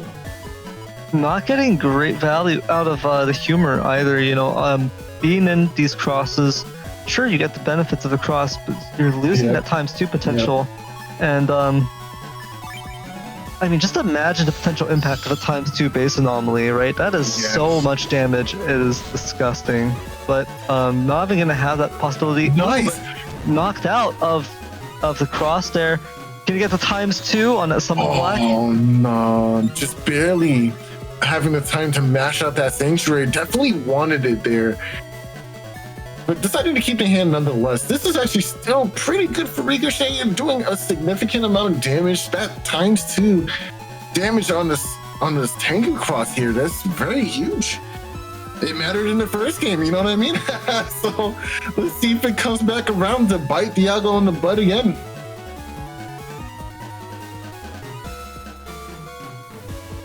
You know, summon blacks are not often used in this metagame, or at least this current metagame. It's kind of nice to see them in circulation again. Oh, nice Erase Man confirmation. No way to avoid it. Get some P shots in there. Go ahead. Yes, sir. Get your clicks.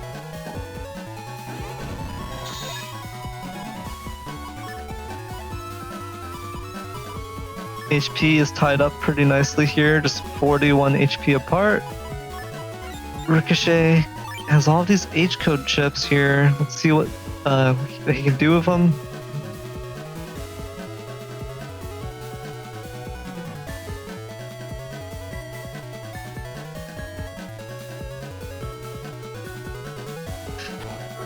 Nice, aggressively stepping forward. Barrier. So this is basically a barrier 200 now because we're on these sanctuary panels. But Thiago gonna go ahead and step forward. Ooh, times. Oh, okay, it's just the anti-damage. Oh, nice. That will definitely get rid of the barrier and disallow Ricochet from entering the center panel. Well, at least for as long as they have those cracked panels in the back. But Sanctuary will definitely be able to pull back some of those sources. You know what? Honestly, I want to see Beast out. That's exactly what I was just about to ask for. Yeah, I mean, I feel like there could have been some Beast charges earlier, but now don't really have much left to charge exactly. Grab Revenge does come down, so pop the anti-damage, and then the Wind Rack is going to lead to reclaiming this area. Oh, Muramasa does not connect. Thiago just throws it out there. You don't stay in this, right, Thiago? Like, you respect heat, right? There we go. All right, thank you. All right, I was about to say. Ooh, you need you could have stepped forward for that. That could have been. But Ricochet can actually still take this just by. Oh, actually, yeah. I mean, yeah, no, there it is. It all comes down to damage judge once again. Now, Muramasa didn't meet the mark, and a lot of these defensive chips ate up these big SP Navis from Thiago, and there's no finisher in his deck, so yeah, it looks like Ricochet's just gonna have to take it. Excellent job from Ricochet managing resources, piling on tons of damage, and just being very tanky overall. Not the most quote-unquote exciting gameplay, but man, my man played it masterfully. Well done, Ricochet. Yeah, definitely well played to both Ricochet and Thiago there.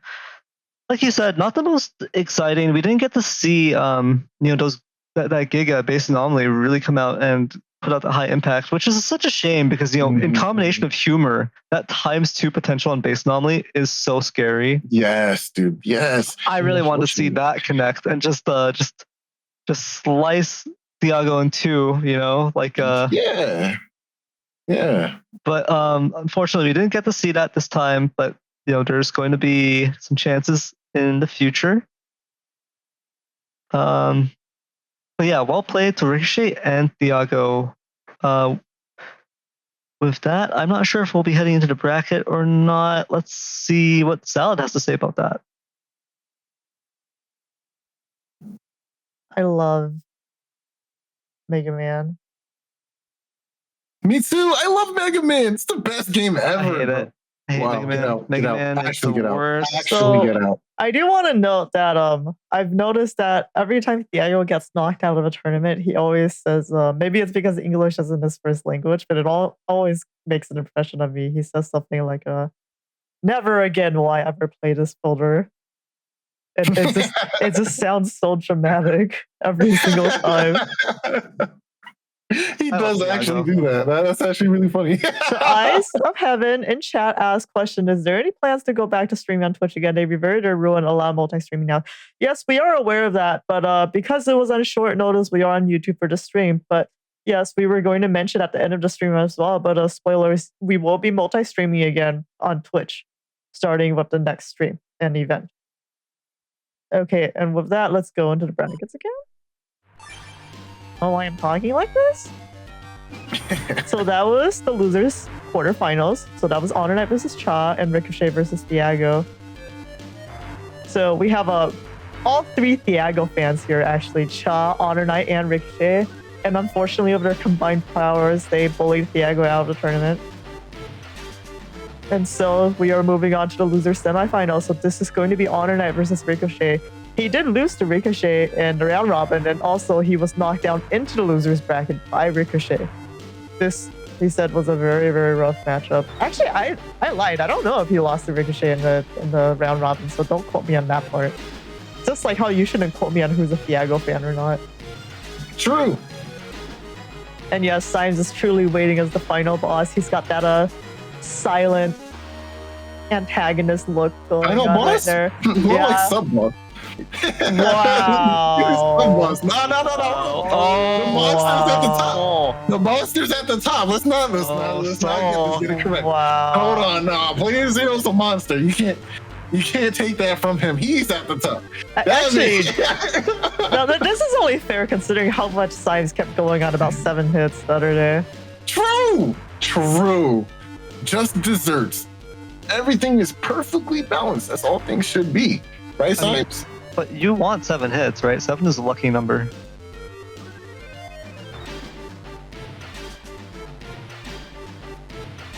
Soul? Okay, well, so it is going to be the loser semifinals next. So it's going to be HonorNite versus Ricochet. And it looks like it's going to be from HonorNite's perspective. So let me drop that in for the caster.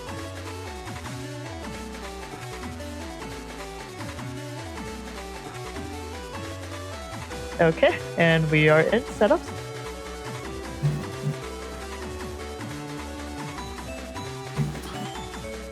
Neryth. All right, so looking at HonorNite versus Ricochet here, Okay. we have Gregar versus Falzar, and we have Bugrise Sword versus Base Anomaly. Now, Yeah. I can see why and how HonorNite is losing this matchup because there's a lot going on here. It's going to be a very interesting grudge match here, a rematch here between HonorNite and Ricochet. HonorNite losing the last 2 sets against Ricochet here. Yes. We'll see whether or not HonorNite can redeem himself, can come out on top, learn from his mistakes, and maybe get some better draws, get some better ship sequencing. But we'll see if that happens or not. That's not up to HonorNite. That's up to players. The Wills! It was Playerzero. True. Honestly, it goes further than that too, right? Last time it was an extremely close 2 rounds, but unfortunately some rollback stuff happened and it cost HonorNite the game in that way, which is unfortunate, but that's how the cookie crumbles sometimes, right? So now we're gonna see if the same thing repeats itself. Is HonorNite gonna play so reserved? Is there a little anger in him from that last time? I'm wondering. HonorNite, as we all know, I hope there's no anger in him because I feel like anger would only get in As his way. HonorNite needs to play it cool, calm, and collected. And just play to his strengths, play to his play style, and just kind of. But I mean, is that going to be enough here? It's a lot of defense in Ricochet's folder here. There's so many barrier 100s, the barrier 200, of course. I mean, I'm pretty sure Angry HonorNite is like that meme where you're like leaning back in your chair and then you get you lose your first stock or whatever and you sit up in your chair. That's HonorNite.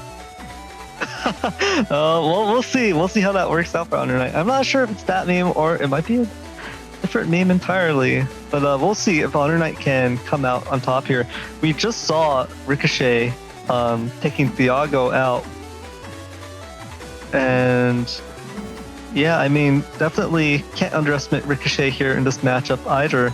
So we'll see what HonorNite does in terms of adjustments, in terms of how he's gonna switch things up, and maybe I don't know if HonorNite really needs to, have a kind of a paradigm shift here, kind of take a different approach in this matchup, or if it's just, can HonorNite just kind of get better sequencing, better and just change things up a tiny little bit, and just come out on top playing the same style. So it should be an interesting matchup though.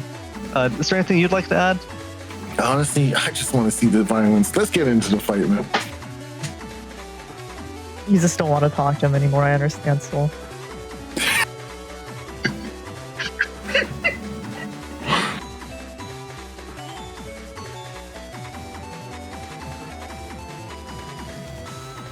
Okay, we're in. Well, you heard it here.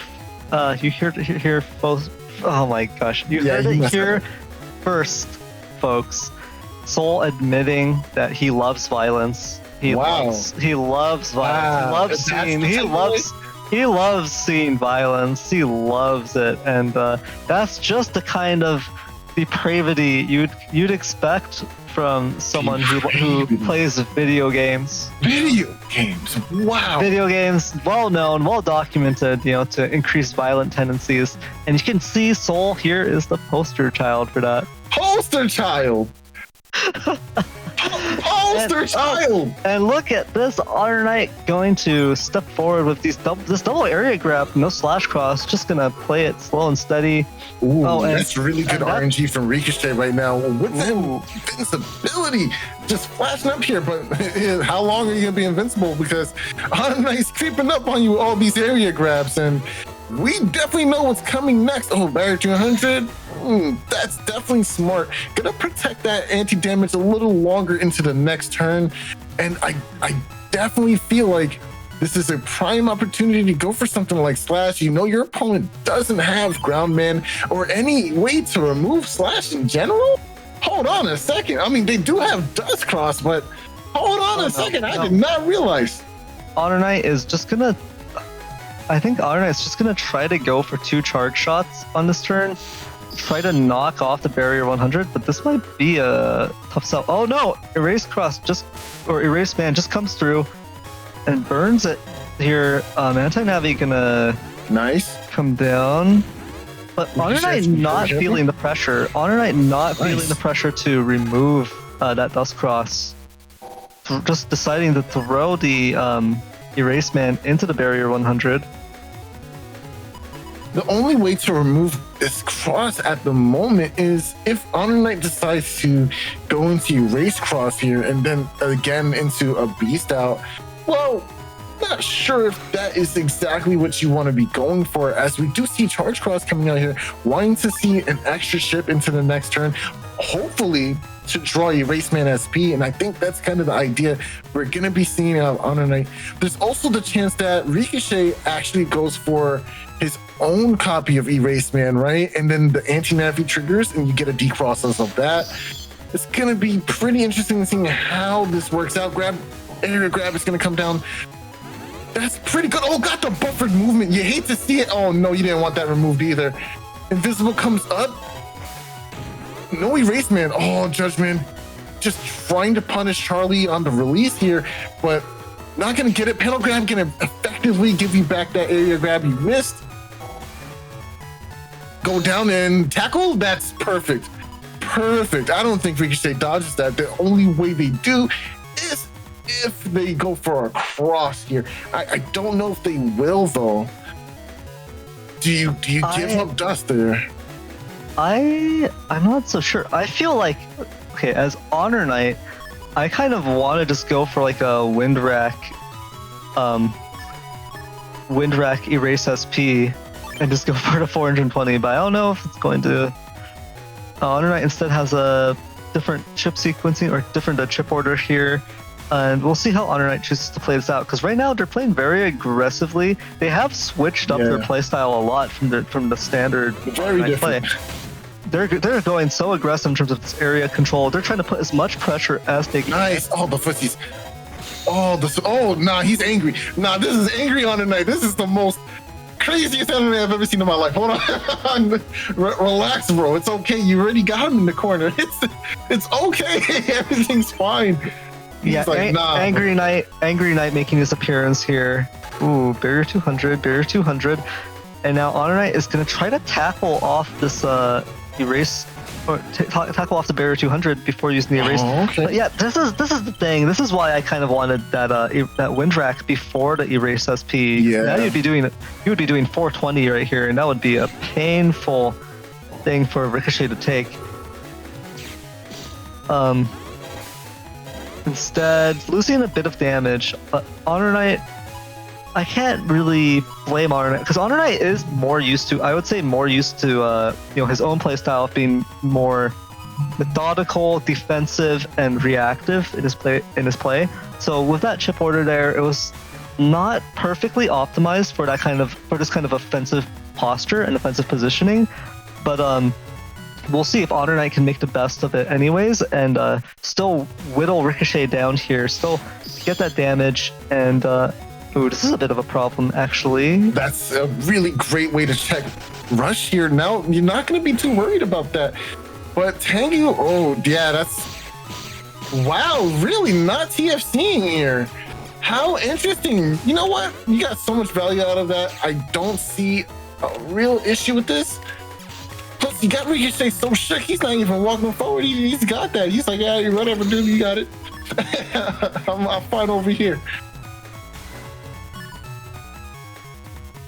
Yeah, a TFC, they would have been very, very, very strong for HonorNite. Honestly, that would have been a Buck Rice's sword if I ever seen one. Like, that's rough. Well, we I have don't to remember that this tournament is play out throughout the week and not at a set time. So I think by this point, HonorNite was waiting to play I'm not sure. at like 11 or 12 at night. Biggest deal, but I don't know.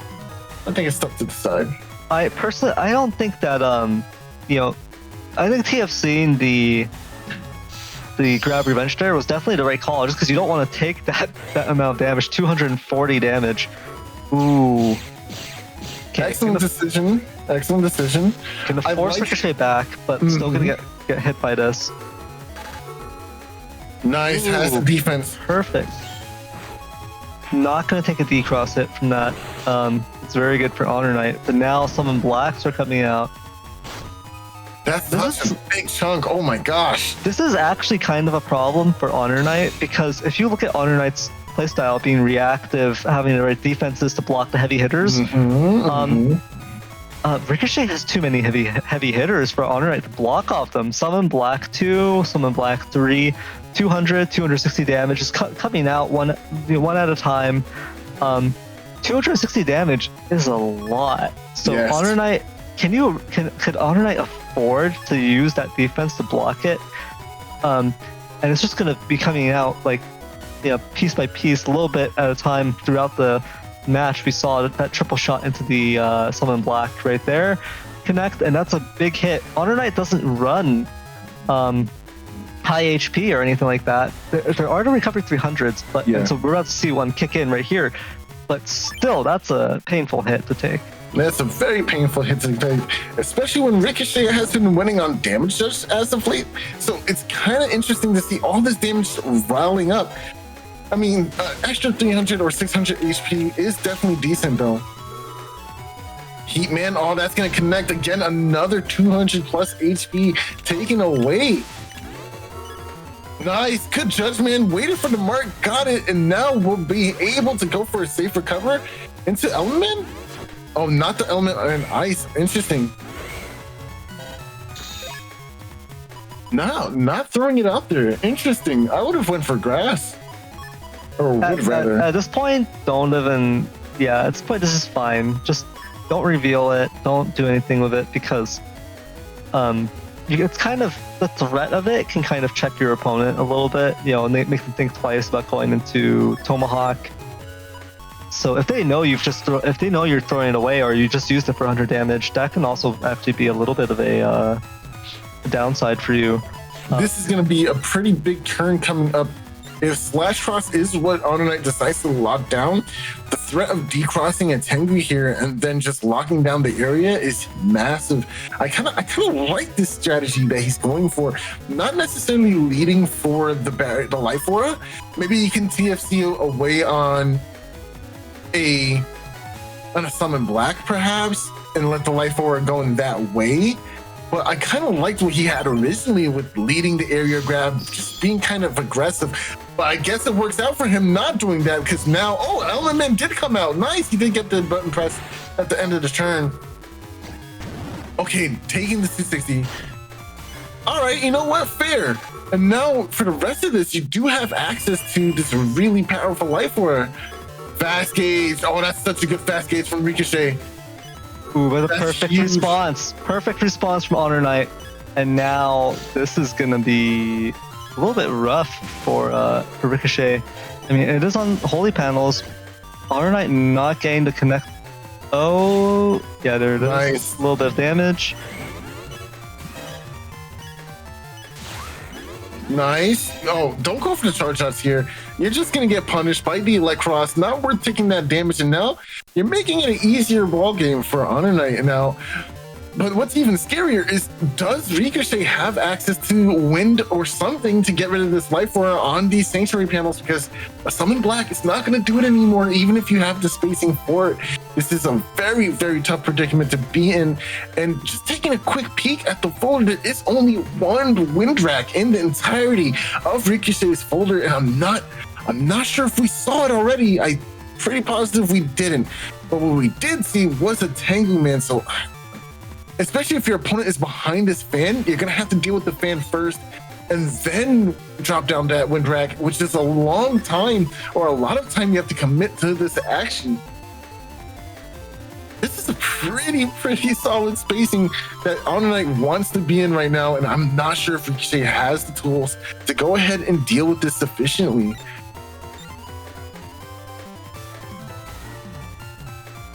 Yeah, HonorNite also really opting to pair that Bug Rise sword with the area grab at the end, just so there's a little bit to fall back on in terms of the game plan. There's the wind rack. Oh no. Oh, Judgment is gonna do 60 damage here, books. The poison panel is ticking up damage as well too. Just one proc shot would be devastating to HonorNite. Oh my goodness, is that 8?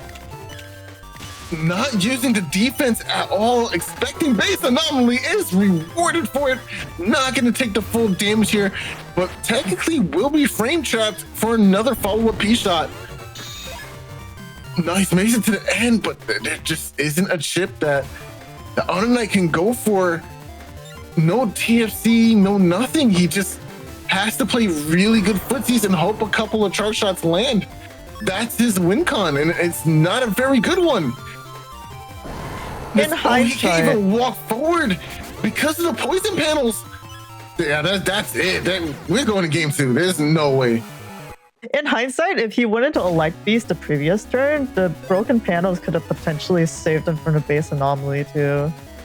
Well played from HonorNite, but Ricochet edged it out at the end there and just was able to apply a lot of pressure on HonorNite, who was uncharacteristically playing aggressive in that first game. That was interesting. Oh, I was muted on Discord again, but not stream. Yeah, I was saying that on the previous turn, if he went into a Light Beast and broken the panels, and maybe he could have stopped the base anomaly too. That was really close. Yeah, and that just goes to show you how important it is to have a full understanding and mastery over the Beast cross combinations in Gregar, because Elec Beast is just so good. It's so potent. So not being in the right combination at the right time can mean that your opponent is going to have that many more options available to them, and that you're going to have that much more of a blunted offensive, right? And HonorNite is much more. This is just a tough situation for HonorNite, right? Because he needs to play aggressively in this matchup. He's going to lose damage judge, I think, generally speaking. So he's just got to go for the deletion here. And this is not the kind of matchup he's necessarily used to. But the pressure is on him to kind of make things stick, make the opportunities. But he's got a great one on this first turn. Slow Yeah, gauge, this is devastating. This is slash cross. devastating. Not the way you wanted to start out.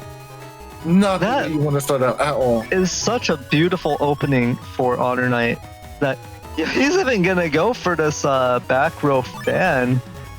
And I don't know if he's gonna get this off. I feel like this is a little bit too greedy, but HonorNite showing some ambition here.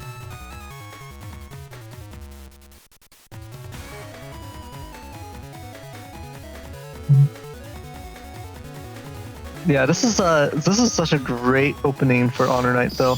Ricochet gonna try to fight back with Tengu, but that's gonna be kind of risky here. You know what? I love the barrier stacking with this defensive play here too. Now there's no surprising I'm gonna drop this damage on you. Oh, can you get back forward in time? Oh, does.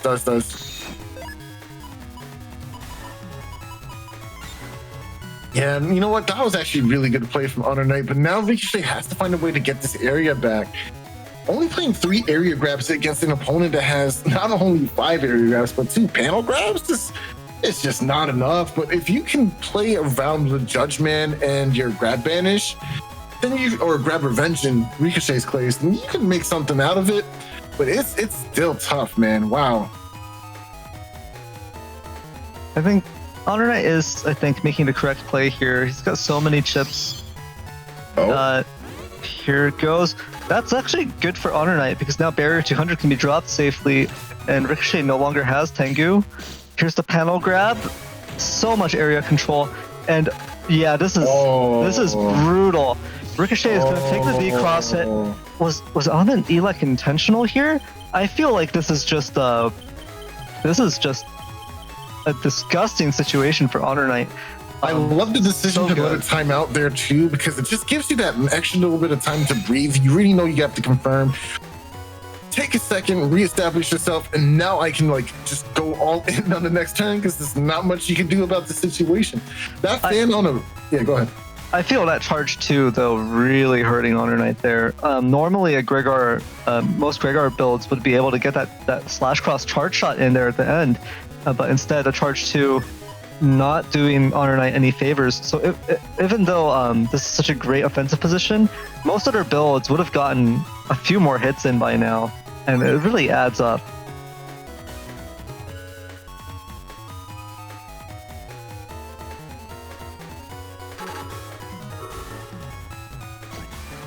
Ooh, Heatman going to get rid of both the fan and that barrier 200, but HonorNite a little bit impatient with that Judgeman SP. I feel like you could have confirmed it. Ooh, not the counter hit that immediately goes away because we're playing humor. Wow, that's unfortunate. that is the one downside to humor. Imagine earning a counter hit and not getting rewarded for it. Wow. This is actually such a good position for HonorNite, really, but the issue is now that you are paralyzed here, so Ricochet can follow up, but otherwise you could just go into another power grab. HonorNite has air shoes, so HonorNite could just camp forward, at which point Summon Black no longer connects. Yeah. And then the panels are broken. Ricochet does not have air shoes, does not have Tengu, but have to go into Beast. Doesn't go into Beast. So HonorNite, I think just drop the... This is a little bit too... Oh wow, that's good value. Nice. Good value. Ricochet gets one hit in the Sun Black 3, but used 2 of them to get that 1 hit, and HonorNite has anti-damage now, so the value is slowly going to HonorNite's side in terms of his chip usage. This fast gauge, not doing HonorNite any favors, but Ricochet has taken so much damage from the slash cross turns so far that HonorNite might be feeling pretty comfortable about this situation regardless of the fast gauge. To be fair, HonorNite does have that slow gauge in hand, right? So he can actually drop that whenever he wants. I'm surprised he did it at the tail end of Ricochet's turn, but I think it's to not telegraph that slow gauge is coming into play just yet, right? Because then Ricochet could respond with another fast gauge in this upcoming turn, right? So now HonorNite has full control, can drop this slow gauge. If Ricochet doesn't have fast gauge, even better, and still continue forward with that game plan of just using the panel grab in the center row and just establishing, you know, dominance at this point. Like, there's not much you can really do as Ricochet. You can point blank base though, so that is something HonorNite is gonna have to watch out for. Slow gauge doesn't make an effect. Area grab coming down, grab revenge with it out. Oh no, that not is like so this. bad, so bad for Not Ricochet. like this. No, the bait. The bait! He's not even using charges anymore. Nah, that's it, my friend. That's it. Yeah, you got it. We're going to game 3. You got it, boss. Yo, that's rough. I'm so sorry, Ricochet. You know, there's something so satisfying about the slash cross charge shots. For sure. If you just look at the visual, they look so like fat and juicy or something. They just look like they look so substantial. They come out and you feel like that's a heavy hitter for sure. And Ricochet just not able to make full use of what they had there. Definitely they had the chips in hand. That grab revenge, if it was held on to there, would have sent HonorNite all the way back, would have ruined the offensive pressure from HonorNite that turn. But instead, HonorNite able to get just such good slash cross usage. Ooh, there's the Eli cross charge shots. Ricochet not getting a positive status this turn, not getting the green invulnerability or anything. Instead, getting confusion. That's going to help HonorNite out a little bit. And we see HonorNite kind of defaulting back to a little bit of a defensive, resource-oriented playstyle again, and just going to block that summon black. Going to play from the back with these Eli cross charge shots as usual. And there's area grab, there's panel grab. Wow. Ricochet is not in a good space. Ooh, not gonna pop that rush there. That's an interesting choice there. But can HonorNite afford to take it this easy though? You have to keep in mind, HonorNite only took that last round because of that stellar slash cross turn at the start, and then the fact that HonorNite could just make use of slash cross that whole time to put out that pressure, put out that damage. Can you really default to this kind of slow and steady defensive playstyle again? Because that's not what won you that last round, I should say. Well, to be fair, your opponent does have something frightening like a ×2 erase man, which invisible does nothing to stop. Oh, hey, but we do get to trigger the rush here, so this actually worked out pretty well for HonorNite in this trade. But now you're forced to cross cancel, right? You could go with this barrier, but I definitely like the idea of going slash now. Okay, well, your Ricochet could have that grab revenge in the hand now, right? So do you have the time to run forward is the real question. You're not really scared of Raceman SP. We just saw it go away. I'm not going to be taking any damage from that, but now you're in a position, yeah, I think pushing forward is definitely key. I would lead anti-Navi, honestly, just in case the opponent decides to, hey, I'm gonna throw Judgment out there, you know? But opting not to lead off with it is an interesting choice. Oh, Dust to try and combat. Let's see how this works out, okay? This is still Grab not revenge. Oh, that's okay for Ricochet. You wanting to get this damage onto the Barrier 200 so that you can potentially get a D-Cross, you know, that's pretty important here. Nice, but the panel crab still puts this online. Not using the wind rack and opt to just, you know, do the damage.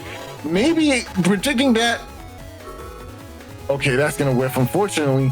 Maybe Ricochet might have Life Orb in hand, is the idea? Let me see.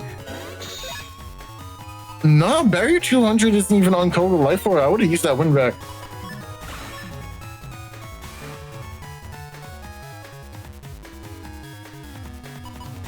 Ooh, this is a great situation for Bugrise Sword, to be honest. I don't know if you exactly want to pop it this turn, but you're also not getting good value out of Recovery 300 choosing to pop this turn. I feel like this might actually be because Ricochet is kind of relying on Dustcross to take your /cross offline. If you went Bugrise Sword this turn, you could freely cross back out to anything you feel like, and then still have this offensive pressure that's kind of similar to /cross. But opting not to take it for some reason, going for a recovery 300 turn. I don't think Ricochet has that much burst potential that you need to stay topped off. So I'm not sure why we're going recovery 300 this turn, but maybe it'll work out in the long run. HonorNite's hand might get smoothed out this next turn. Not opting for chips. I don't think you want to hold on to these chips this long. I mean, at this point, you've kind of gotta get the value out, but okay, it seems like there was a bit of a rollback. HonorNite saying it rolled back, and he missed a charge shot initially, and then he rolled back into it. So that's actually pretty interesting. That's funny.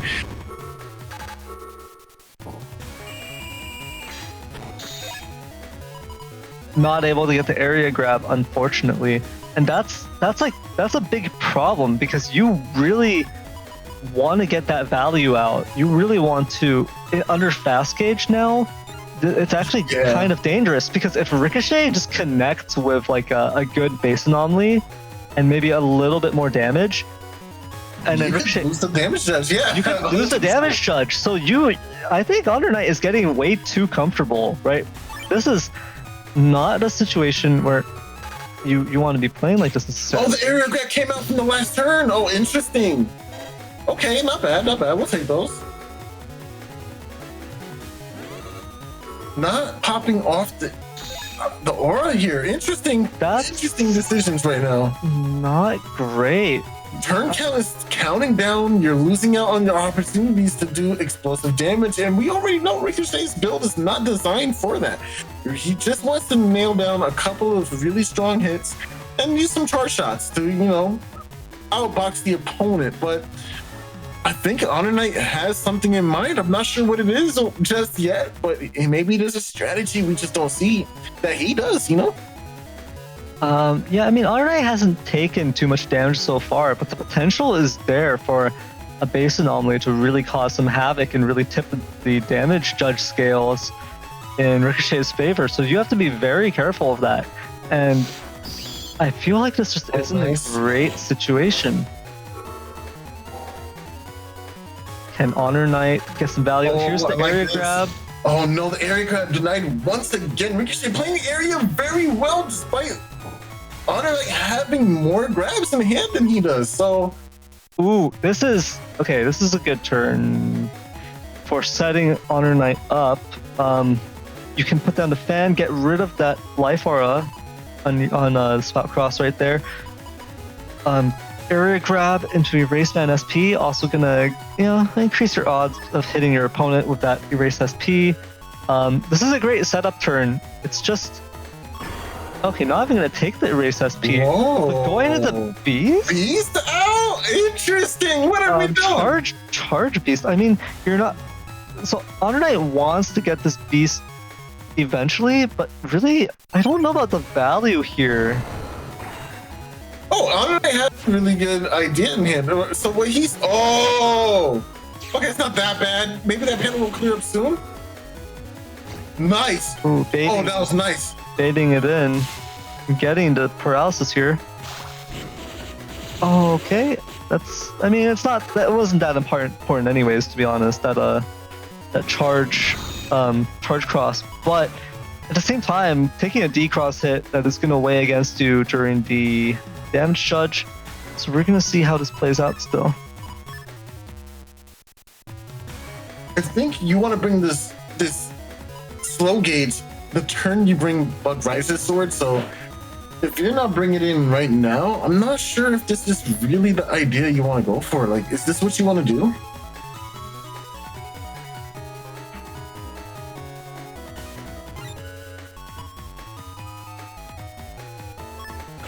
Okay, yeah, I think this is the correct play. You want to go for some erase beast turns, even though it's kind of a tough order to fill here, because your opponent has barrier 100 on top of Sanctuary. That's effectively 200 HP to burn through before you can even land anything. So you're gonna have to use this Element Man to clear it out. And oh, this is perfect. This is great. Yeah, Element Grass is gonna destroy both pieces here. Nice. That's great.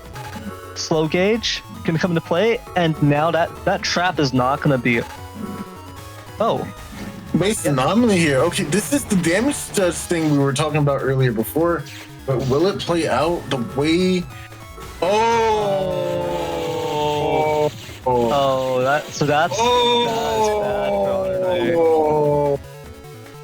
He's not gonna use it. He's not. Yeah, you're taking chips. Yeah, because you can't. You just don't have enough time. You don't have enough time. This match is not going your way anymore. And this is the risk, right, of giving your opponent too much room to breathe. Now HonorNite got clipped by that base anomaly. Took that heavy hit. Yeah. 640 damage, and now losing damage judge is on the table, just like we said. Well, in HonorNite's defense, he said that if he used Bug Riser Sword too early, he doesn't win the area war, and that means he possibly isn't doing damage. But in hindsight, isn't that what happened? You know what I mean? Like that's what just happened. That was a big dodge. If he got hit by that, it was over. 100%. Okay, look at the situation though. Now you don't have offensive resources available anymore. This is Hold on. All you have is Judge SP and then Heat Cross Charge Shot, right? So what is the game plan from here? Because you didn't get to use your Giga. You haven't really. Deletion pretty much isn't on the table. You're not going to delete Ricochet in these next few turns. Ricochet, if they have any null chips left, they could just beast charge them, and you're in trouble. You're sitting back now because they can just tear you apart. So, what is the game plan here? Wow, you are so right. What a call.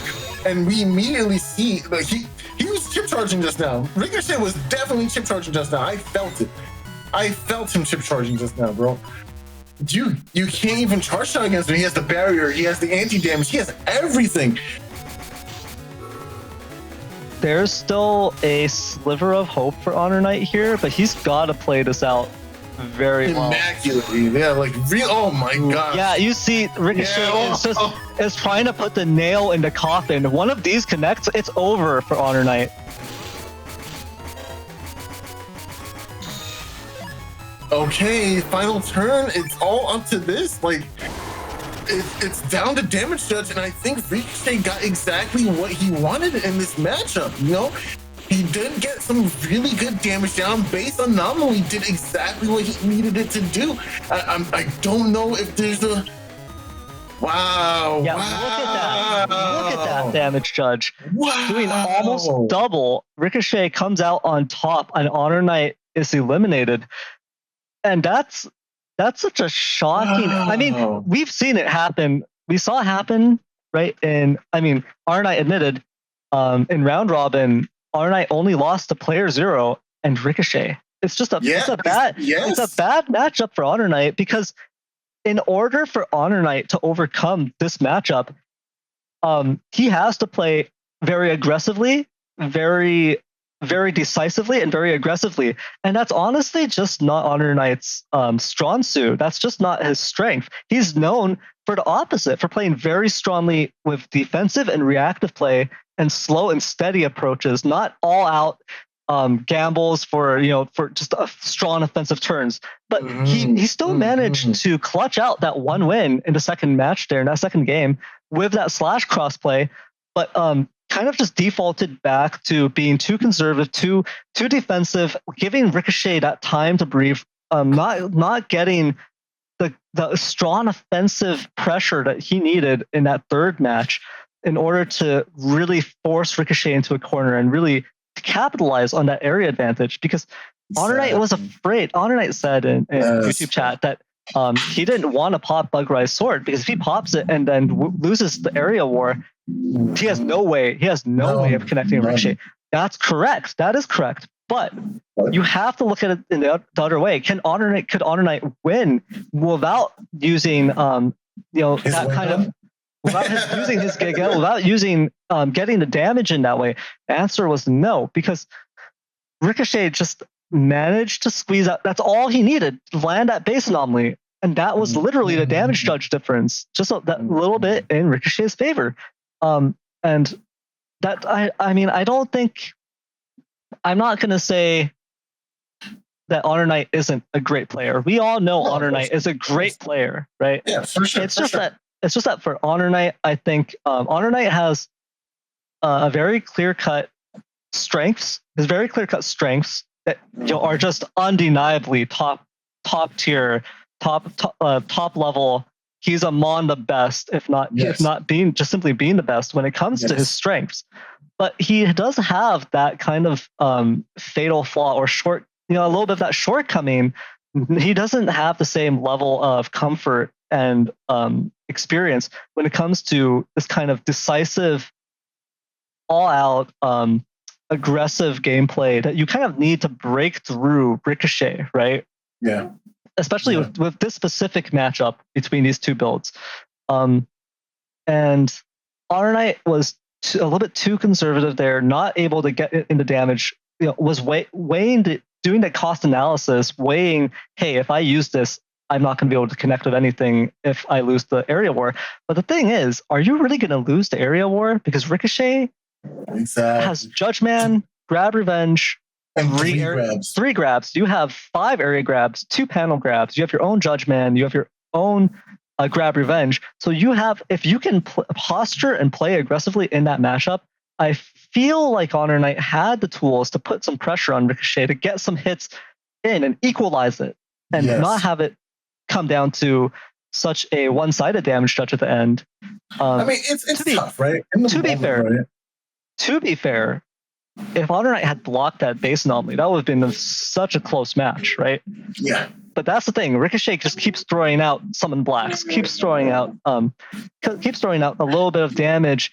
That's kind of like, am I supposed to block this? Because he's still got a heavy hitter in the back. So finally, HonorNite did not have a defense available to block base anomaly, and it just came down to that difference in playstyle, the difference in comfort with and HonorNite wasn't able to get in there, get that damage in.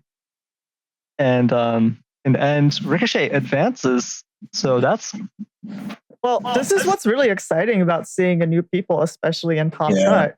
I mean, they're good enough to get into Top Cut, and they usually have something new to bring to the table. So, I mean, we've seen so many passionate players that show up time and time again in Top Cut, and by this point, those Top Cut participants that have been here for quite some time, the veterans, know how each other play quite a bit and know what their builds are. So the matchups are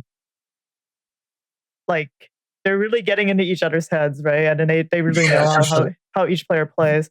So Ricochet is bringing something that we haven't seen in quite some time, actually. Like the 7 black fast gauge barrier 100s, the sort of damage judge folder. It's it's actually kind of fresh, and it's mixing things up. So it seems like HonorNite was struggling a bit with the mix-up this entire tournament. But also we have to keep in mind of the connection as well. HonorNite was getting rollback that he wasn't used to. And in this particular match, he increased the delay to something higher that he's used to. So he said he also wasn't used to that. But in short, it's super awesome to see Cha and Ricochet join us in Top Cut this tournament. And I am so sick of getting bullied by playerzero and HonorNite and all these other players that know how I play by this point. But you know what? Good job, Ricochet. But up next, we do have another round. The person waiting at the top of the Win Harder bracket, bro. Yep, let's see what it looks like in the bracket.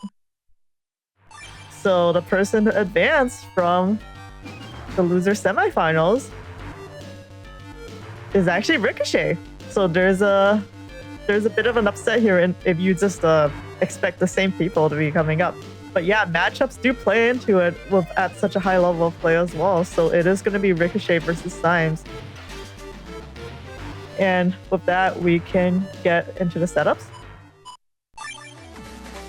So it's going to be from Symes' perspective, Symes versus Ricochet. Okay. So this is really interesting to me. This is really interesting to me because Ricochet came out on top against HonorNite, but I would say that HonorNite is, he's running the 1500 HP Air Shoes Gregar build, doesn't have charge max. It's not really your conventional Gregar build.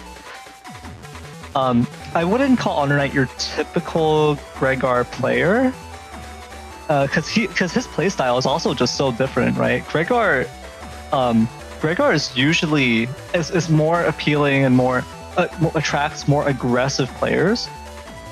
So Ricochet managed to come out on top there, but can Ricochet withstand Symes? Symes is more of I would call Symes a more standard Gregar player. He's probably one of the best, if not the best, like standard Gregar player.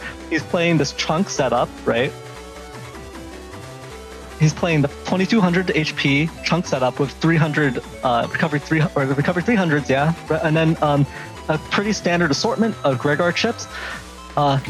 It's all pretty standard here in Symes' build, and Symes though is not going to shy away from kind of this blind, rabid aggression that Gregar can really benefit from, right? There's also this one glaring difference in their folders, and I hate to say it. It's that Gun Dial Soul 3 Kernel Force combo. Such a huge amount of damage at any moment can come out from this Kernel Force if Ricochet doesn't have the defenses to cover his behind. It's so radically different from a Bug Riser Sword kind of mentality, right? Which is why you always see Kernel Force in these Gregar folders.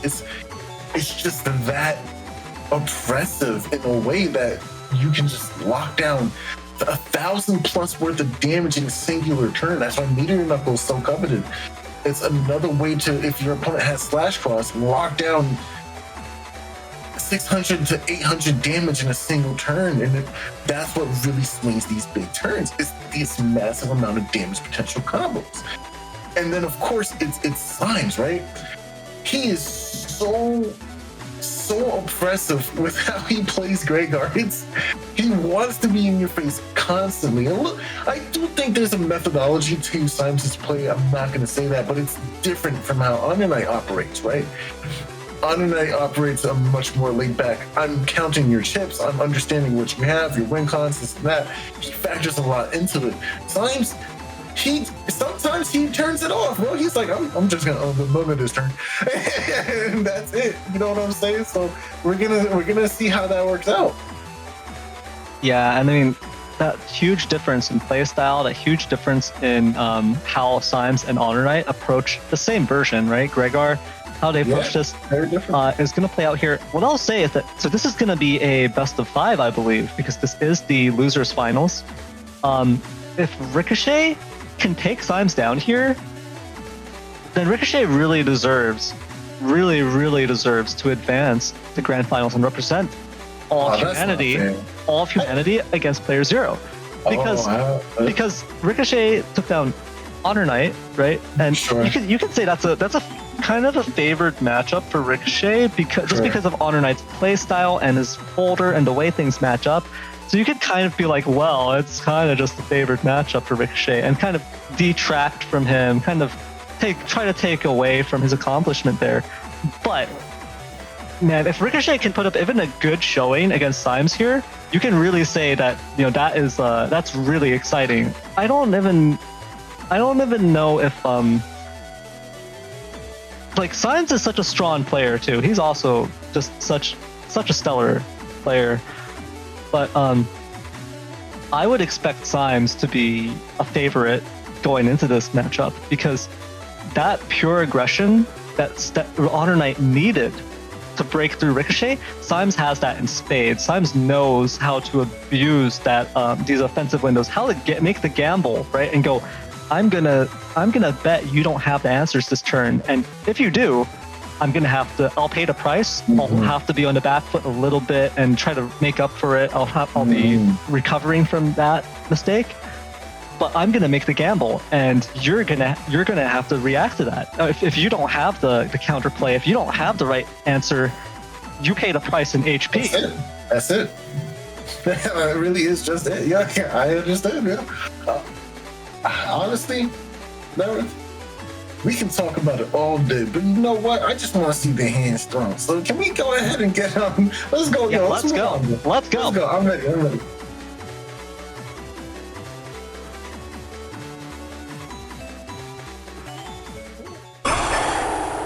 Okay, we're in. God, I love that Battle Network 4 anthem. You know what I'm saying, boy? Yes, sir. This is the theme I want to be jamming out to right now. It's just one shade away from not being Battle Pressure, but just good enough to be just as good as Battle Pressure. It makes sense, I promise. But anyway, we got the double bug.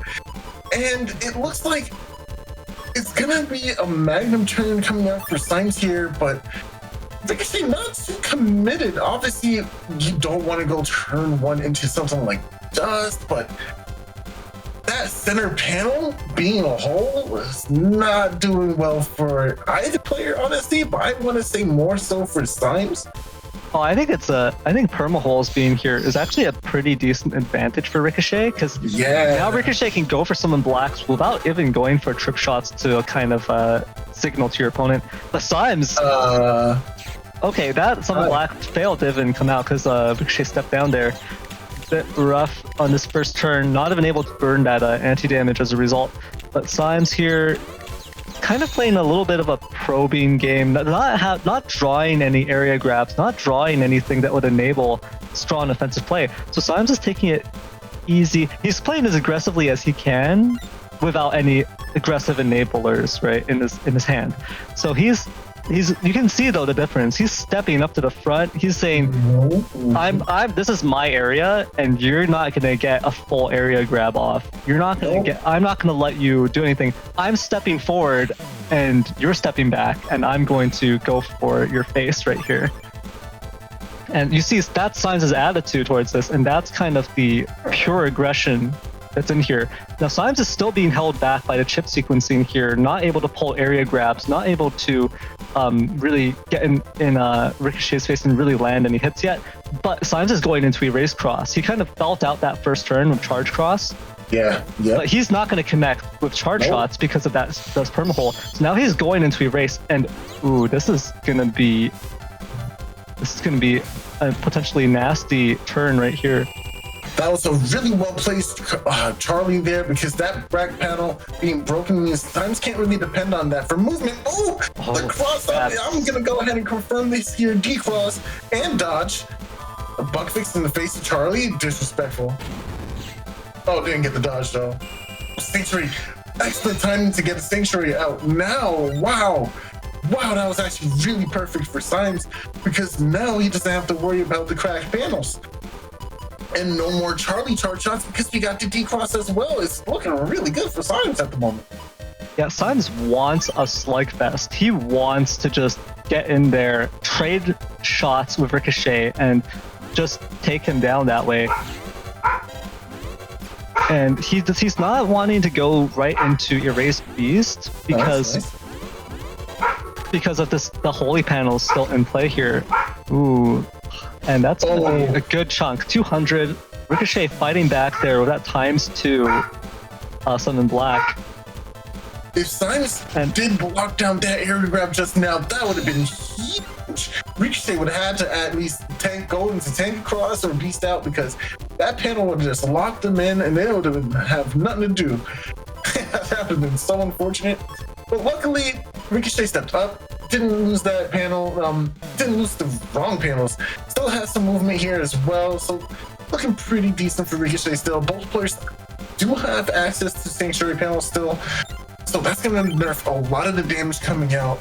But to Ricochet's merit, he does have access to these triple shots, which can try to take away some of these panels, but not enough to be impactful. At this point, he can only take away his own panels. Yeah, and Symes, I don't think is feeling too much pressure. It's a little bit unfortunate that that's a big hit. 260, it's gonna come down. These holy panels doing a lot of work though, and Symes gonna bounce right back up that recovery 300. Like you said, that trip shot not accomplishing too much, right? But Symes here willing to take it easy for this start, because he's just trying to get those the right chips in hand to enable one of these brutal turns of offense. You can see here, neither player popping their gauges, but Ricochet might go for the fast gauge now, but I think that would be a huge mistake. I think this is a matchup where you're not allowed to play your gauge, because especially as Ricochet, you're not allowed to play your gauge. If you play your gauge first, it's just over. Symes is not going to let you go. He is going to force it to go to It's crazy because Symes doesn't care about the normal gauge at all either. He's perfectly content. Yeah, Symes loves the normal gauge situation here. That gives him just enough time to really get in there. So normal gauge is perfectly acceptable for Symes, but it might not be for Ricochet. So we're going to see how this plays out. They're definitely thinking about it. I don't know what exactly cross to go into. Trying to go for Tengu. You know what? I kind of like the decision to go for Tengu. Next turn, you could go for some beast charges with Tengu as well. I don't know. It's going to be interesting.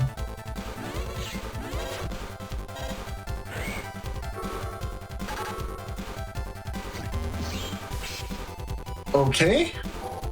The ice is pretty good. Gonna have some extra movement here, but... Ooh, so taking the double was that worth it? Was that worth it? Because now you lost the barrier 100.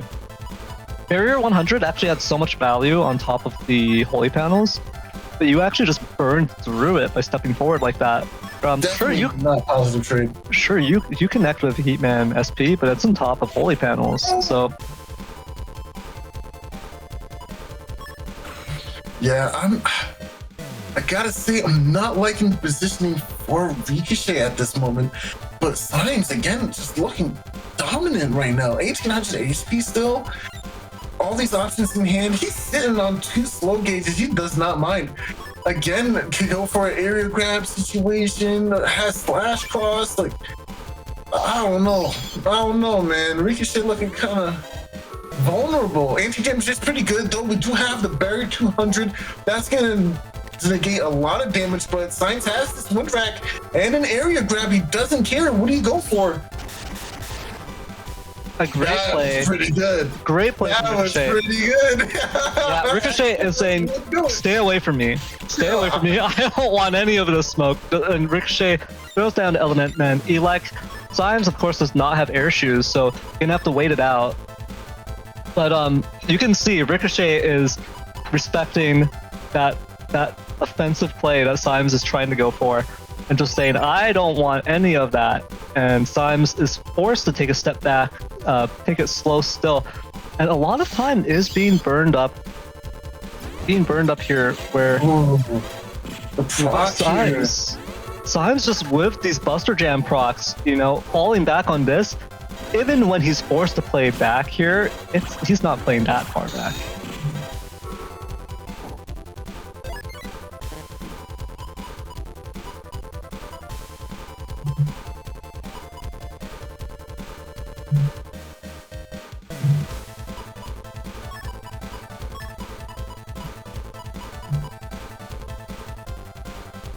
You know what?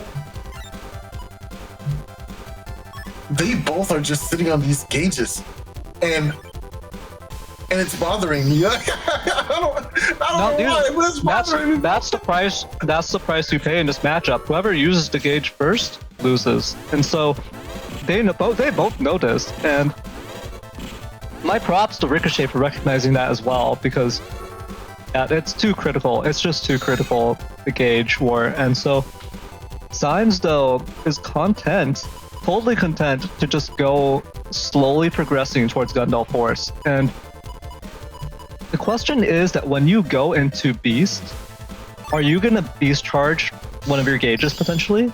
Because you might want to. When it goes to, it's turn 9, right? Yeah, time is ticking. There is a point where you actually want to convert those gauges, where you would be more comfortable converting that into damage, converting that into into damage because it might go to damage judge anyways, right? That's when you want to get value out of those gauges. So there's a sweet spot here, and I'm not sure when they're going to go for it, but Symes might go Beast here and break these panels with Elect Beast. That's one option. Yeah. But Symes is also thinking about, hey, maybe I just go Heat and try to fish out this this Tomahawk. I think so. Symes is kind of prioritizing that and deciding that he wants to get rid of Tomahawk so that Gundel Force, when it connects, that Gundel Soul portion is going to connect. But that's actually a bit of an interesting play here. I'm not sure if that is the correct play. Yeah, so the Magnum is going to get blocked here. Interesting. Symes actually, I'm not sure if that was a missed input or not. No, I think that was intentional. It's just a trap Ricochet and it confirmed this D-Cross hit. And that's so interesting because you're letting Ricochet have these bully panels for so much time. I mean, Yeah. you don't have the option anymore of Elect Breath, right, from the Elect Beast. So, do you have another way of getting rid of this? I mean, did we see Element Man already?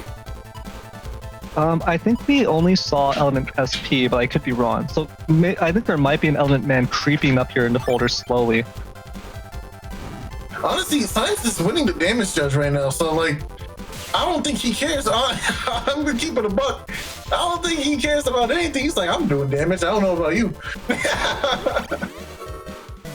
And he's been babysitting this perma hole like it's no one's business. I promise you.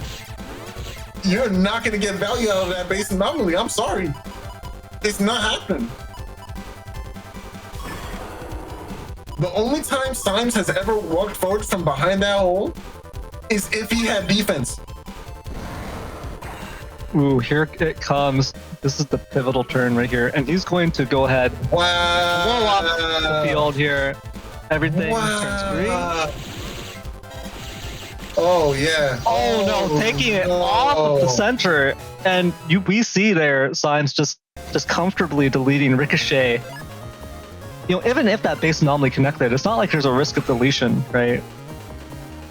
Symes just had too much HP, so Ricochet's only hope there was to go for the damage judge, and Symes did not let that happen.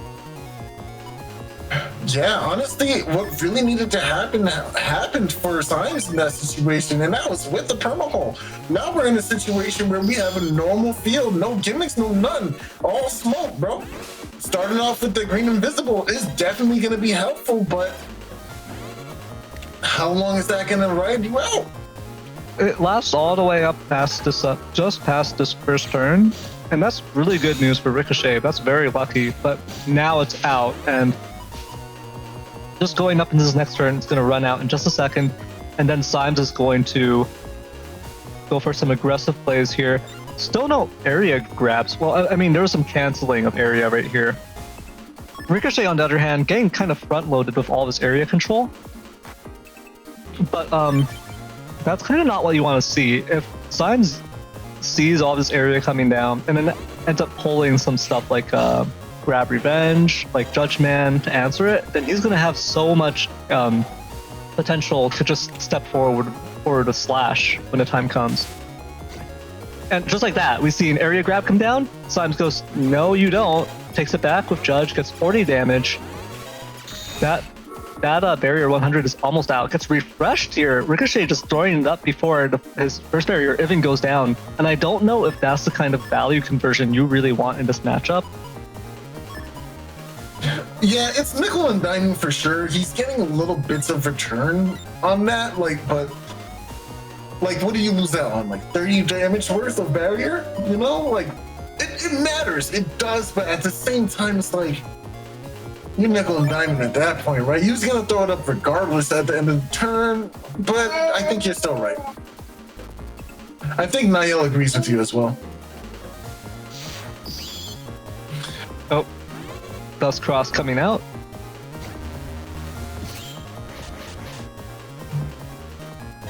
All right, Life Order is in the hand.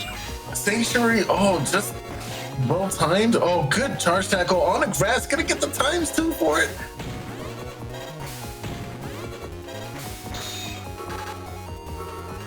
Symes trying to snipe out the removal of that life aura with a charge tackle, just not gonna get it. Ricochet too disciplined for something like that.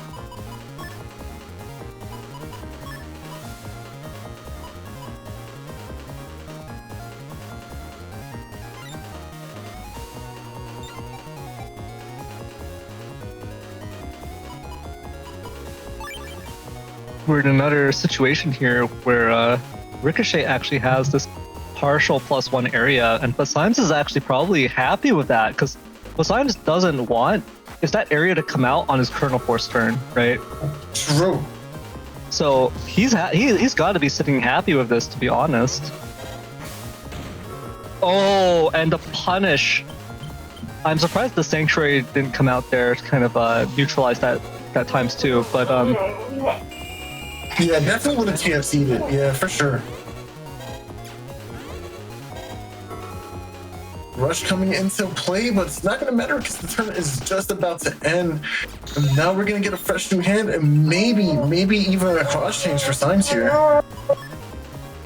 Here we see Gundel Soul in hand, 2 area grabs in hand. Symes is, and now I mean, Ricochet doesn't really have that much left in terms of area control options, right? So it's gonna have to come down to, like, I don't know, the triple shot, right? To crack some panels, the element to crack some panels. And that's about all that Ricochet can do. So we'll have to see what comes up in Intercust on this next turn. But Symes is slowly building up again towards that lethal Gundel Soul, Gundel Force turn. And Symes is feeling no pressure right now, right? 1,979 HP, sitting on anti-damage, sitting comfortable on top of some holy panels. Has their defenses ready, right? This is just a good situation here for Symes. Let's see, he might even want to go for the Magnum now. Yep, try and go ahead and nicely done.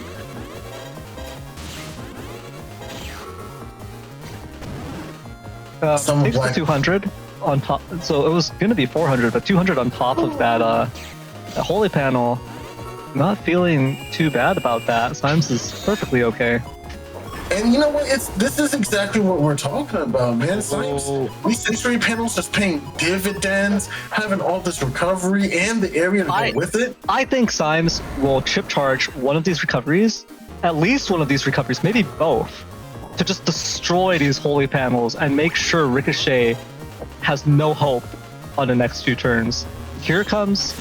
That was huge. Oh, that's great. That's a great play from Ricochet. But that doesn't matter. It doesn't matter.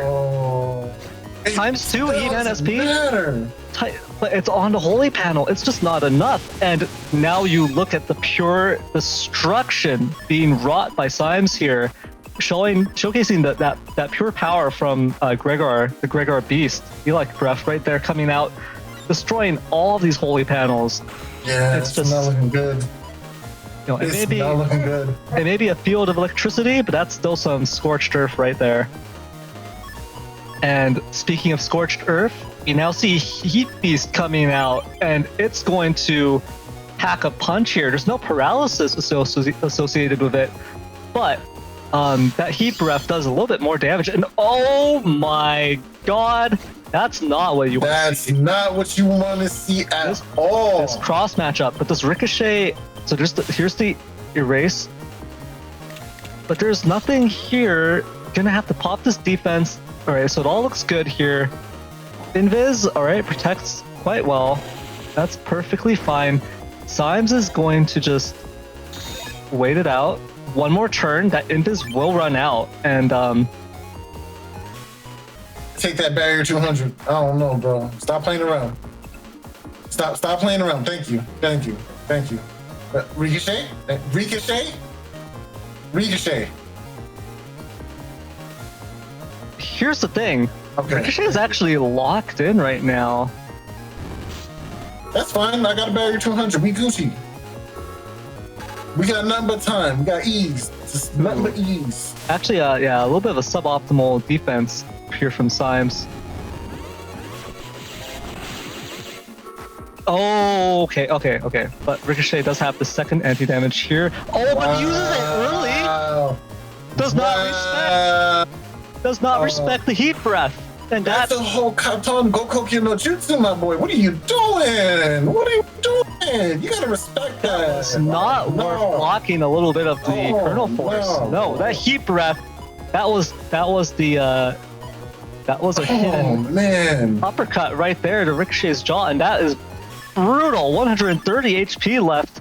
Ricochet we're not going to damage judge. Symes is not having any of that nonsense. It's just going to go and say, you are getting deleted. It's you or me, buddy. I already charged my recovery 300s. I'm in it not to survive. I'm strapped in, bro. I'm strapped in. Yeah, there it goes. 2-0 for Symes. And now we have another unfavorable field for Symes. Perma holes and then ice field start is not good, right? That is not good for Gregor. Because a Falzar player can easily make use of SoulXCross to freeze you on it. They can also just go into Beast, and then now they have float shoes built in, able to just ignore the ice field. Oh, it's not necessarily a massive amount of damage from a SoulXCross charge shot on ice, but it's time. It always comes back to time, right? You're delaying your opponent turns by freezing them, and a little bit of a follow-up for 140 total damage, but you're really just eating away the time they have to set down an area grab, maybe, or to put out a Navi. Especially if they take like 4 chips in the start of the turn, it's like, it hurts, you know? And now you're in this fire cross, which you really don't want to be in.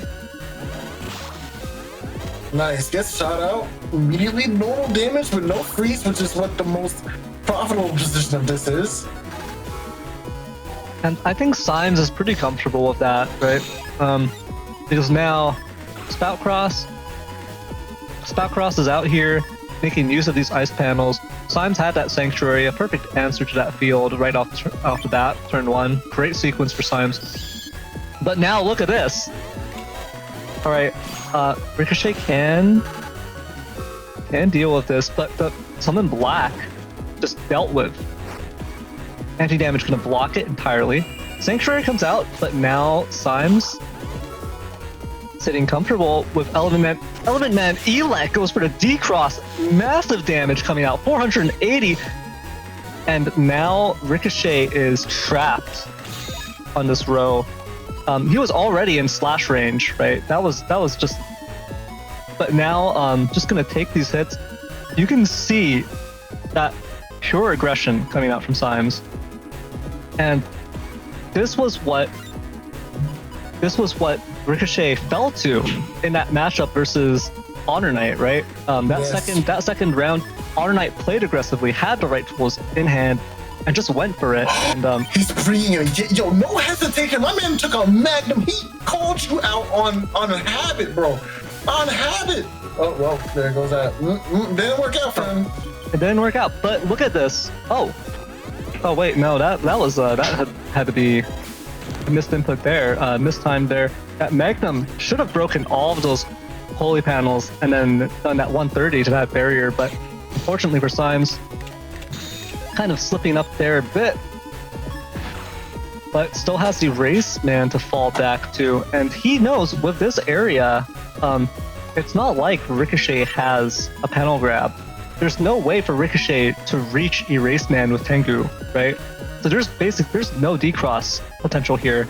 It would have to be a 2-turn Tengu into Falzar Beast in order to have any threat. So Erase Cross is just such a safe offensive option here. And it also threatens Dust Cross on the next turn. So we'll see how it plays out though, because Ricochet is doing a great job of breaking up these panels. Ooh, but does take a hit there. Does get the barrier 200 finished off. Trading here like this, I mean, it's better than nothing, but that's kind of not what Ricochet's folder is all about. And so Symes, even though Symes is losing out a little bit in the exchanges, that's what he's still getting what he wants. You can take 2 hits on me for every 1 hit I take on you. I'm just gonna finish you off with this Gundel Soul, and you're not gonna be able to do anything about it. And as time keeps passing, more and more options are leaving Ricochet. It's not looking good. Not looking good. And I mean, that's the thing.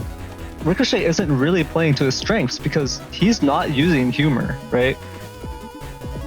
He's in Dust Cross. He's breaking up these panels. He's getting that Dust Cross benefit right there, but he's not able to use humor and get that huge ×2 threat, right? Because that's really, I think that's something that's really scary about Ricochet's build. He's just not able to play into it because Symes is not letting him. And look at Tengu Cross coming out here, but that's going to be one full turn of Erased Beast coming out, and that's going to be brutal. Here, it's not going to be too many Beast Charges, not too many Erased Tails, and Ricochet can potentially dodge them. Steps one of them, it's great. And you see, that's what I'm talking about. Symes just straight up just unable. Oh, never mind. Oh, that's not good. And you know, Symes is getting some of these Buster Jam procs landing on him. I think he wanted to just use that Recovery 300, to be honest, instead of trying to charge it here. So Symes, this is actually a dangerous area now for Symes. Taking that much damage on that turn does actually leave him kind of vulnerable to a potential combo with Phase Anomaly. But Ricochet wants to get this deletion potentially, and is going to try to soften Symes up just a little bit more. Symes, on the other hand, is saying, look, you don't expect this, do you? You don't expect this. Uh-oh. Air grab is down. This is a Kernel Force. Just hold your B-button on that bottom row. Make him respect it. Oh, that's a barrier that's gone. Oh, no. That is... Oh, no! Right through him. That Tomahawk, man, just chopped Tengu Man in half. Tengu Cross in half. That was... Wow. Well played to Symes. Well played to Ricochet as well. You know, a bit of a comeback was brewing right there. You know, Symes was getting taken down to a dangerously low HP. It just wasn't enough. Symes does take the set 3-0, demonstrates kind of that pure aggression Gregar's kind of known for, in contrast to the HonorNite's really methodical, really stable and defensive playstyle. Symes showing kind of this opposite end of the spectrum, this pure aggression, showcasing Gregar's power and kind of offensive potential there. Ricochet not able, even with those 3 barrier 100s, even with everything there, not able to stand up to it, just kind of falling to the power of Kernel Force. And that does mean Symes is going to go back up and face off against Tyrant Zero, against the Devourer of Stars. And Symes now is going to represent us as the last hope for humanity. Yep, this is it. This is going to be a match of the ages. I don't know what's going to happen. Let's go into the bracket. Symes. So Symes managed to win in the losers finals. He's been waiting this entire time, just steaming. Look at him looking off to the side silently like that. And remember, Ricochet had to make it all the way through here, but he was so close. But that is 3rd place for him, which is pretty amazing considering this is their first Blood Moon, and I think one of their first tournaments overall in M1GP. That means Symes is back. Yeah, you can see here with how the brackets work out. Player 0, that little rat just coming up, little rat maze. And then there's Symes. There was a little bit of detour, but he's back. You know, looking at Symes' icon, I understand. That's what I look like when I think about Player 0 as well. Yeah, so true, so true.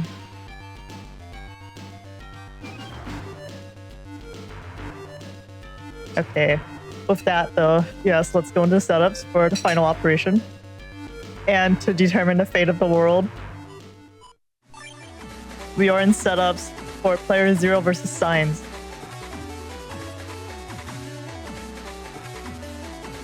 All right. As I've said, we know what the stakes are. First off, there's the Moonmaster role.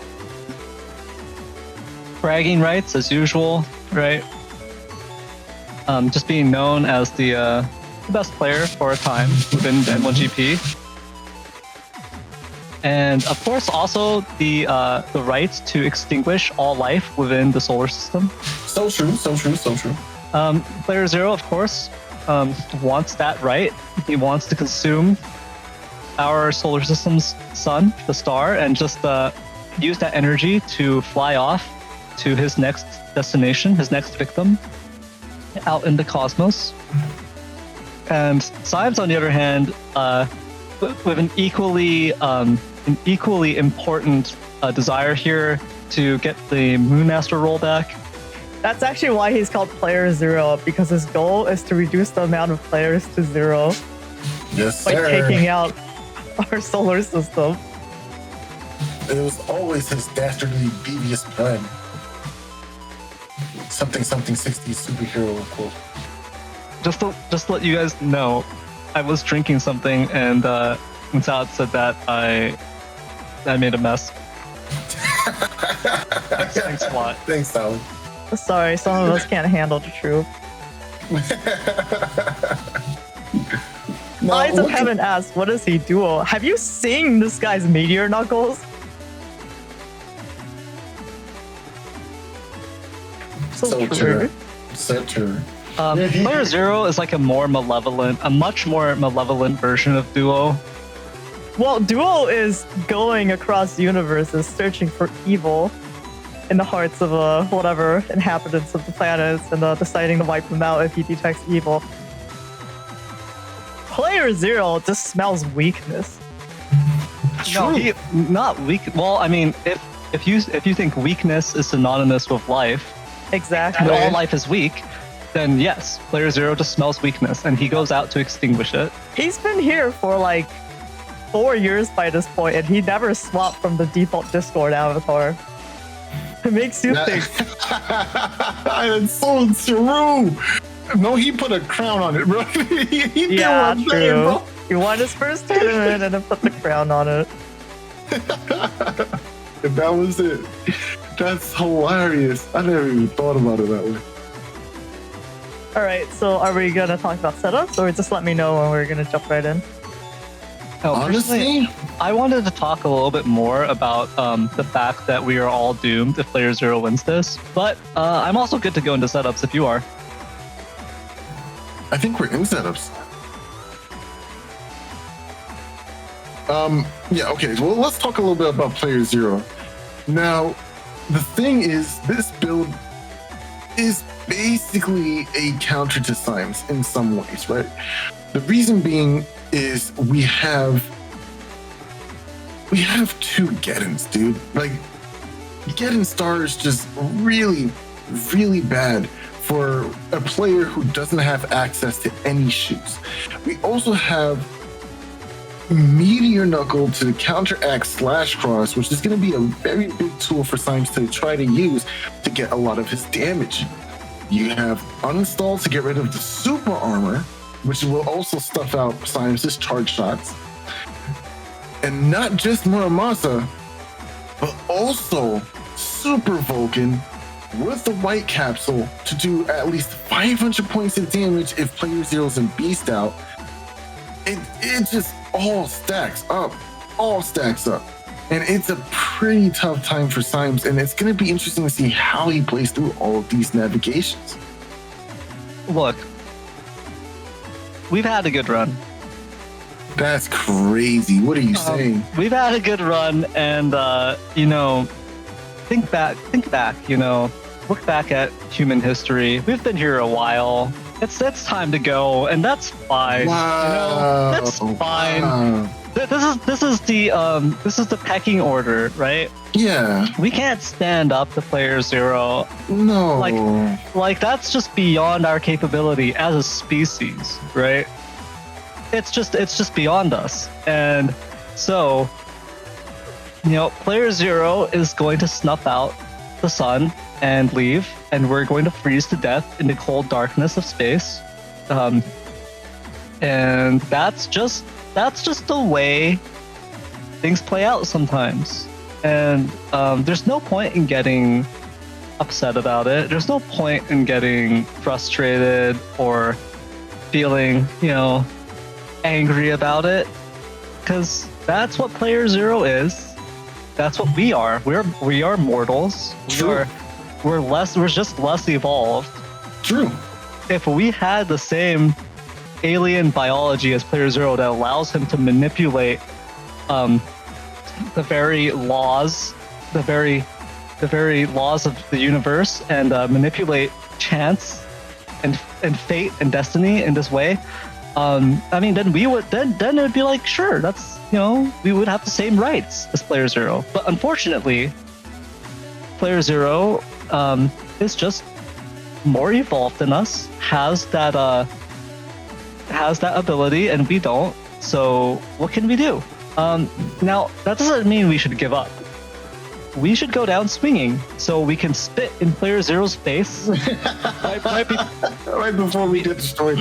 Right before we get destroyed. Our last act has to be to flip player 0 off, right? So it must be an act of defiance. I just have to say, our casters are so supportive of every player in our community, and they hype up every single player so well. And there's no bias. There's no bias. No bias. What bias in our streams? Crazy. Come on now. What Salad? What are we? Barbarians? Come on now. Wyvern Crest in chat says, hopefully I'll respawn in ACDC Town or Sinnoh when player 0 destroys our solar system. Well, actually, it depends on how much of a good net battler and netizen you were, because you'll either respawn in ACDC Town or Toy Robocomp. That's crazy. If we hear Toy Robo theme, I'm logging out for the rest of the day, bro. But I highly doubt it. They don't. The Symes and PZ are pretty basic. They don't listen to Sound Patch, so probably not going to hear. That's not true. Symes is a Sound Patch guy. That's true. But this is from player 0's perspective, and we know player 0 has no emotions, no personality, no heart, no humanity. Wow, we would get his point of view, wouldn't we? Well, anyway, I think we're ready to get into the match to see how it plays out.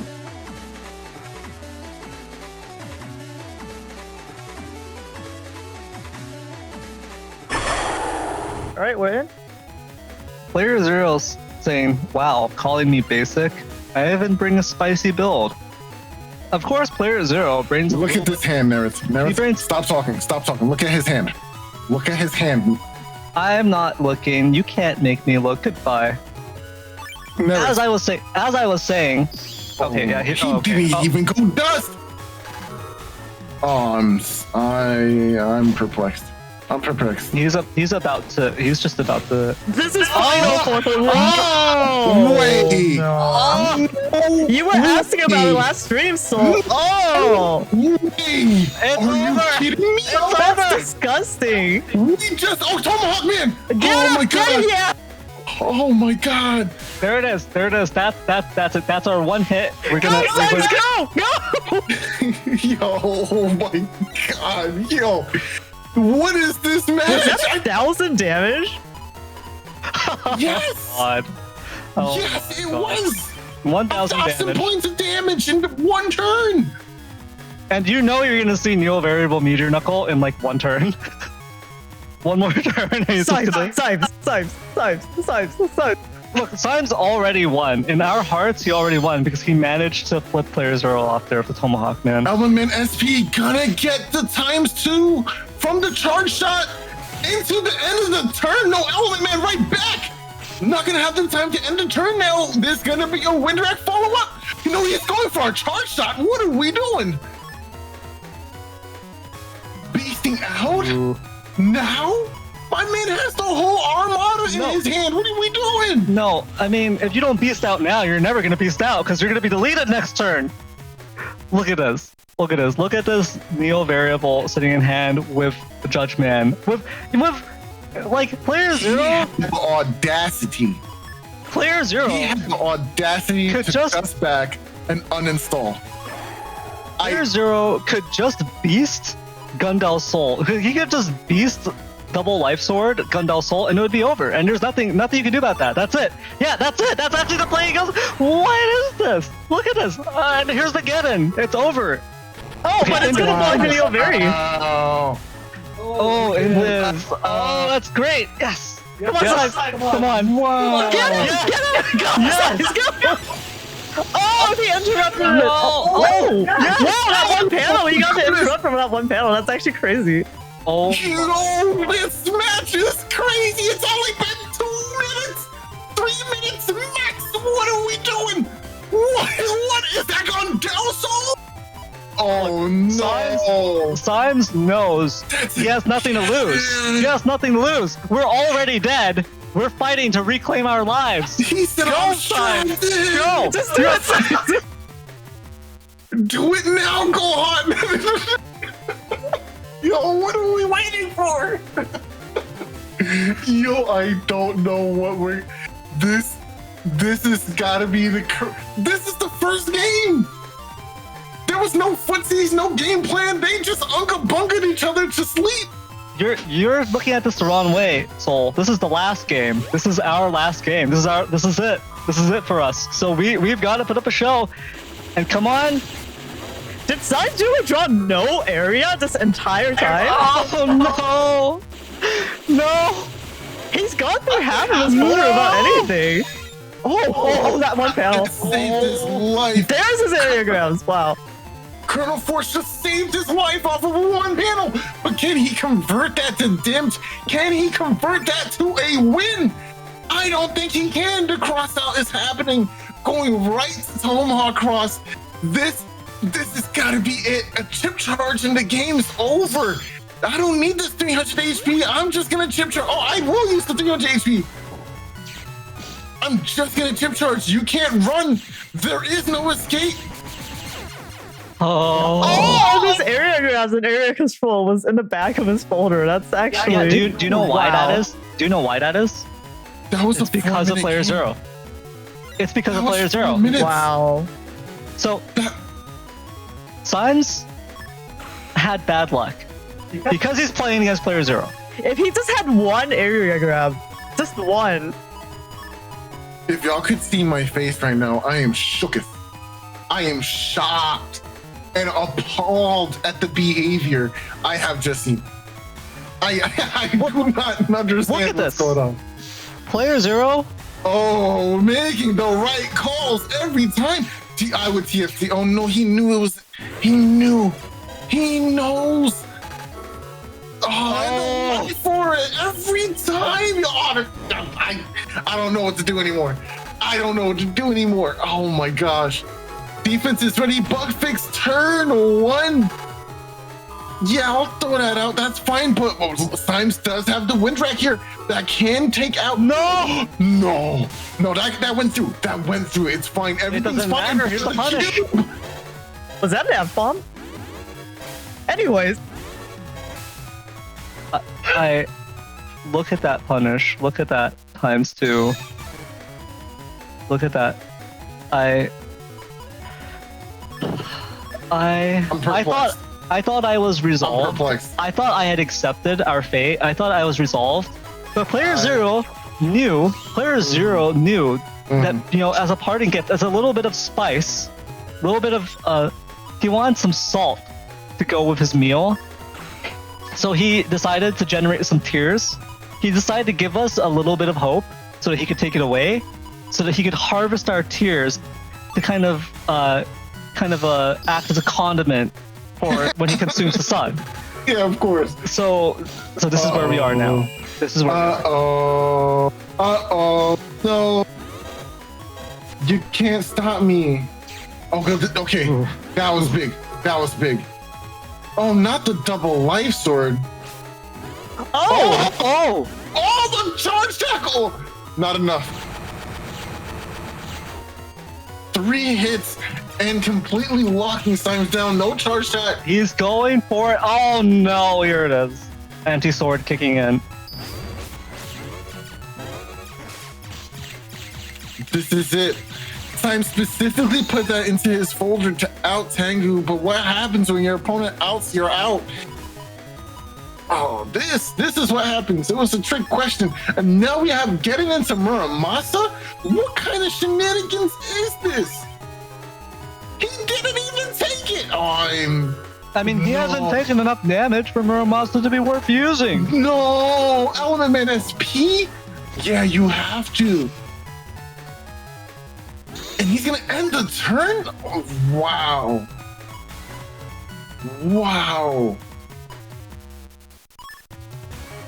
I mean, this hand is incredible.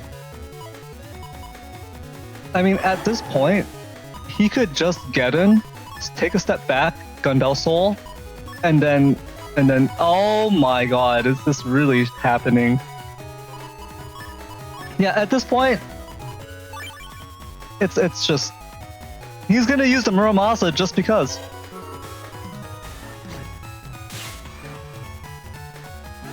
Shoot P shots first. A wind rack. No, oh my gosh. Wow. Wow. What is this game? He can literally do nothing. There's a race man. It doesn't matter. It's gonna interrupt this, but nice. Okay. Okay. Yes. Nice. Doesn't matter. Take 500. Oh please. my! That was. Oh, good this is for pressing the B button. That was actually good for Player Zero. Player Zero took 200 damage from that anti-damage. That just made his Muramasa do another 200 damage. Symes forgot that panel was broken and moved down.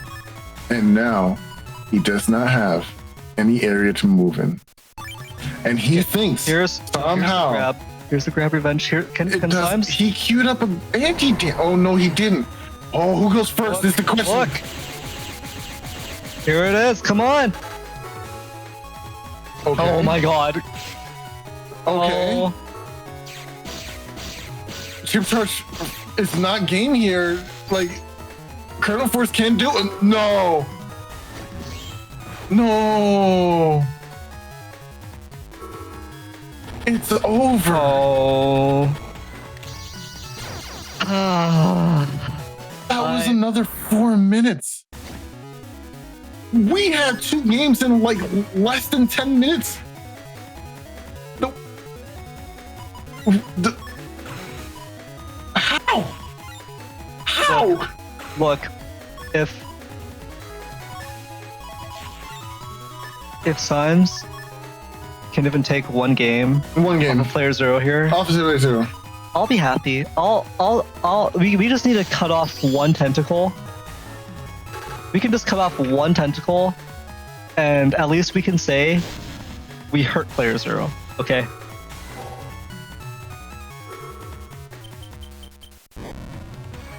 Dang. Couldn't deny that either. If Player Zero steps off of that, he's kind of like, yeah, you don't want to break that rock. You don't want to break that rock. Or maybe you do. Player Zero, such a disciplined player. Gotta showcase that real quick. Did not step off of that panel for anything. I don't want to lose my life for to, I don't know, Element Man, just because he decided to take it. That was just such excellent patience from Player Zero. I don't have to do anything. I don't gotta move. I don't gotta look at your face. Nothing, bro. Like, this is so good. I mean, it's natural for Player Zero to be just patient when he outlives most stars, right? I'm sure Player Zero is older than our solar system. He's older than humanity, so I'm pretty sure it's not a big deal. He just dodged the uninstall turn too. Oh my god, he vertical stepped it. Symes. He's a mastermind. Holy hell! I cannot believe he did that. Symes truly playing like he is the last hope of humanity, which he is.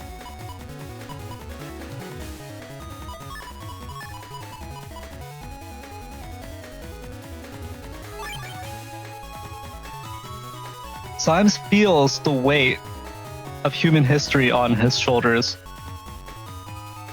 He is standing on the shoulders of all who came before him and going up against playerzero. And he is fighting with every ounce of strength, every bit of ingenuity. He's so focused, so primed for this match. But playerzero doesn't care. playerzero doesn't even understand this feeling of hope. He consumes hope. This is just his meal, and we see what's going on here. Wow. Okay, nice defense here. Don't accidentally give your friend. Oh, yeah. Okay, nice.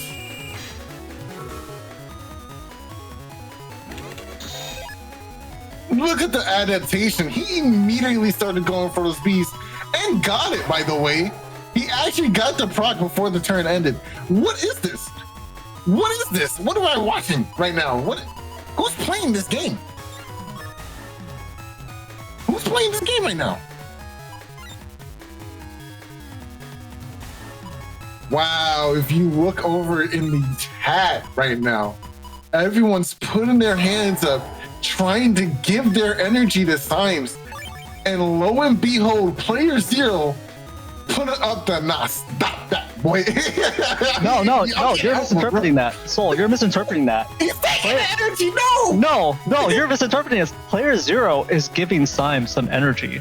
Because that's how little playerzero cares. That's how little playerzero regards us. He can give Symes some energy. He can help Symes. Wow. Look at this. Wow. He can actually help Symes. He stepped forward in time. He's the best player I've ever seen in my life. Yo, he's just the best player. There's no way, bro. There's no way.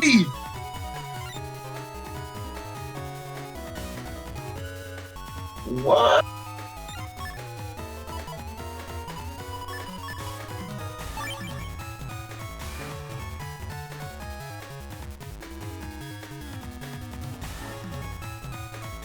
Our hearts are full of hope and despair as we look upon this match, as we look upon Symes' struggle against this absolute cosmic horror, this demon. And what can we do? The hopes of the whole world rest on Symes here, and he takes only 2 hits from that meteor. Only 2 hits, wow. Rare. And that's perhaps we haven't been abandoned. Perhaps there's still hope. Only 2 hits from playerzero. playerzero opting to give us a little bit more hope. Opting to he wants to watch us struggle. Wow. And that, you know what, bro? I want a little bit of a challenge. I'll give you this round, bro. playerzero is just going to. He wants to watch us struggle. He wants to watch us suffer. It would be over too quickly. And so playerzero is going to give Symes a chance. And can we do it?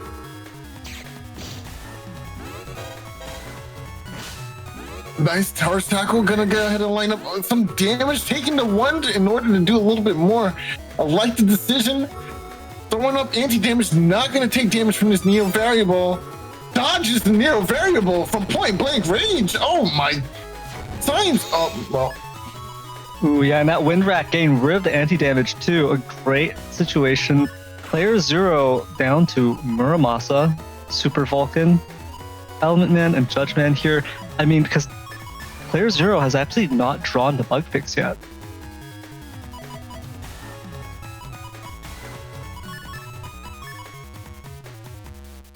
Plays more white capsules in his deck.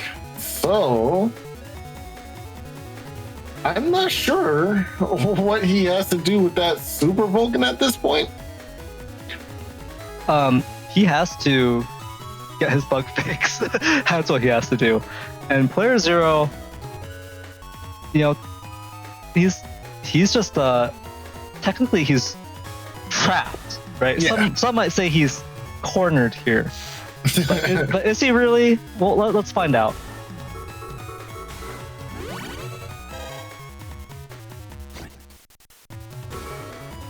Wow. Oh, He tried, but just didn't get it. Invisible will protect him from damage. Go ahead and get your P shots in, but PC does not mind waiting a little while longer. Now you can't move. He trapped him. Now you can't move. So what's up? You got an area grab or something? What you got? What you trying to get into? Nah. Yeah, hold this. No. Oh yeah, that was anti-damage. All right, that makes sense. Oh no! Wait. You did not just do that.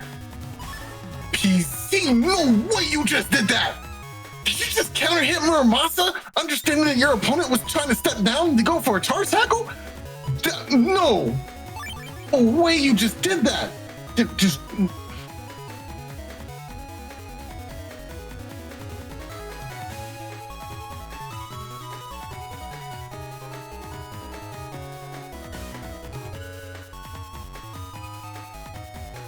Neryth? Soul. Do to deserve this. Like, why are we here? Is it just to suffer? Yes, we're here to cry. I understand. We're here to cry. I'm crying. I'm fulfilling my purpose. I don't know about you. Whoa, did you see that? Symes got hit, but he moved out of drag. That was so weird. Yeah, that was a little weird. That was a little weird. What the heck? All right, you know, this is actually a pretty close game. This is actually a fighting chance for Symes. Notice how on the one round where playerzero hits for 2 knuckles, he's kind of even. So that was bug fix at the end of player zero's folder, but we have to remember that I don't think he actually bothered dust shooting very much this round. No, he didn't. So yeah, this is the average person's experience. Wow.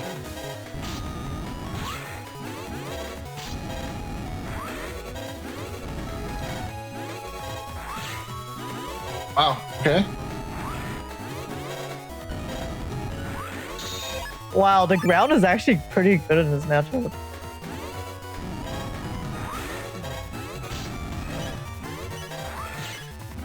Okay.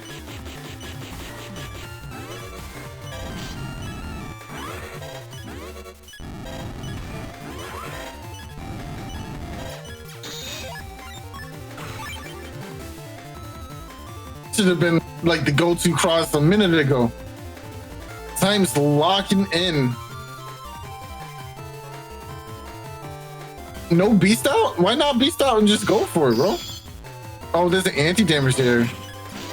Oh no, it's not anti-damage. Yeah, why? Damage. It's anti. Yeah, That's anti-Navi, I believe. I think yeah, it's anti-Navi for sure. Yep, you gotta just press your B button. Wow. Wow. If this goes to damage judge, y'all know playerzero wins, right? I just want y'all to know that playerzero did all that damage and doesn't play any recover. Oh no, he does play recover. So okay, I was about to say. Okay, no, it was definitely even this time around. It's 2-1 now. Sam's got to run it back. He needs to reverse 3-0. Are we watching the same set? Because while I want to believe in Symes, I believe in Symes. Honestly, playerzero has crushed the hope out of me. We managed to take that because playerzero got 2 hits on Meteor Knuckle and then didn't get bug fix for the entire game pretty much. Yeah. Now he has turn 1. Look at this. Turn 1 bug fix. He's in a pole. He's about to fall. Oh no! It doesn't matter, Symes. Accept your damage. Okay, good. But I mean that's okay. Symes trading back, getting some damage in here, going to get some more. He's trying his hardest here and just not able to get those. Watch him get procs. more Buster procs too. Watch this. That was another one, by the way. That was just another one real quick, by the way.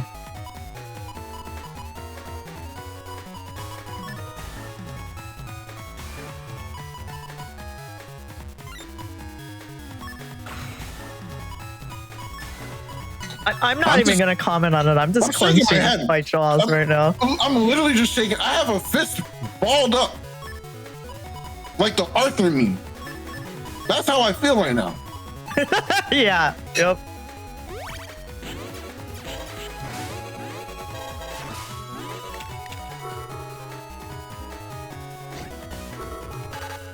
Judgment. Okay, nice. By the anti-damage, but you're paralyzed. And I'm gonna take this area back. Nice. Element SP going fire?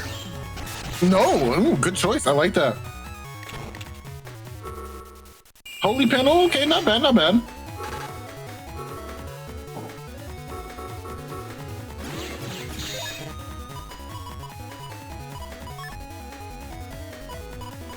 Does have turn to Colonel Force and Gundel Saw, but he's gonna need. See playerzero in chat. He's trying to misdirect us from his hand. Oh, wow! Symes got turned to Gundel Force.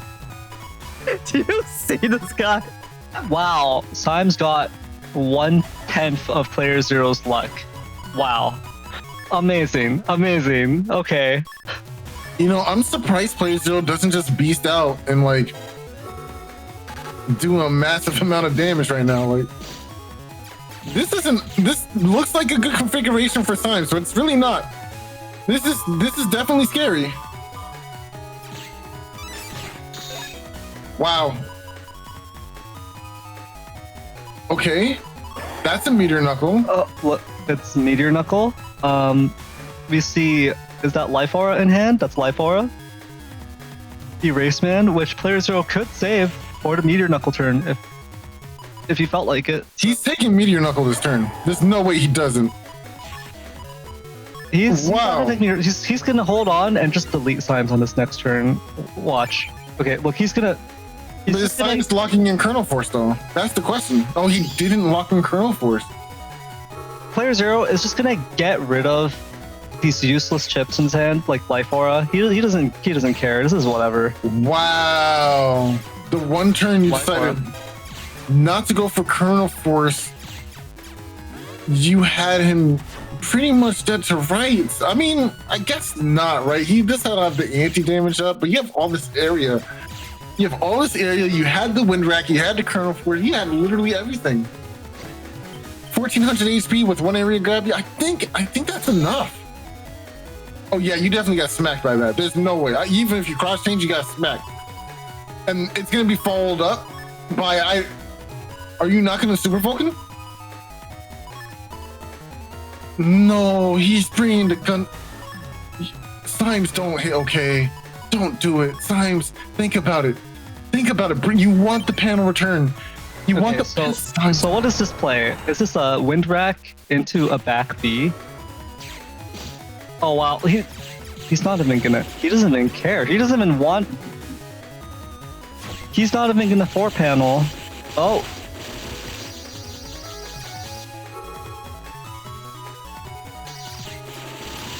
This meteor knuckle is gonna hit 7 times. I lied. It's actually gonna hit like 4 times. 1, 2. Oh, only 2. Wow. Only 2 hits on 9 panels. That's actually almost average luck. That's pretty normal luck. So playerzero actually only doing 2 hits, not instantly deleting Symes. Surely, I think because playerzero wants to savor this, he wants Symes to suffer. He wants Symes to squirm on the ground, trapped here, and then he's just gonna slowly crush the life out of Symes. I mean, Symes still has plays here. He can definitely bring this back. He has the panel turn to regain movement. It's not all looking bad. You fool. What do you mean? You fool. You fool, Soul. He has movement again. Yeah, He's fine. He's moving. Yeah. That's what PlayerZero wants. He wants him to move. Now, look at this. Okay, look, he missed. Well, you're bad. Look, okay, now he's doing pretty good. Got him size him about an HP. Symes is looking pretty hot right now. Yeah, no, this is looking good. Wow, sure that's a really strong hand. Are you sure about that? That's a really good hand, PlayerZero. PZ, that's a really, really good hand. What are you trying to do with all that? What are you trying to do with all that, PZ?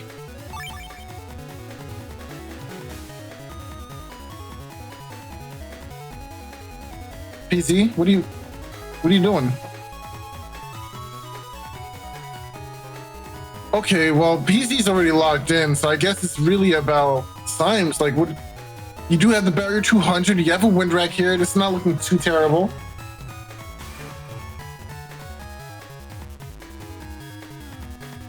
Okay. Everyone, say a prayer for Symes and for all of humanity. We are about to see It's not over yet, bro. the end of a species. We are about to see the end of humanity.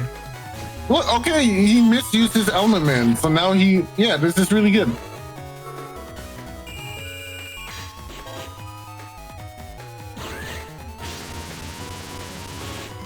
Nice. Now he has a counterattack. Nice. And he has Sanctuary up. It's looking pretty good.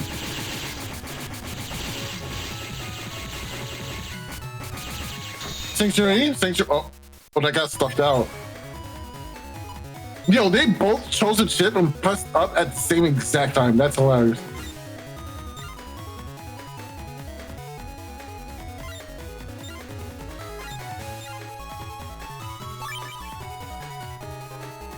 Yeah, this is actually so close.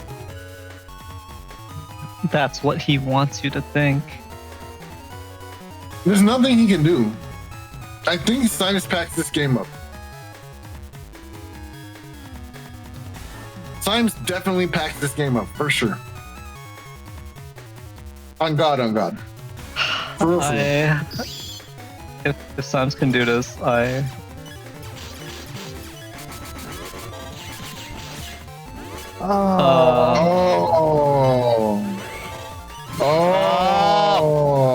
Wow, really good input on a beast. It's hard to do, as we all know. PlayerZero with Muramasa, with the best sword chip. I mean, let's face it, with the best sword chip of all time, carves out Symes' heart and consumes it as a final snack before he goes on to devour our sun and end all life in the solar system. Wait, hold on a second. Like,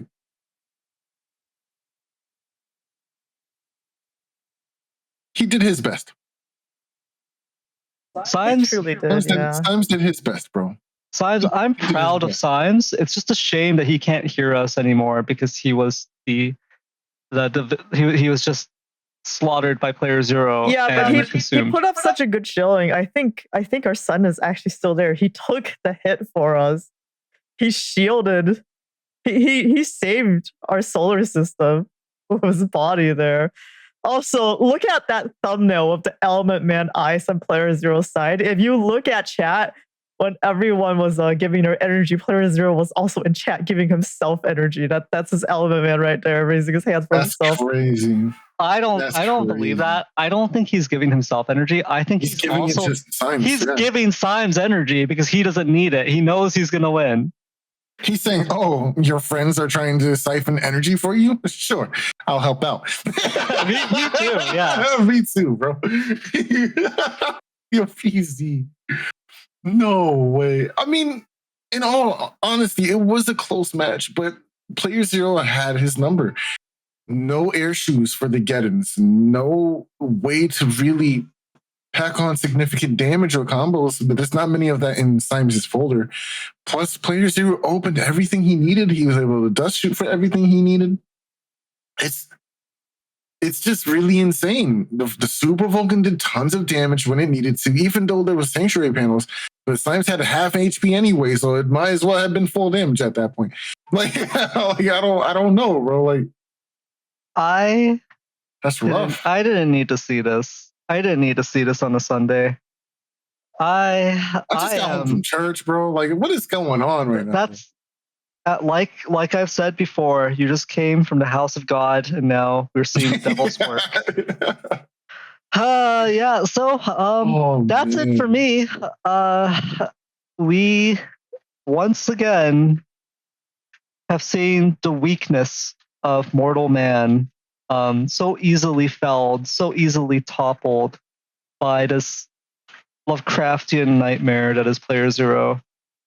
And that's just the way it is.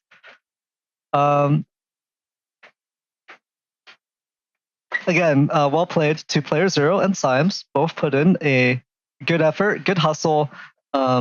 Very entertaining match, especially that first match. That was crazy. That was a crazy first match.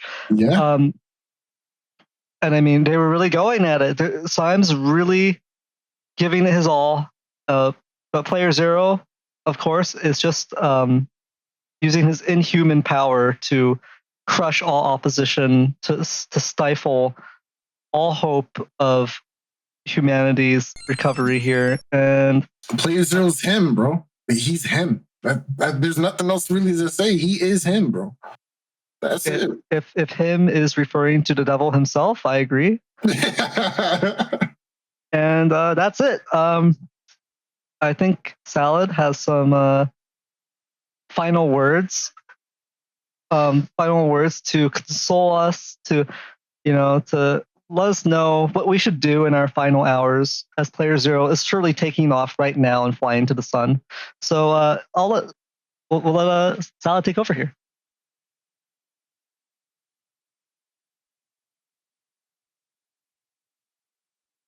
Well, as is tradition, we do have to go into the final screen for the bracket. And unfortunately, congratulate the winner of this tournament.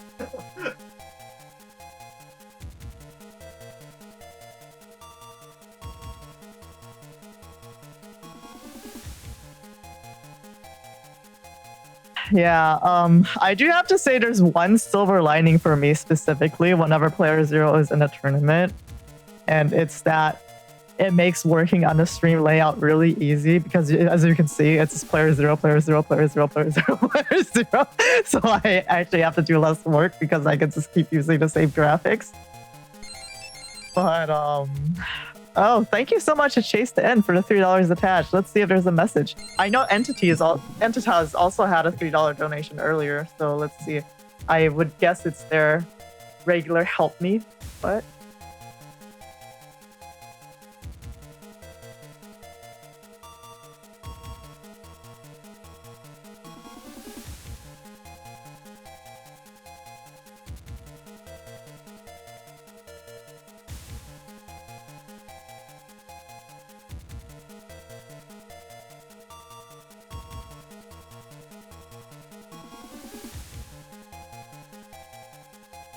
oh, actually, I missed quite a few donations. Oh my. I think it was during the finals. So first of all, oh, actually, it looks like last week Cha started a $5 monthly donation. So thank you so much, Cha, for that. And then today, Entitas earlier, their $3 help me donation. Someone please help Entitas. Soup of the day, $50 donation. Reward for any information that leads to the rest of playerzero. Unfortunately, it was too late. $30 from Evercurse. All right, often Merc landed a lot of playerzero deemed it. So yeah, I mean, so you like Battle Network 4. Toy Robocop isn't that bad. No, it's not. It's fine. Yeah, it's fine. We have a $3 donation for Chase. Thank you, Symes, for protecting our son. Yeah, fortunately, Symes did make the Titan bleed a bit, so he might be not at full power, and maybe our son will survive this onslaught.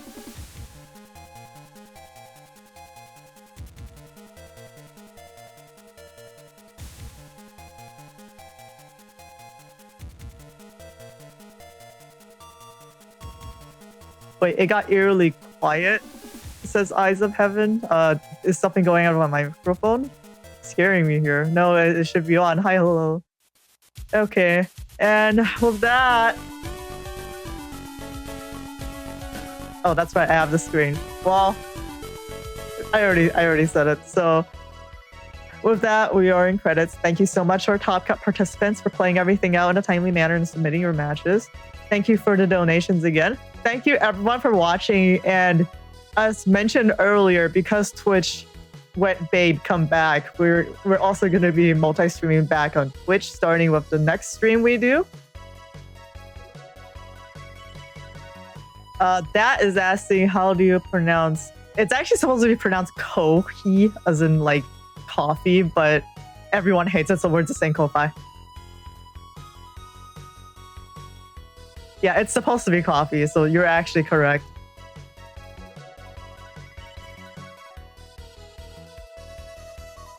Yep. Thank you so much for the support, everyone, and thank you to our casters SoulXCross and Neryth today.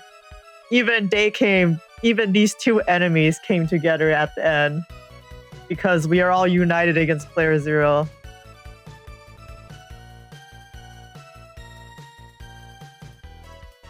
Yeah, that is the Japanese way of saying coffee. Maybe that's why I'm getting mixed up with you. I think it's a straight up supposed to say coffee. But yeah, Japanese, it's kohi. It's because the FI sound is actually not a traditional sound in Japanese. So when they first translated that word into Japanese and used that loan word, they say he instead as an HI. But now there are like that is a sound in modern Japanese and katakana, so they do use it for some stuff. Like I think fo, as in forte, for bass is also actually like a new type of sound.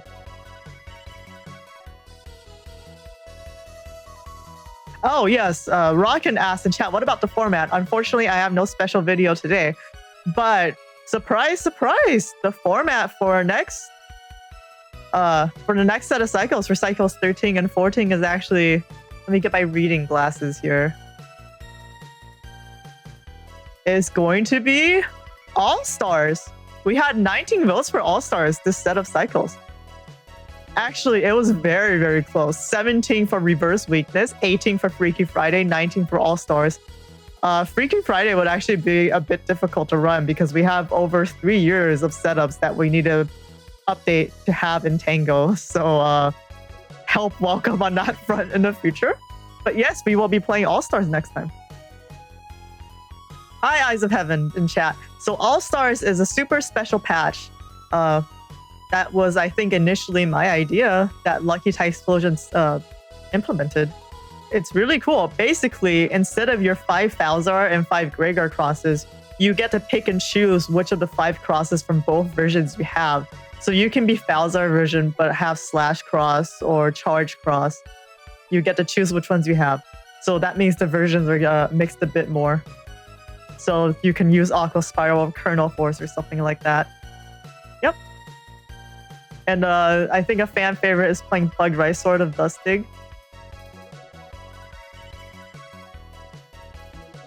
Who stays still? What?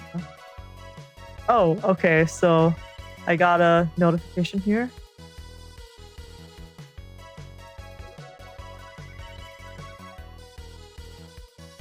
One second. Thank you to Ubu for the $3 donation. Wow, goodbye, son, I guess. Tank up, friends.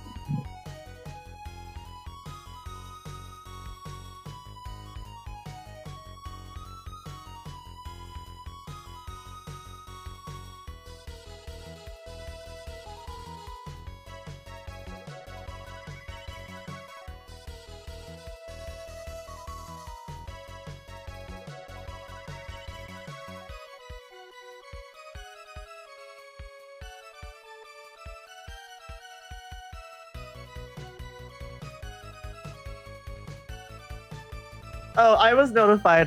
So Eyes of Heaven in chat is the one that donated $30. They are Evercurse on the coffee, Ko-Fi. Donations welcome. So yes, thank you again for the $30 donation.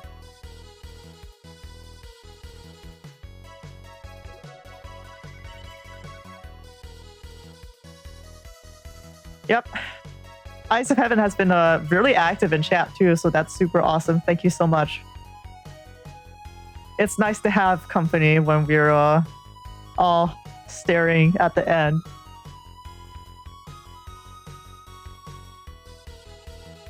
And with that, the stream is done. Do our casters have any last words? Literally last words this time.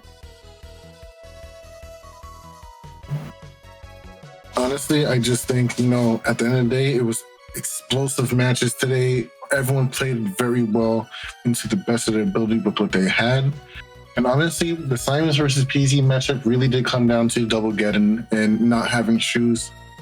But that's what happens, you know. Sometimes you have a build that's really effective at dealing with these kinds of issues, but it's not perfect. There's no such thing as perfect build, right?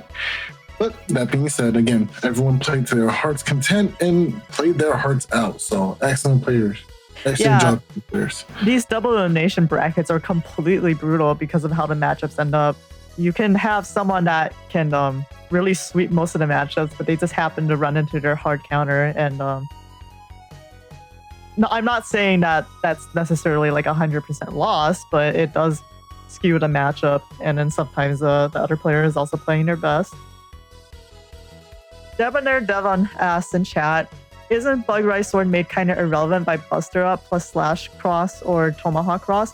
So Bug Rise Sword does 200. Tomahawk, I think, does, is it 140 or 160 capped? And Slash is 160. So technically, Bug Rise Sword has the highest DPS because the charge time is about the same as the flashing time. But really, the primary reason to use it is because it's cool. And we know that's the most important reason to play video games.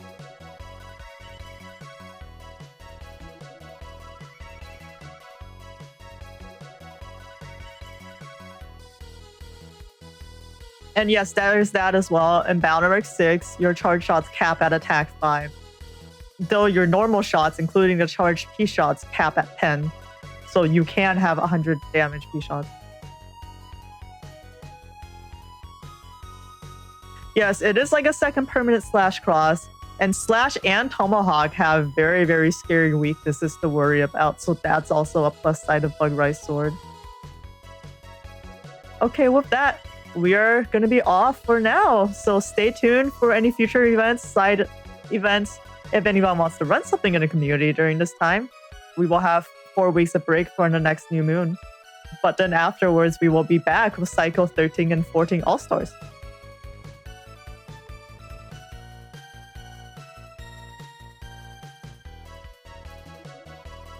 Yeah, the downside is that it's permanent.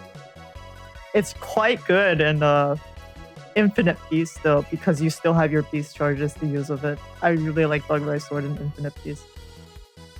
Alright, take care everyone! Hopefully the sun is still there for next time. Bye bye.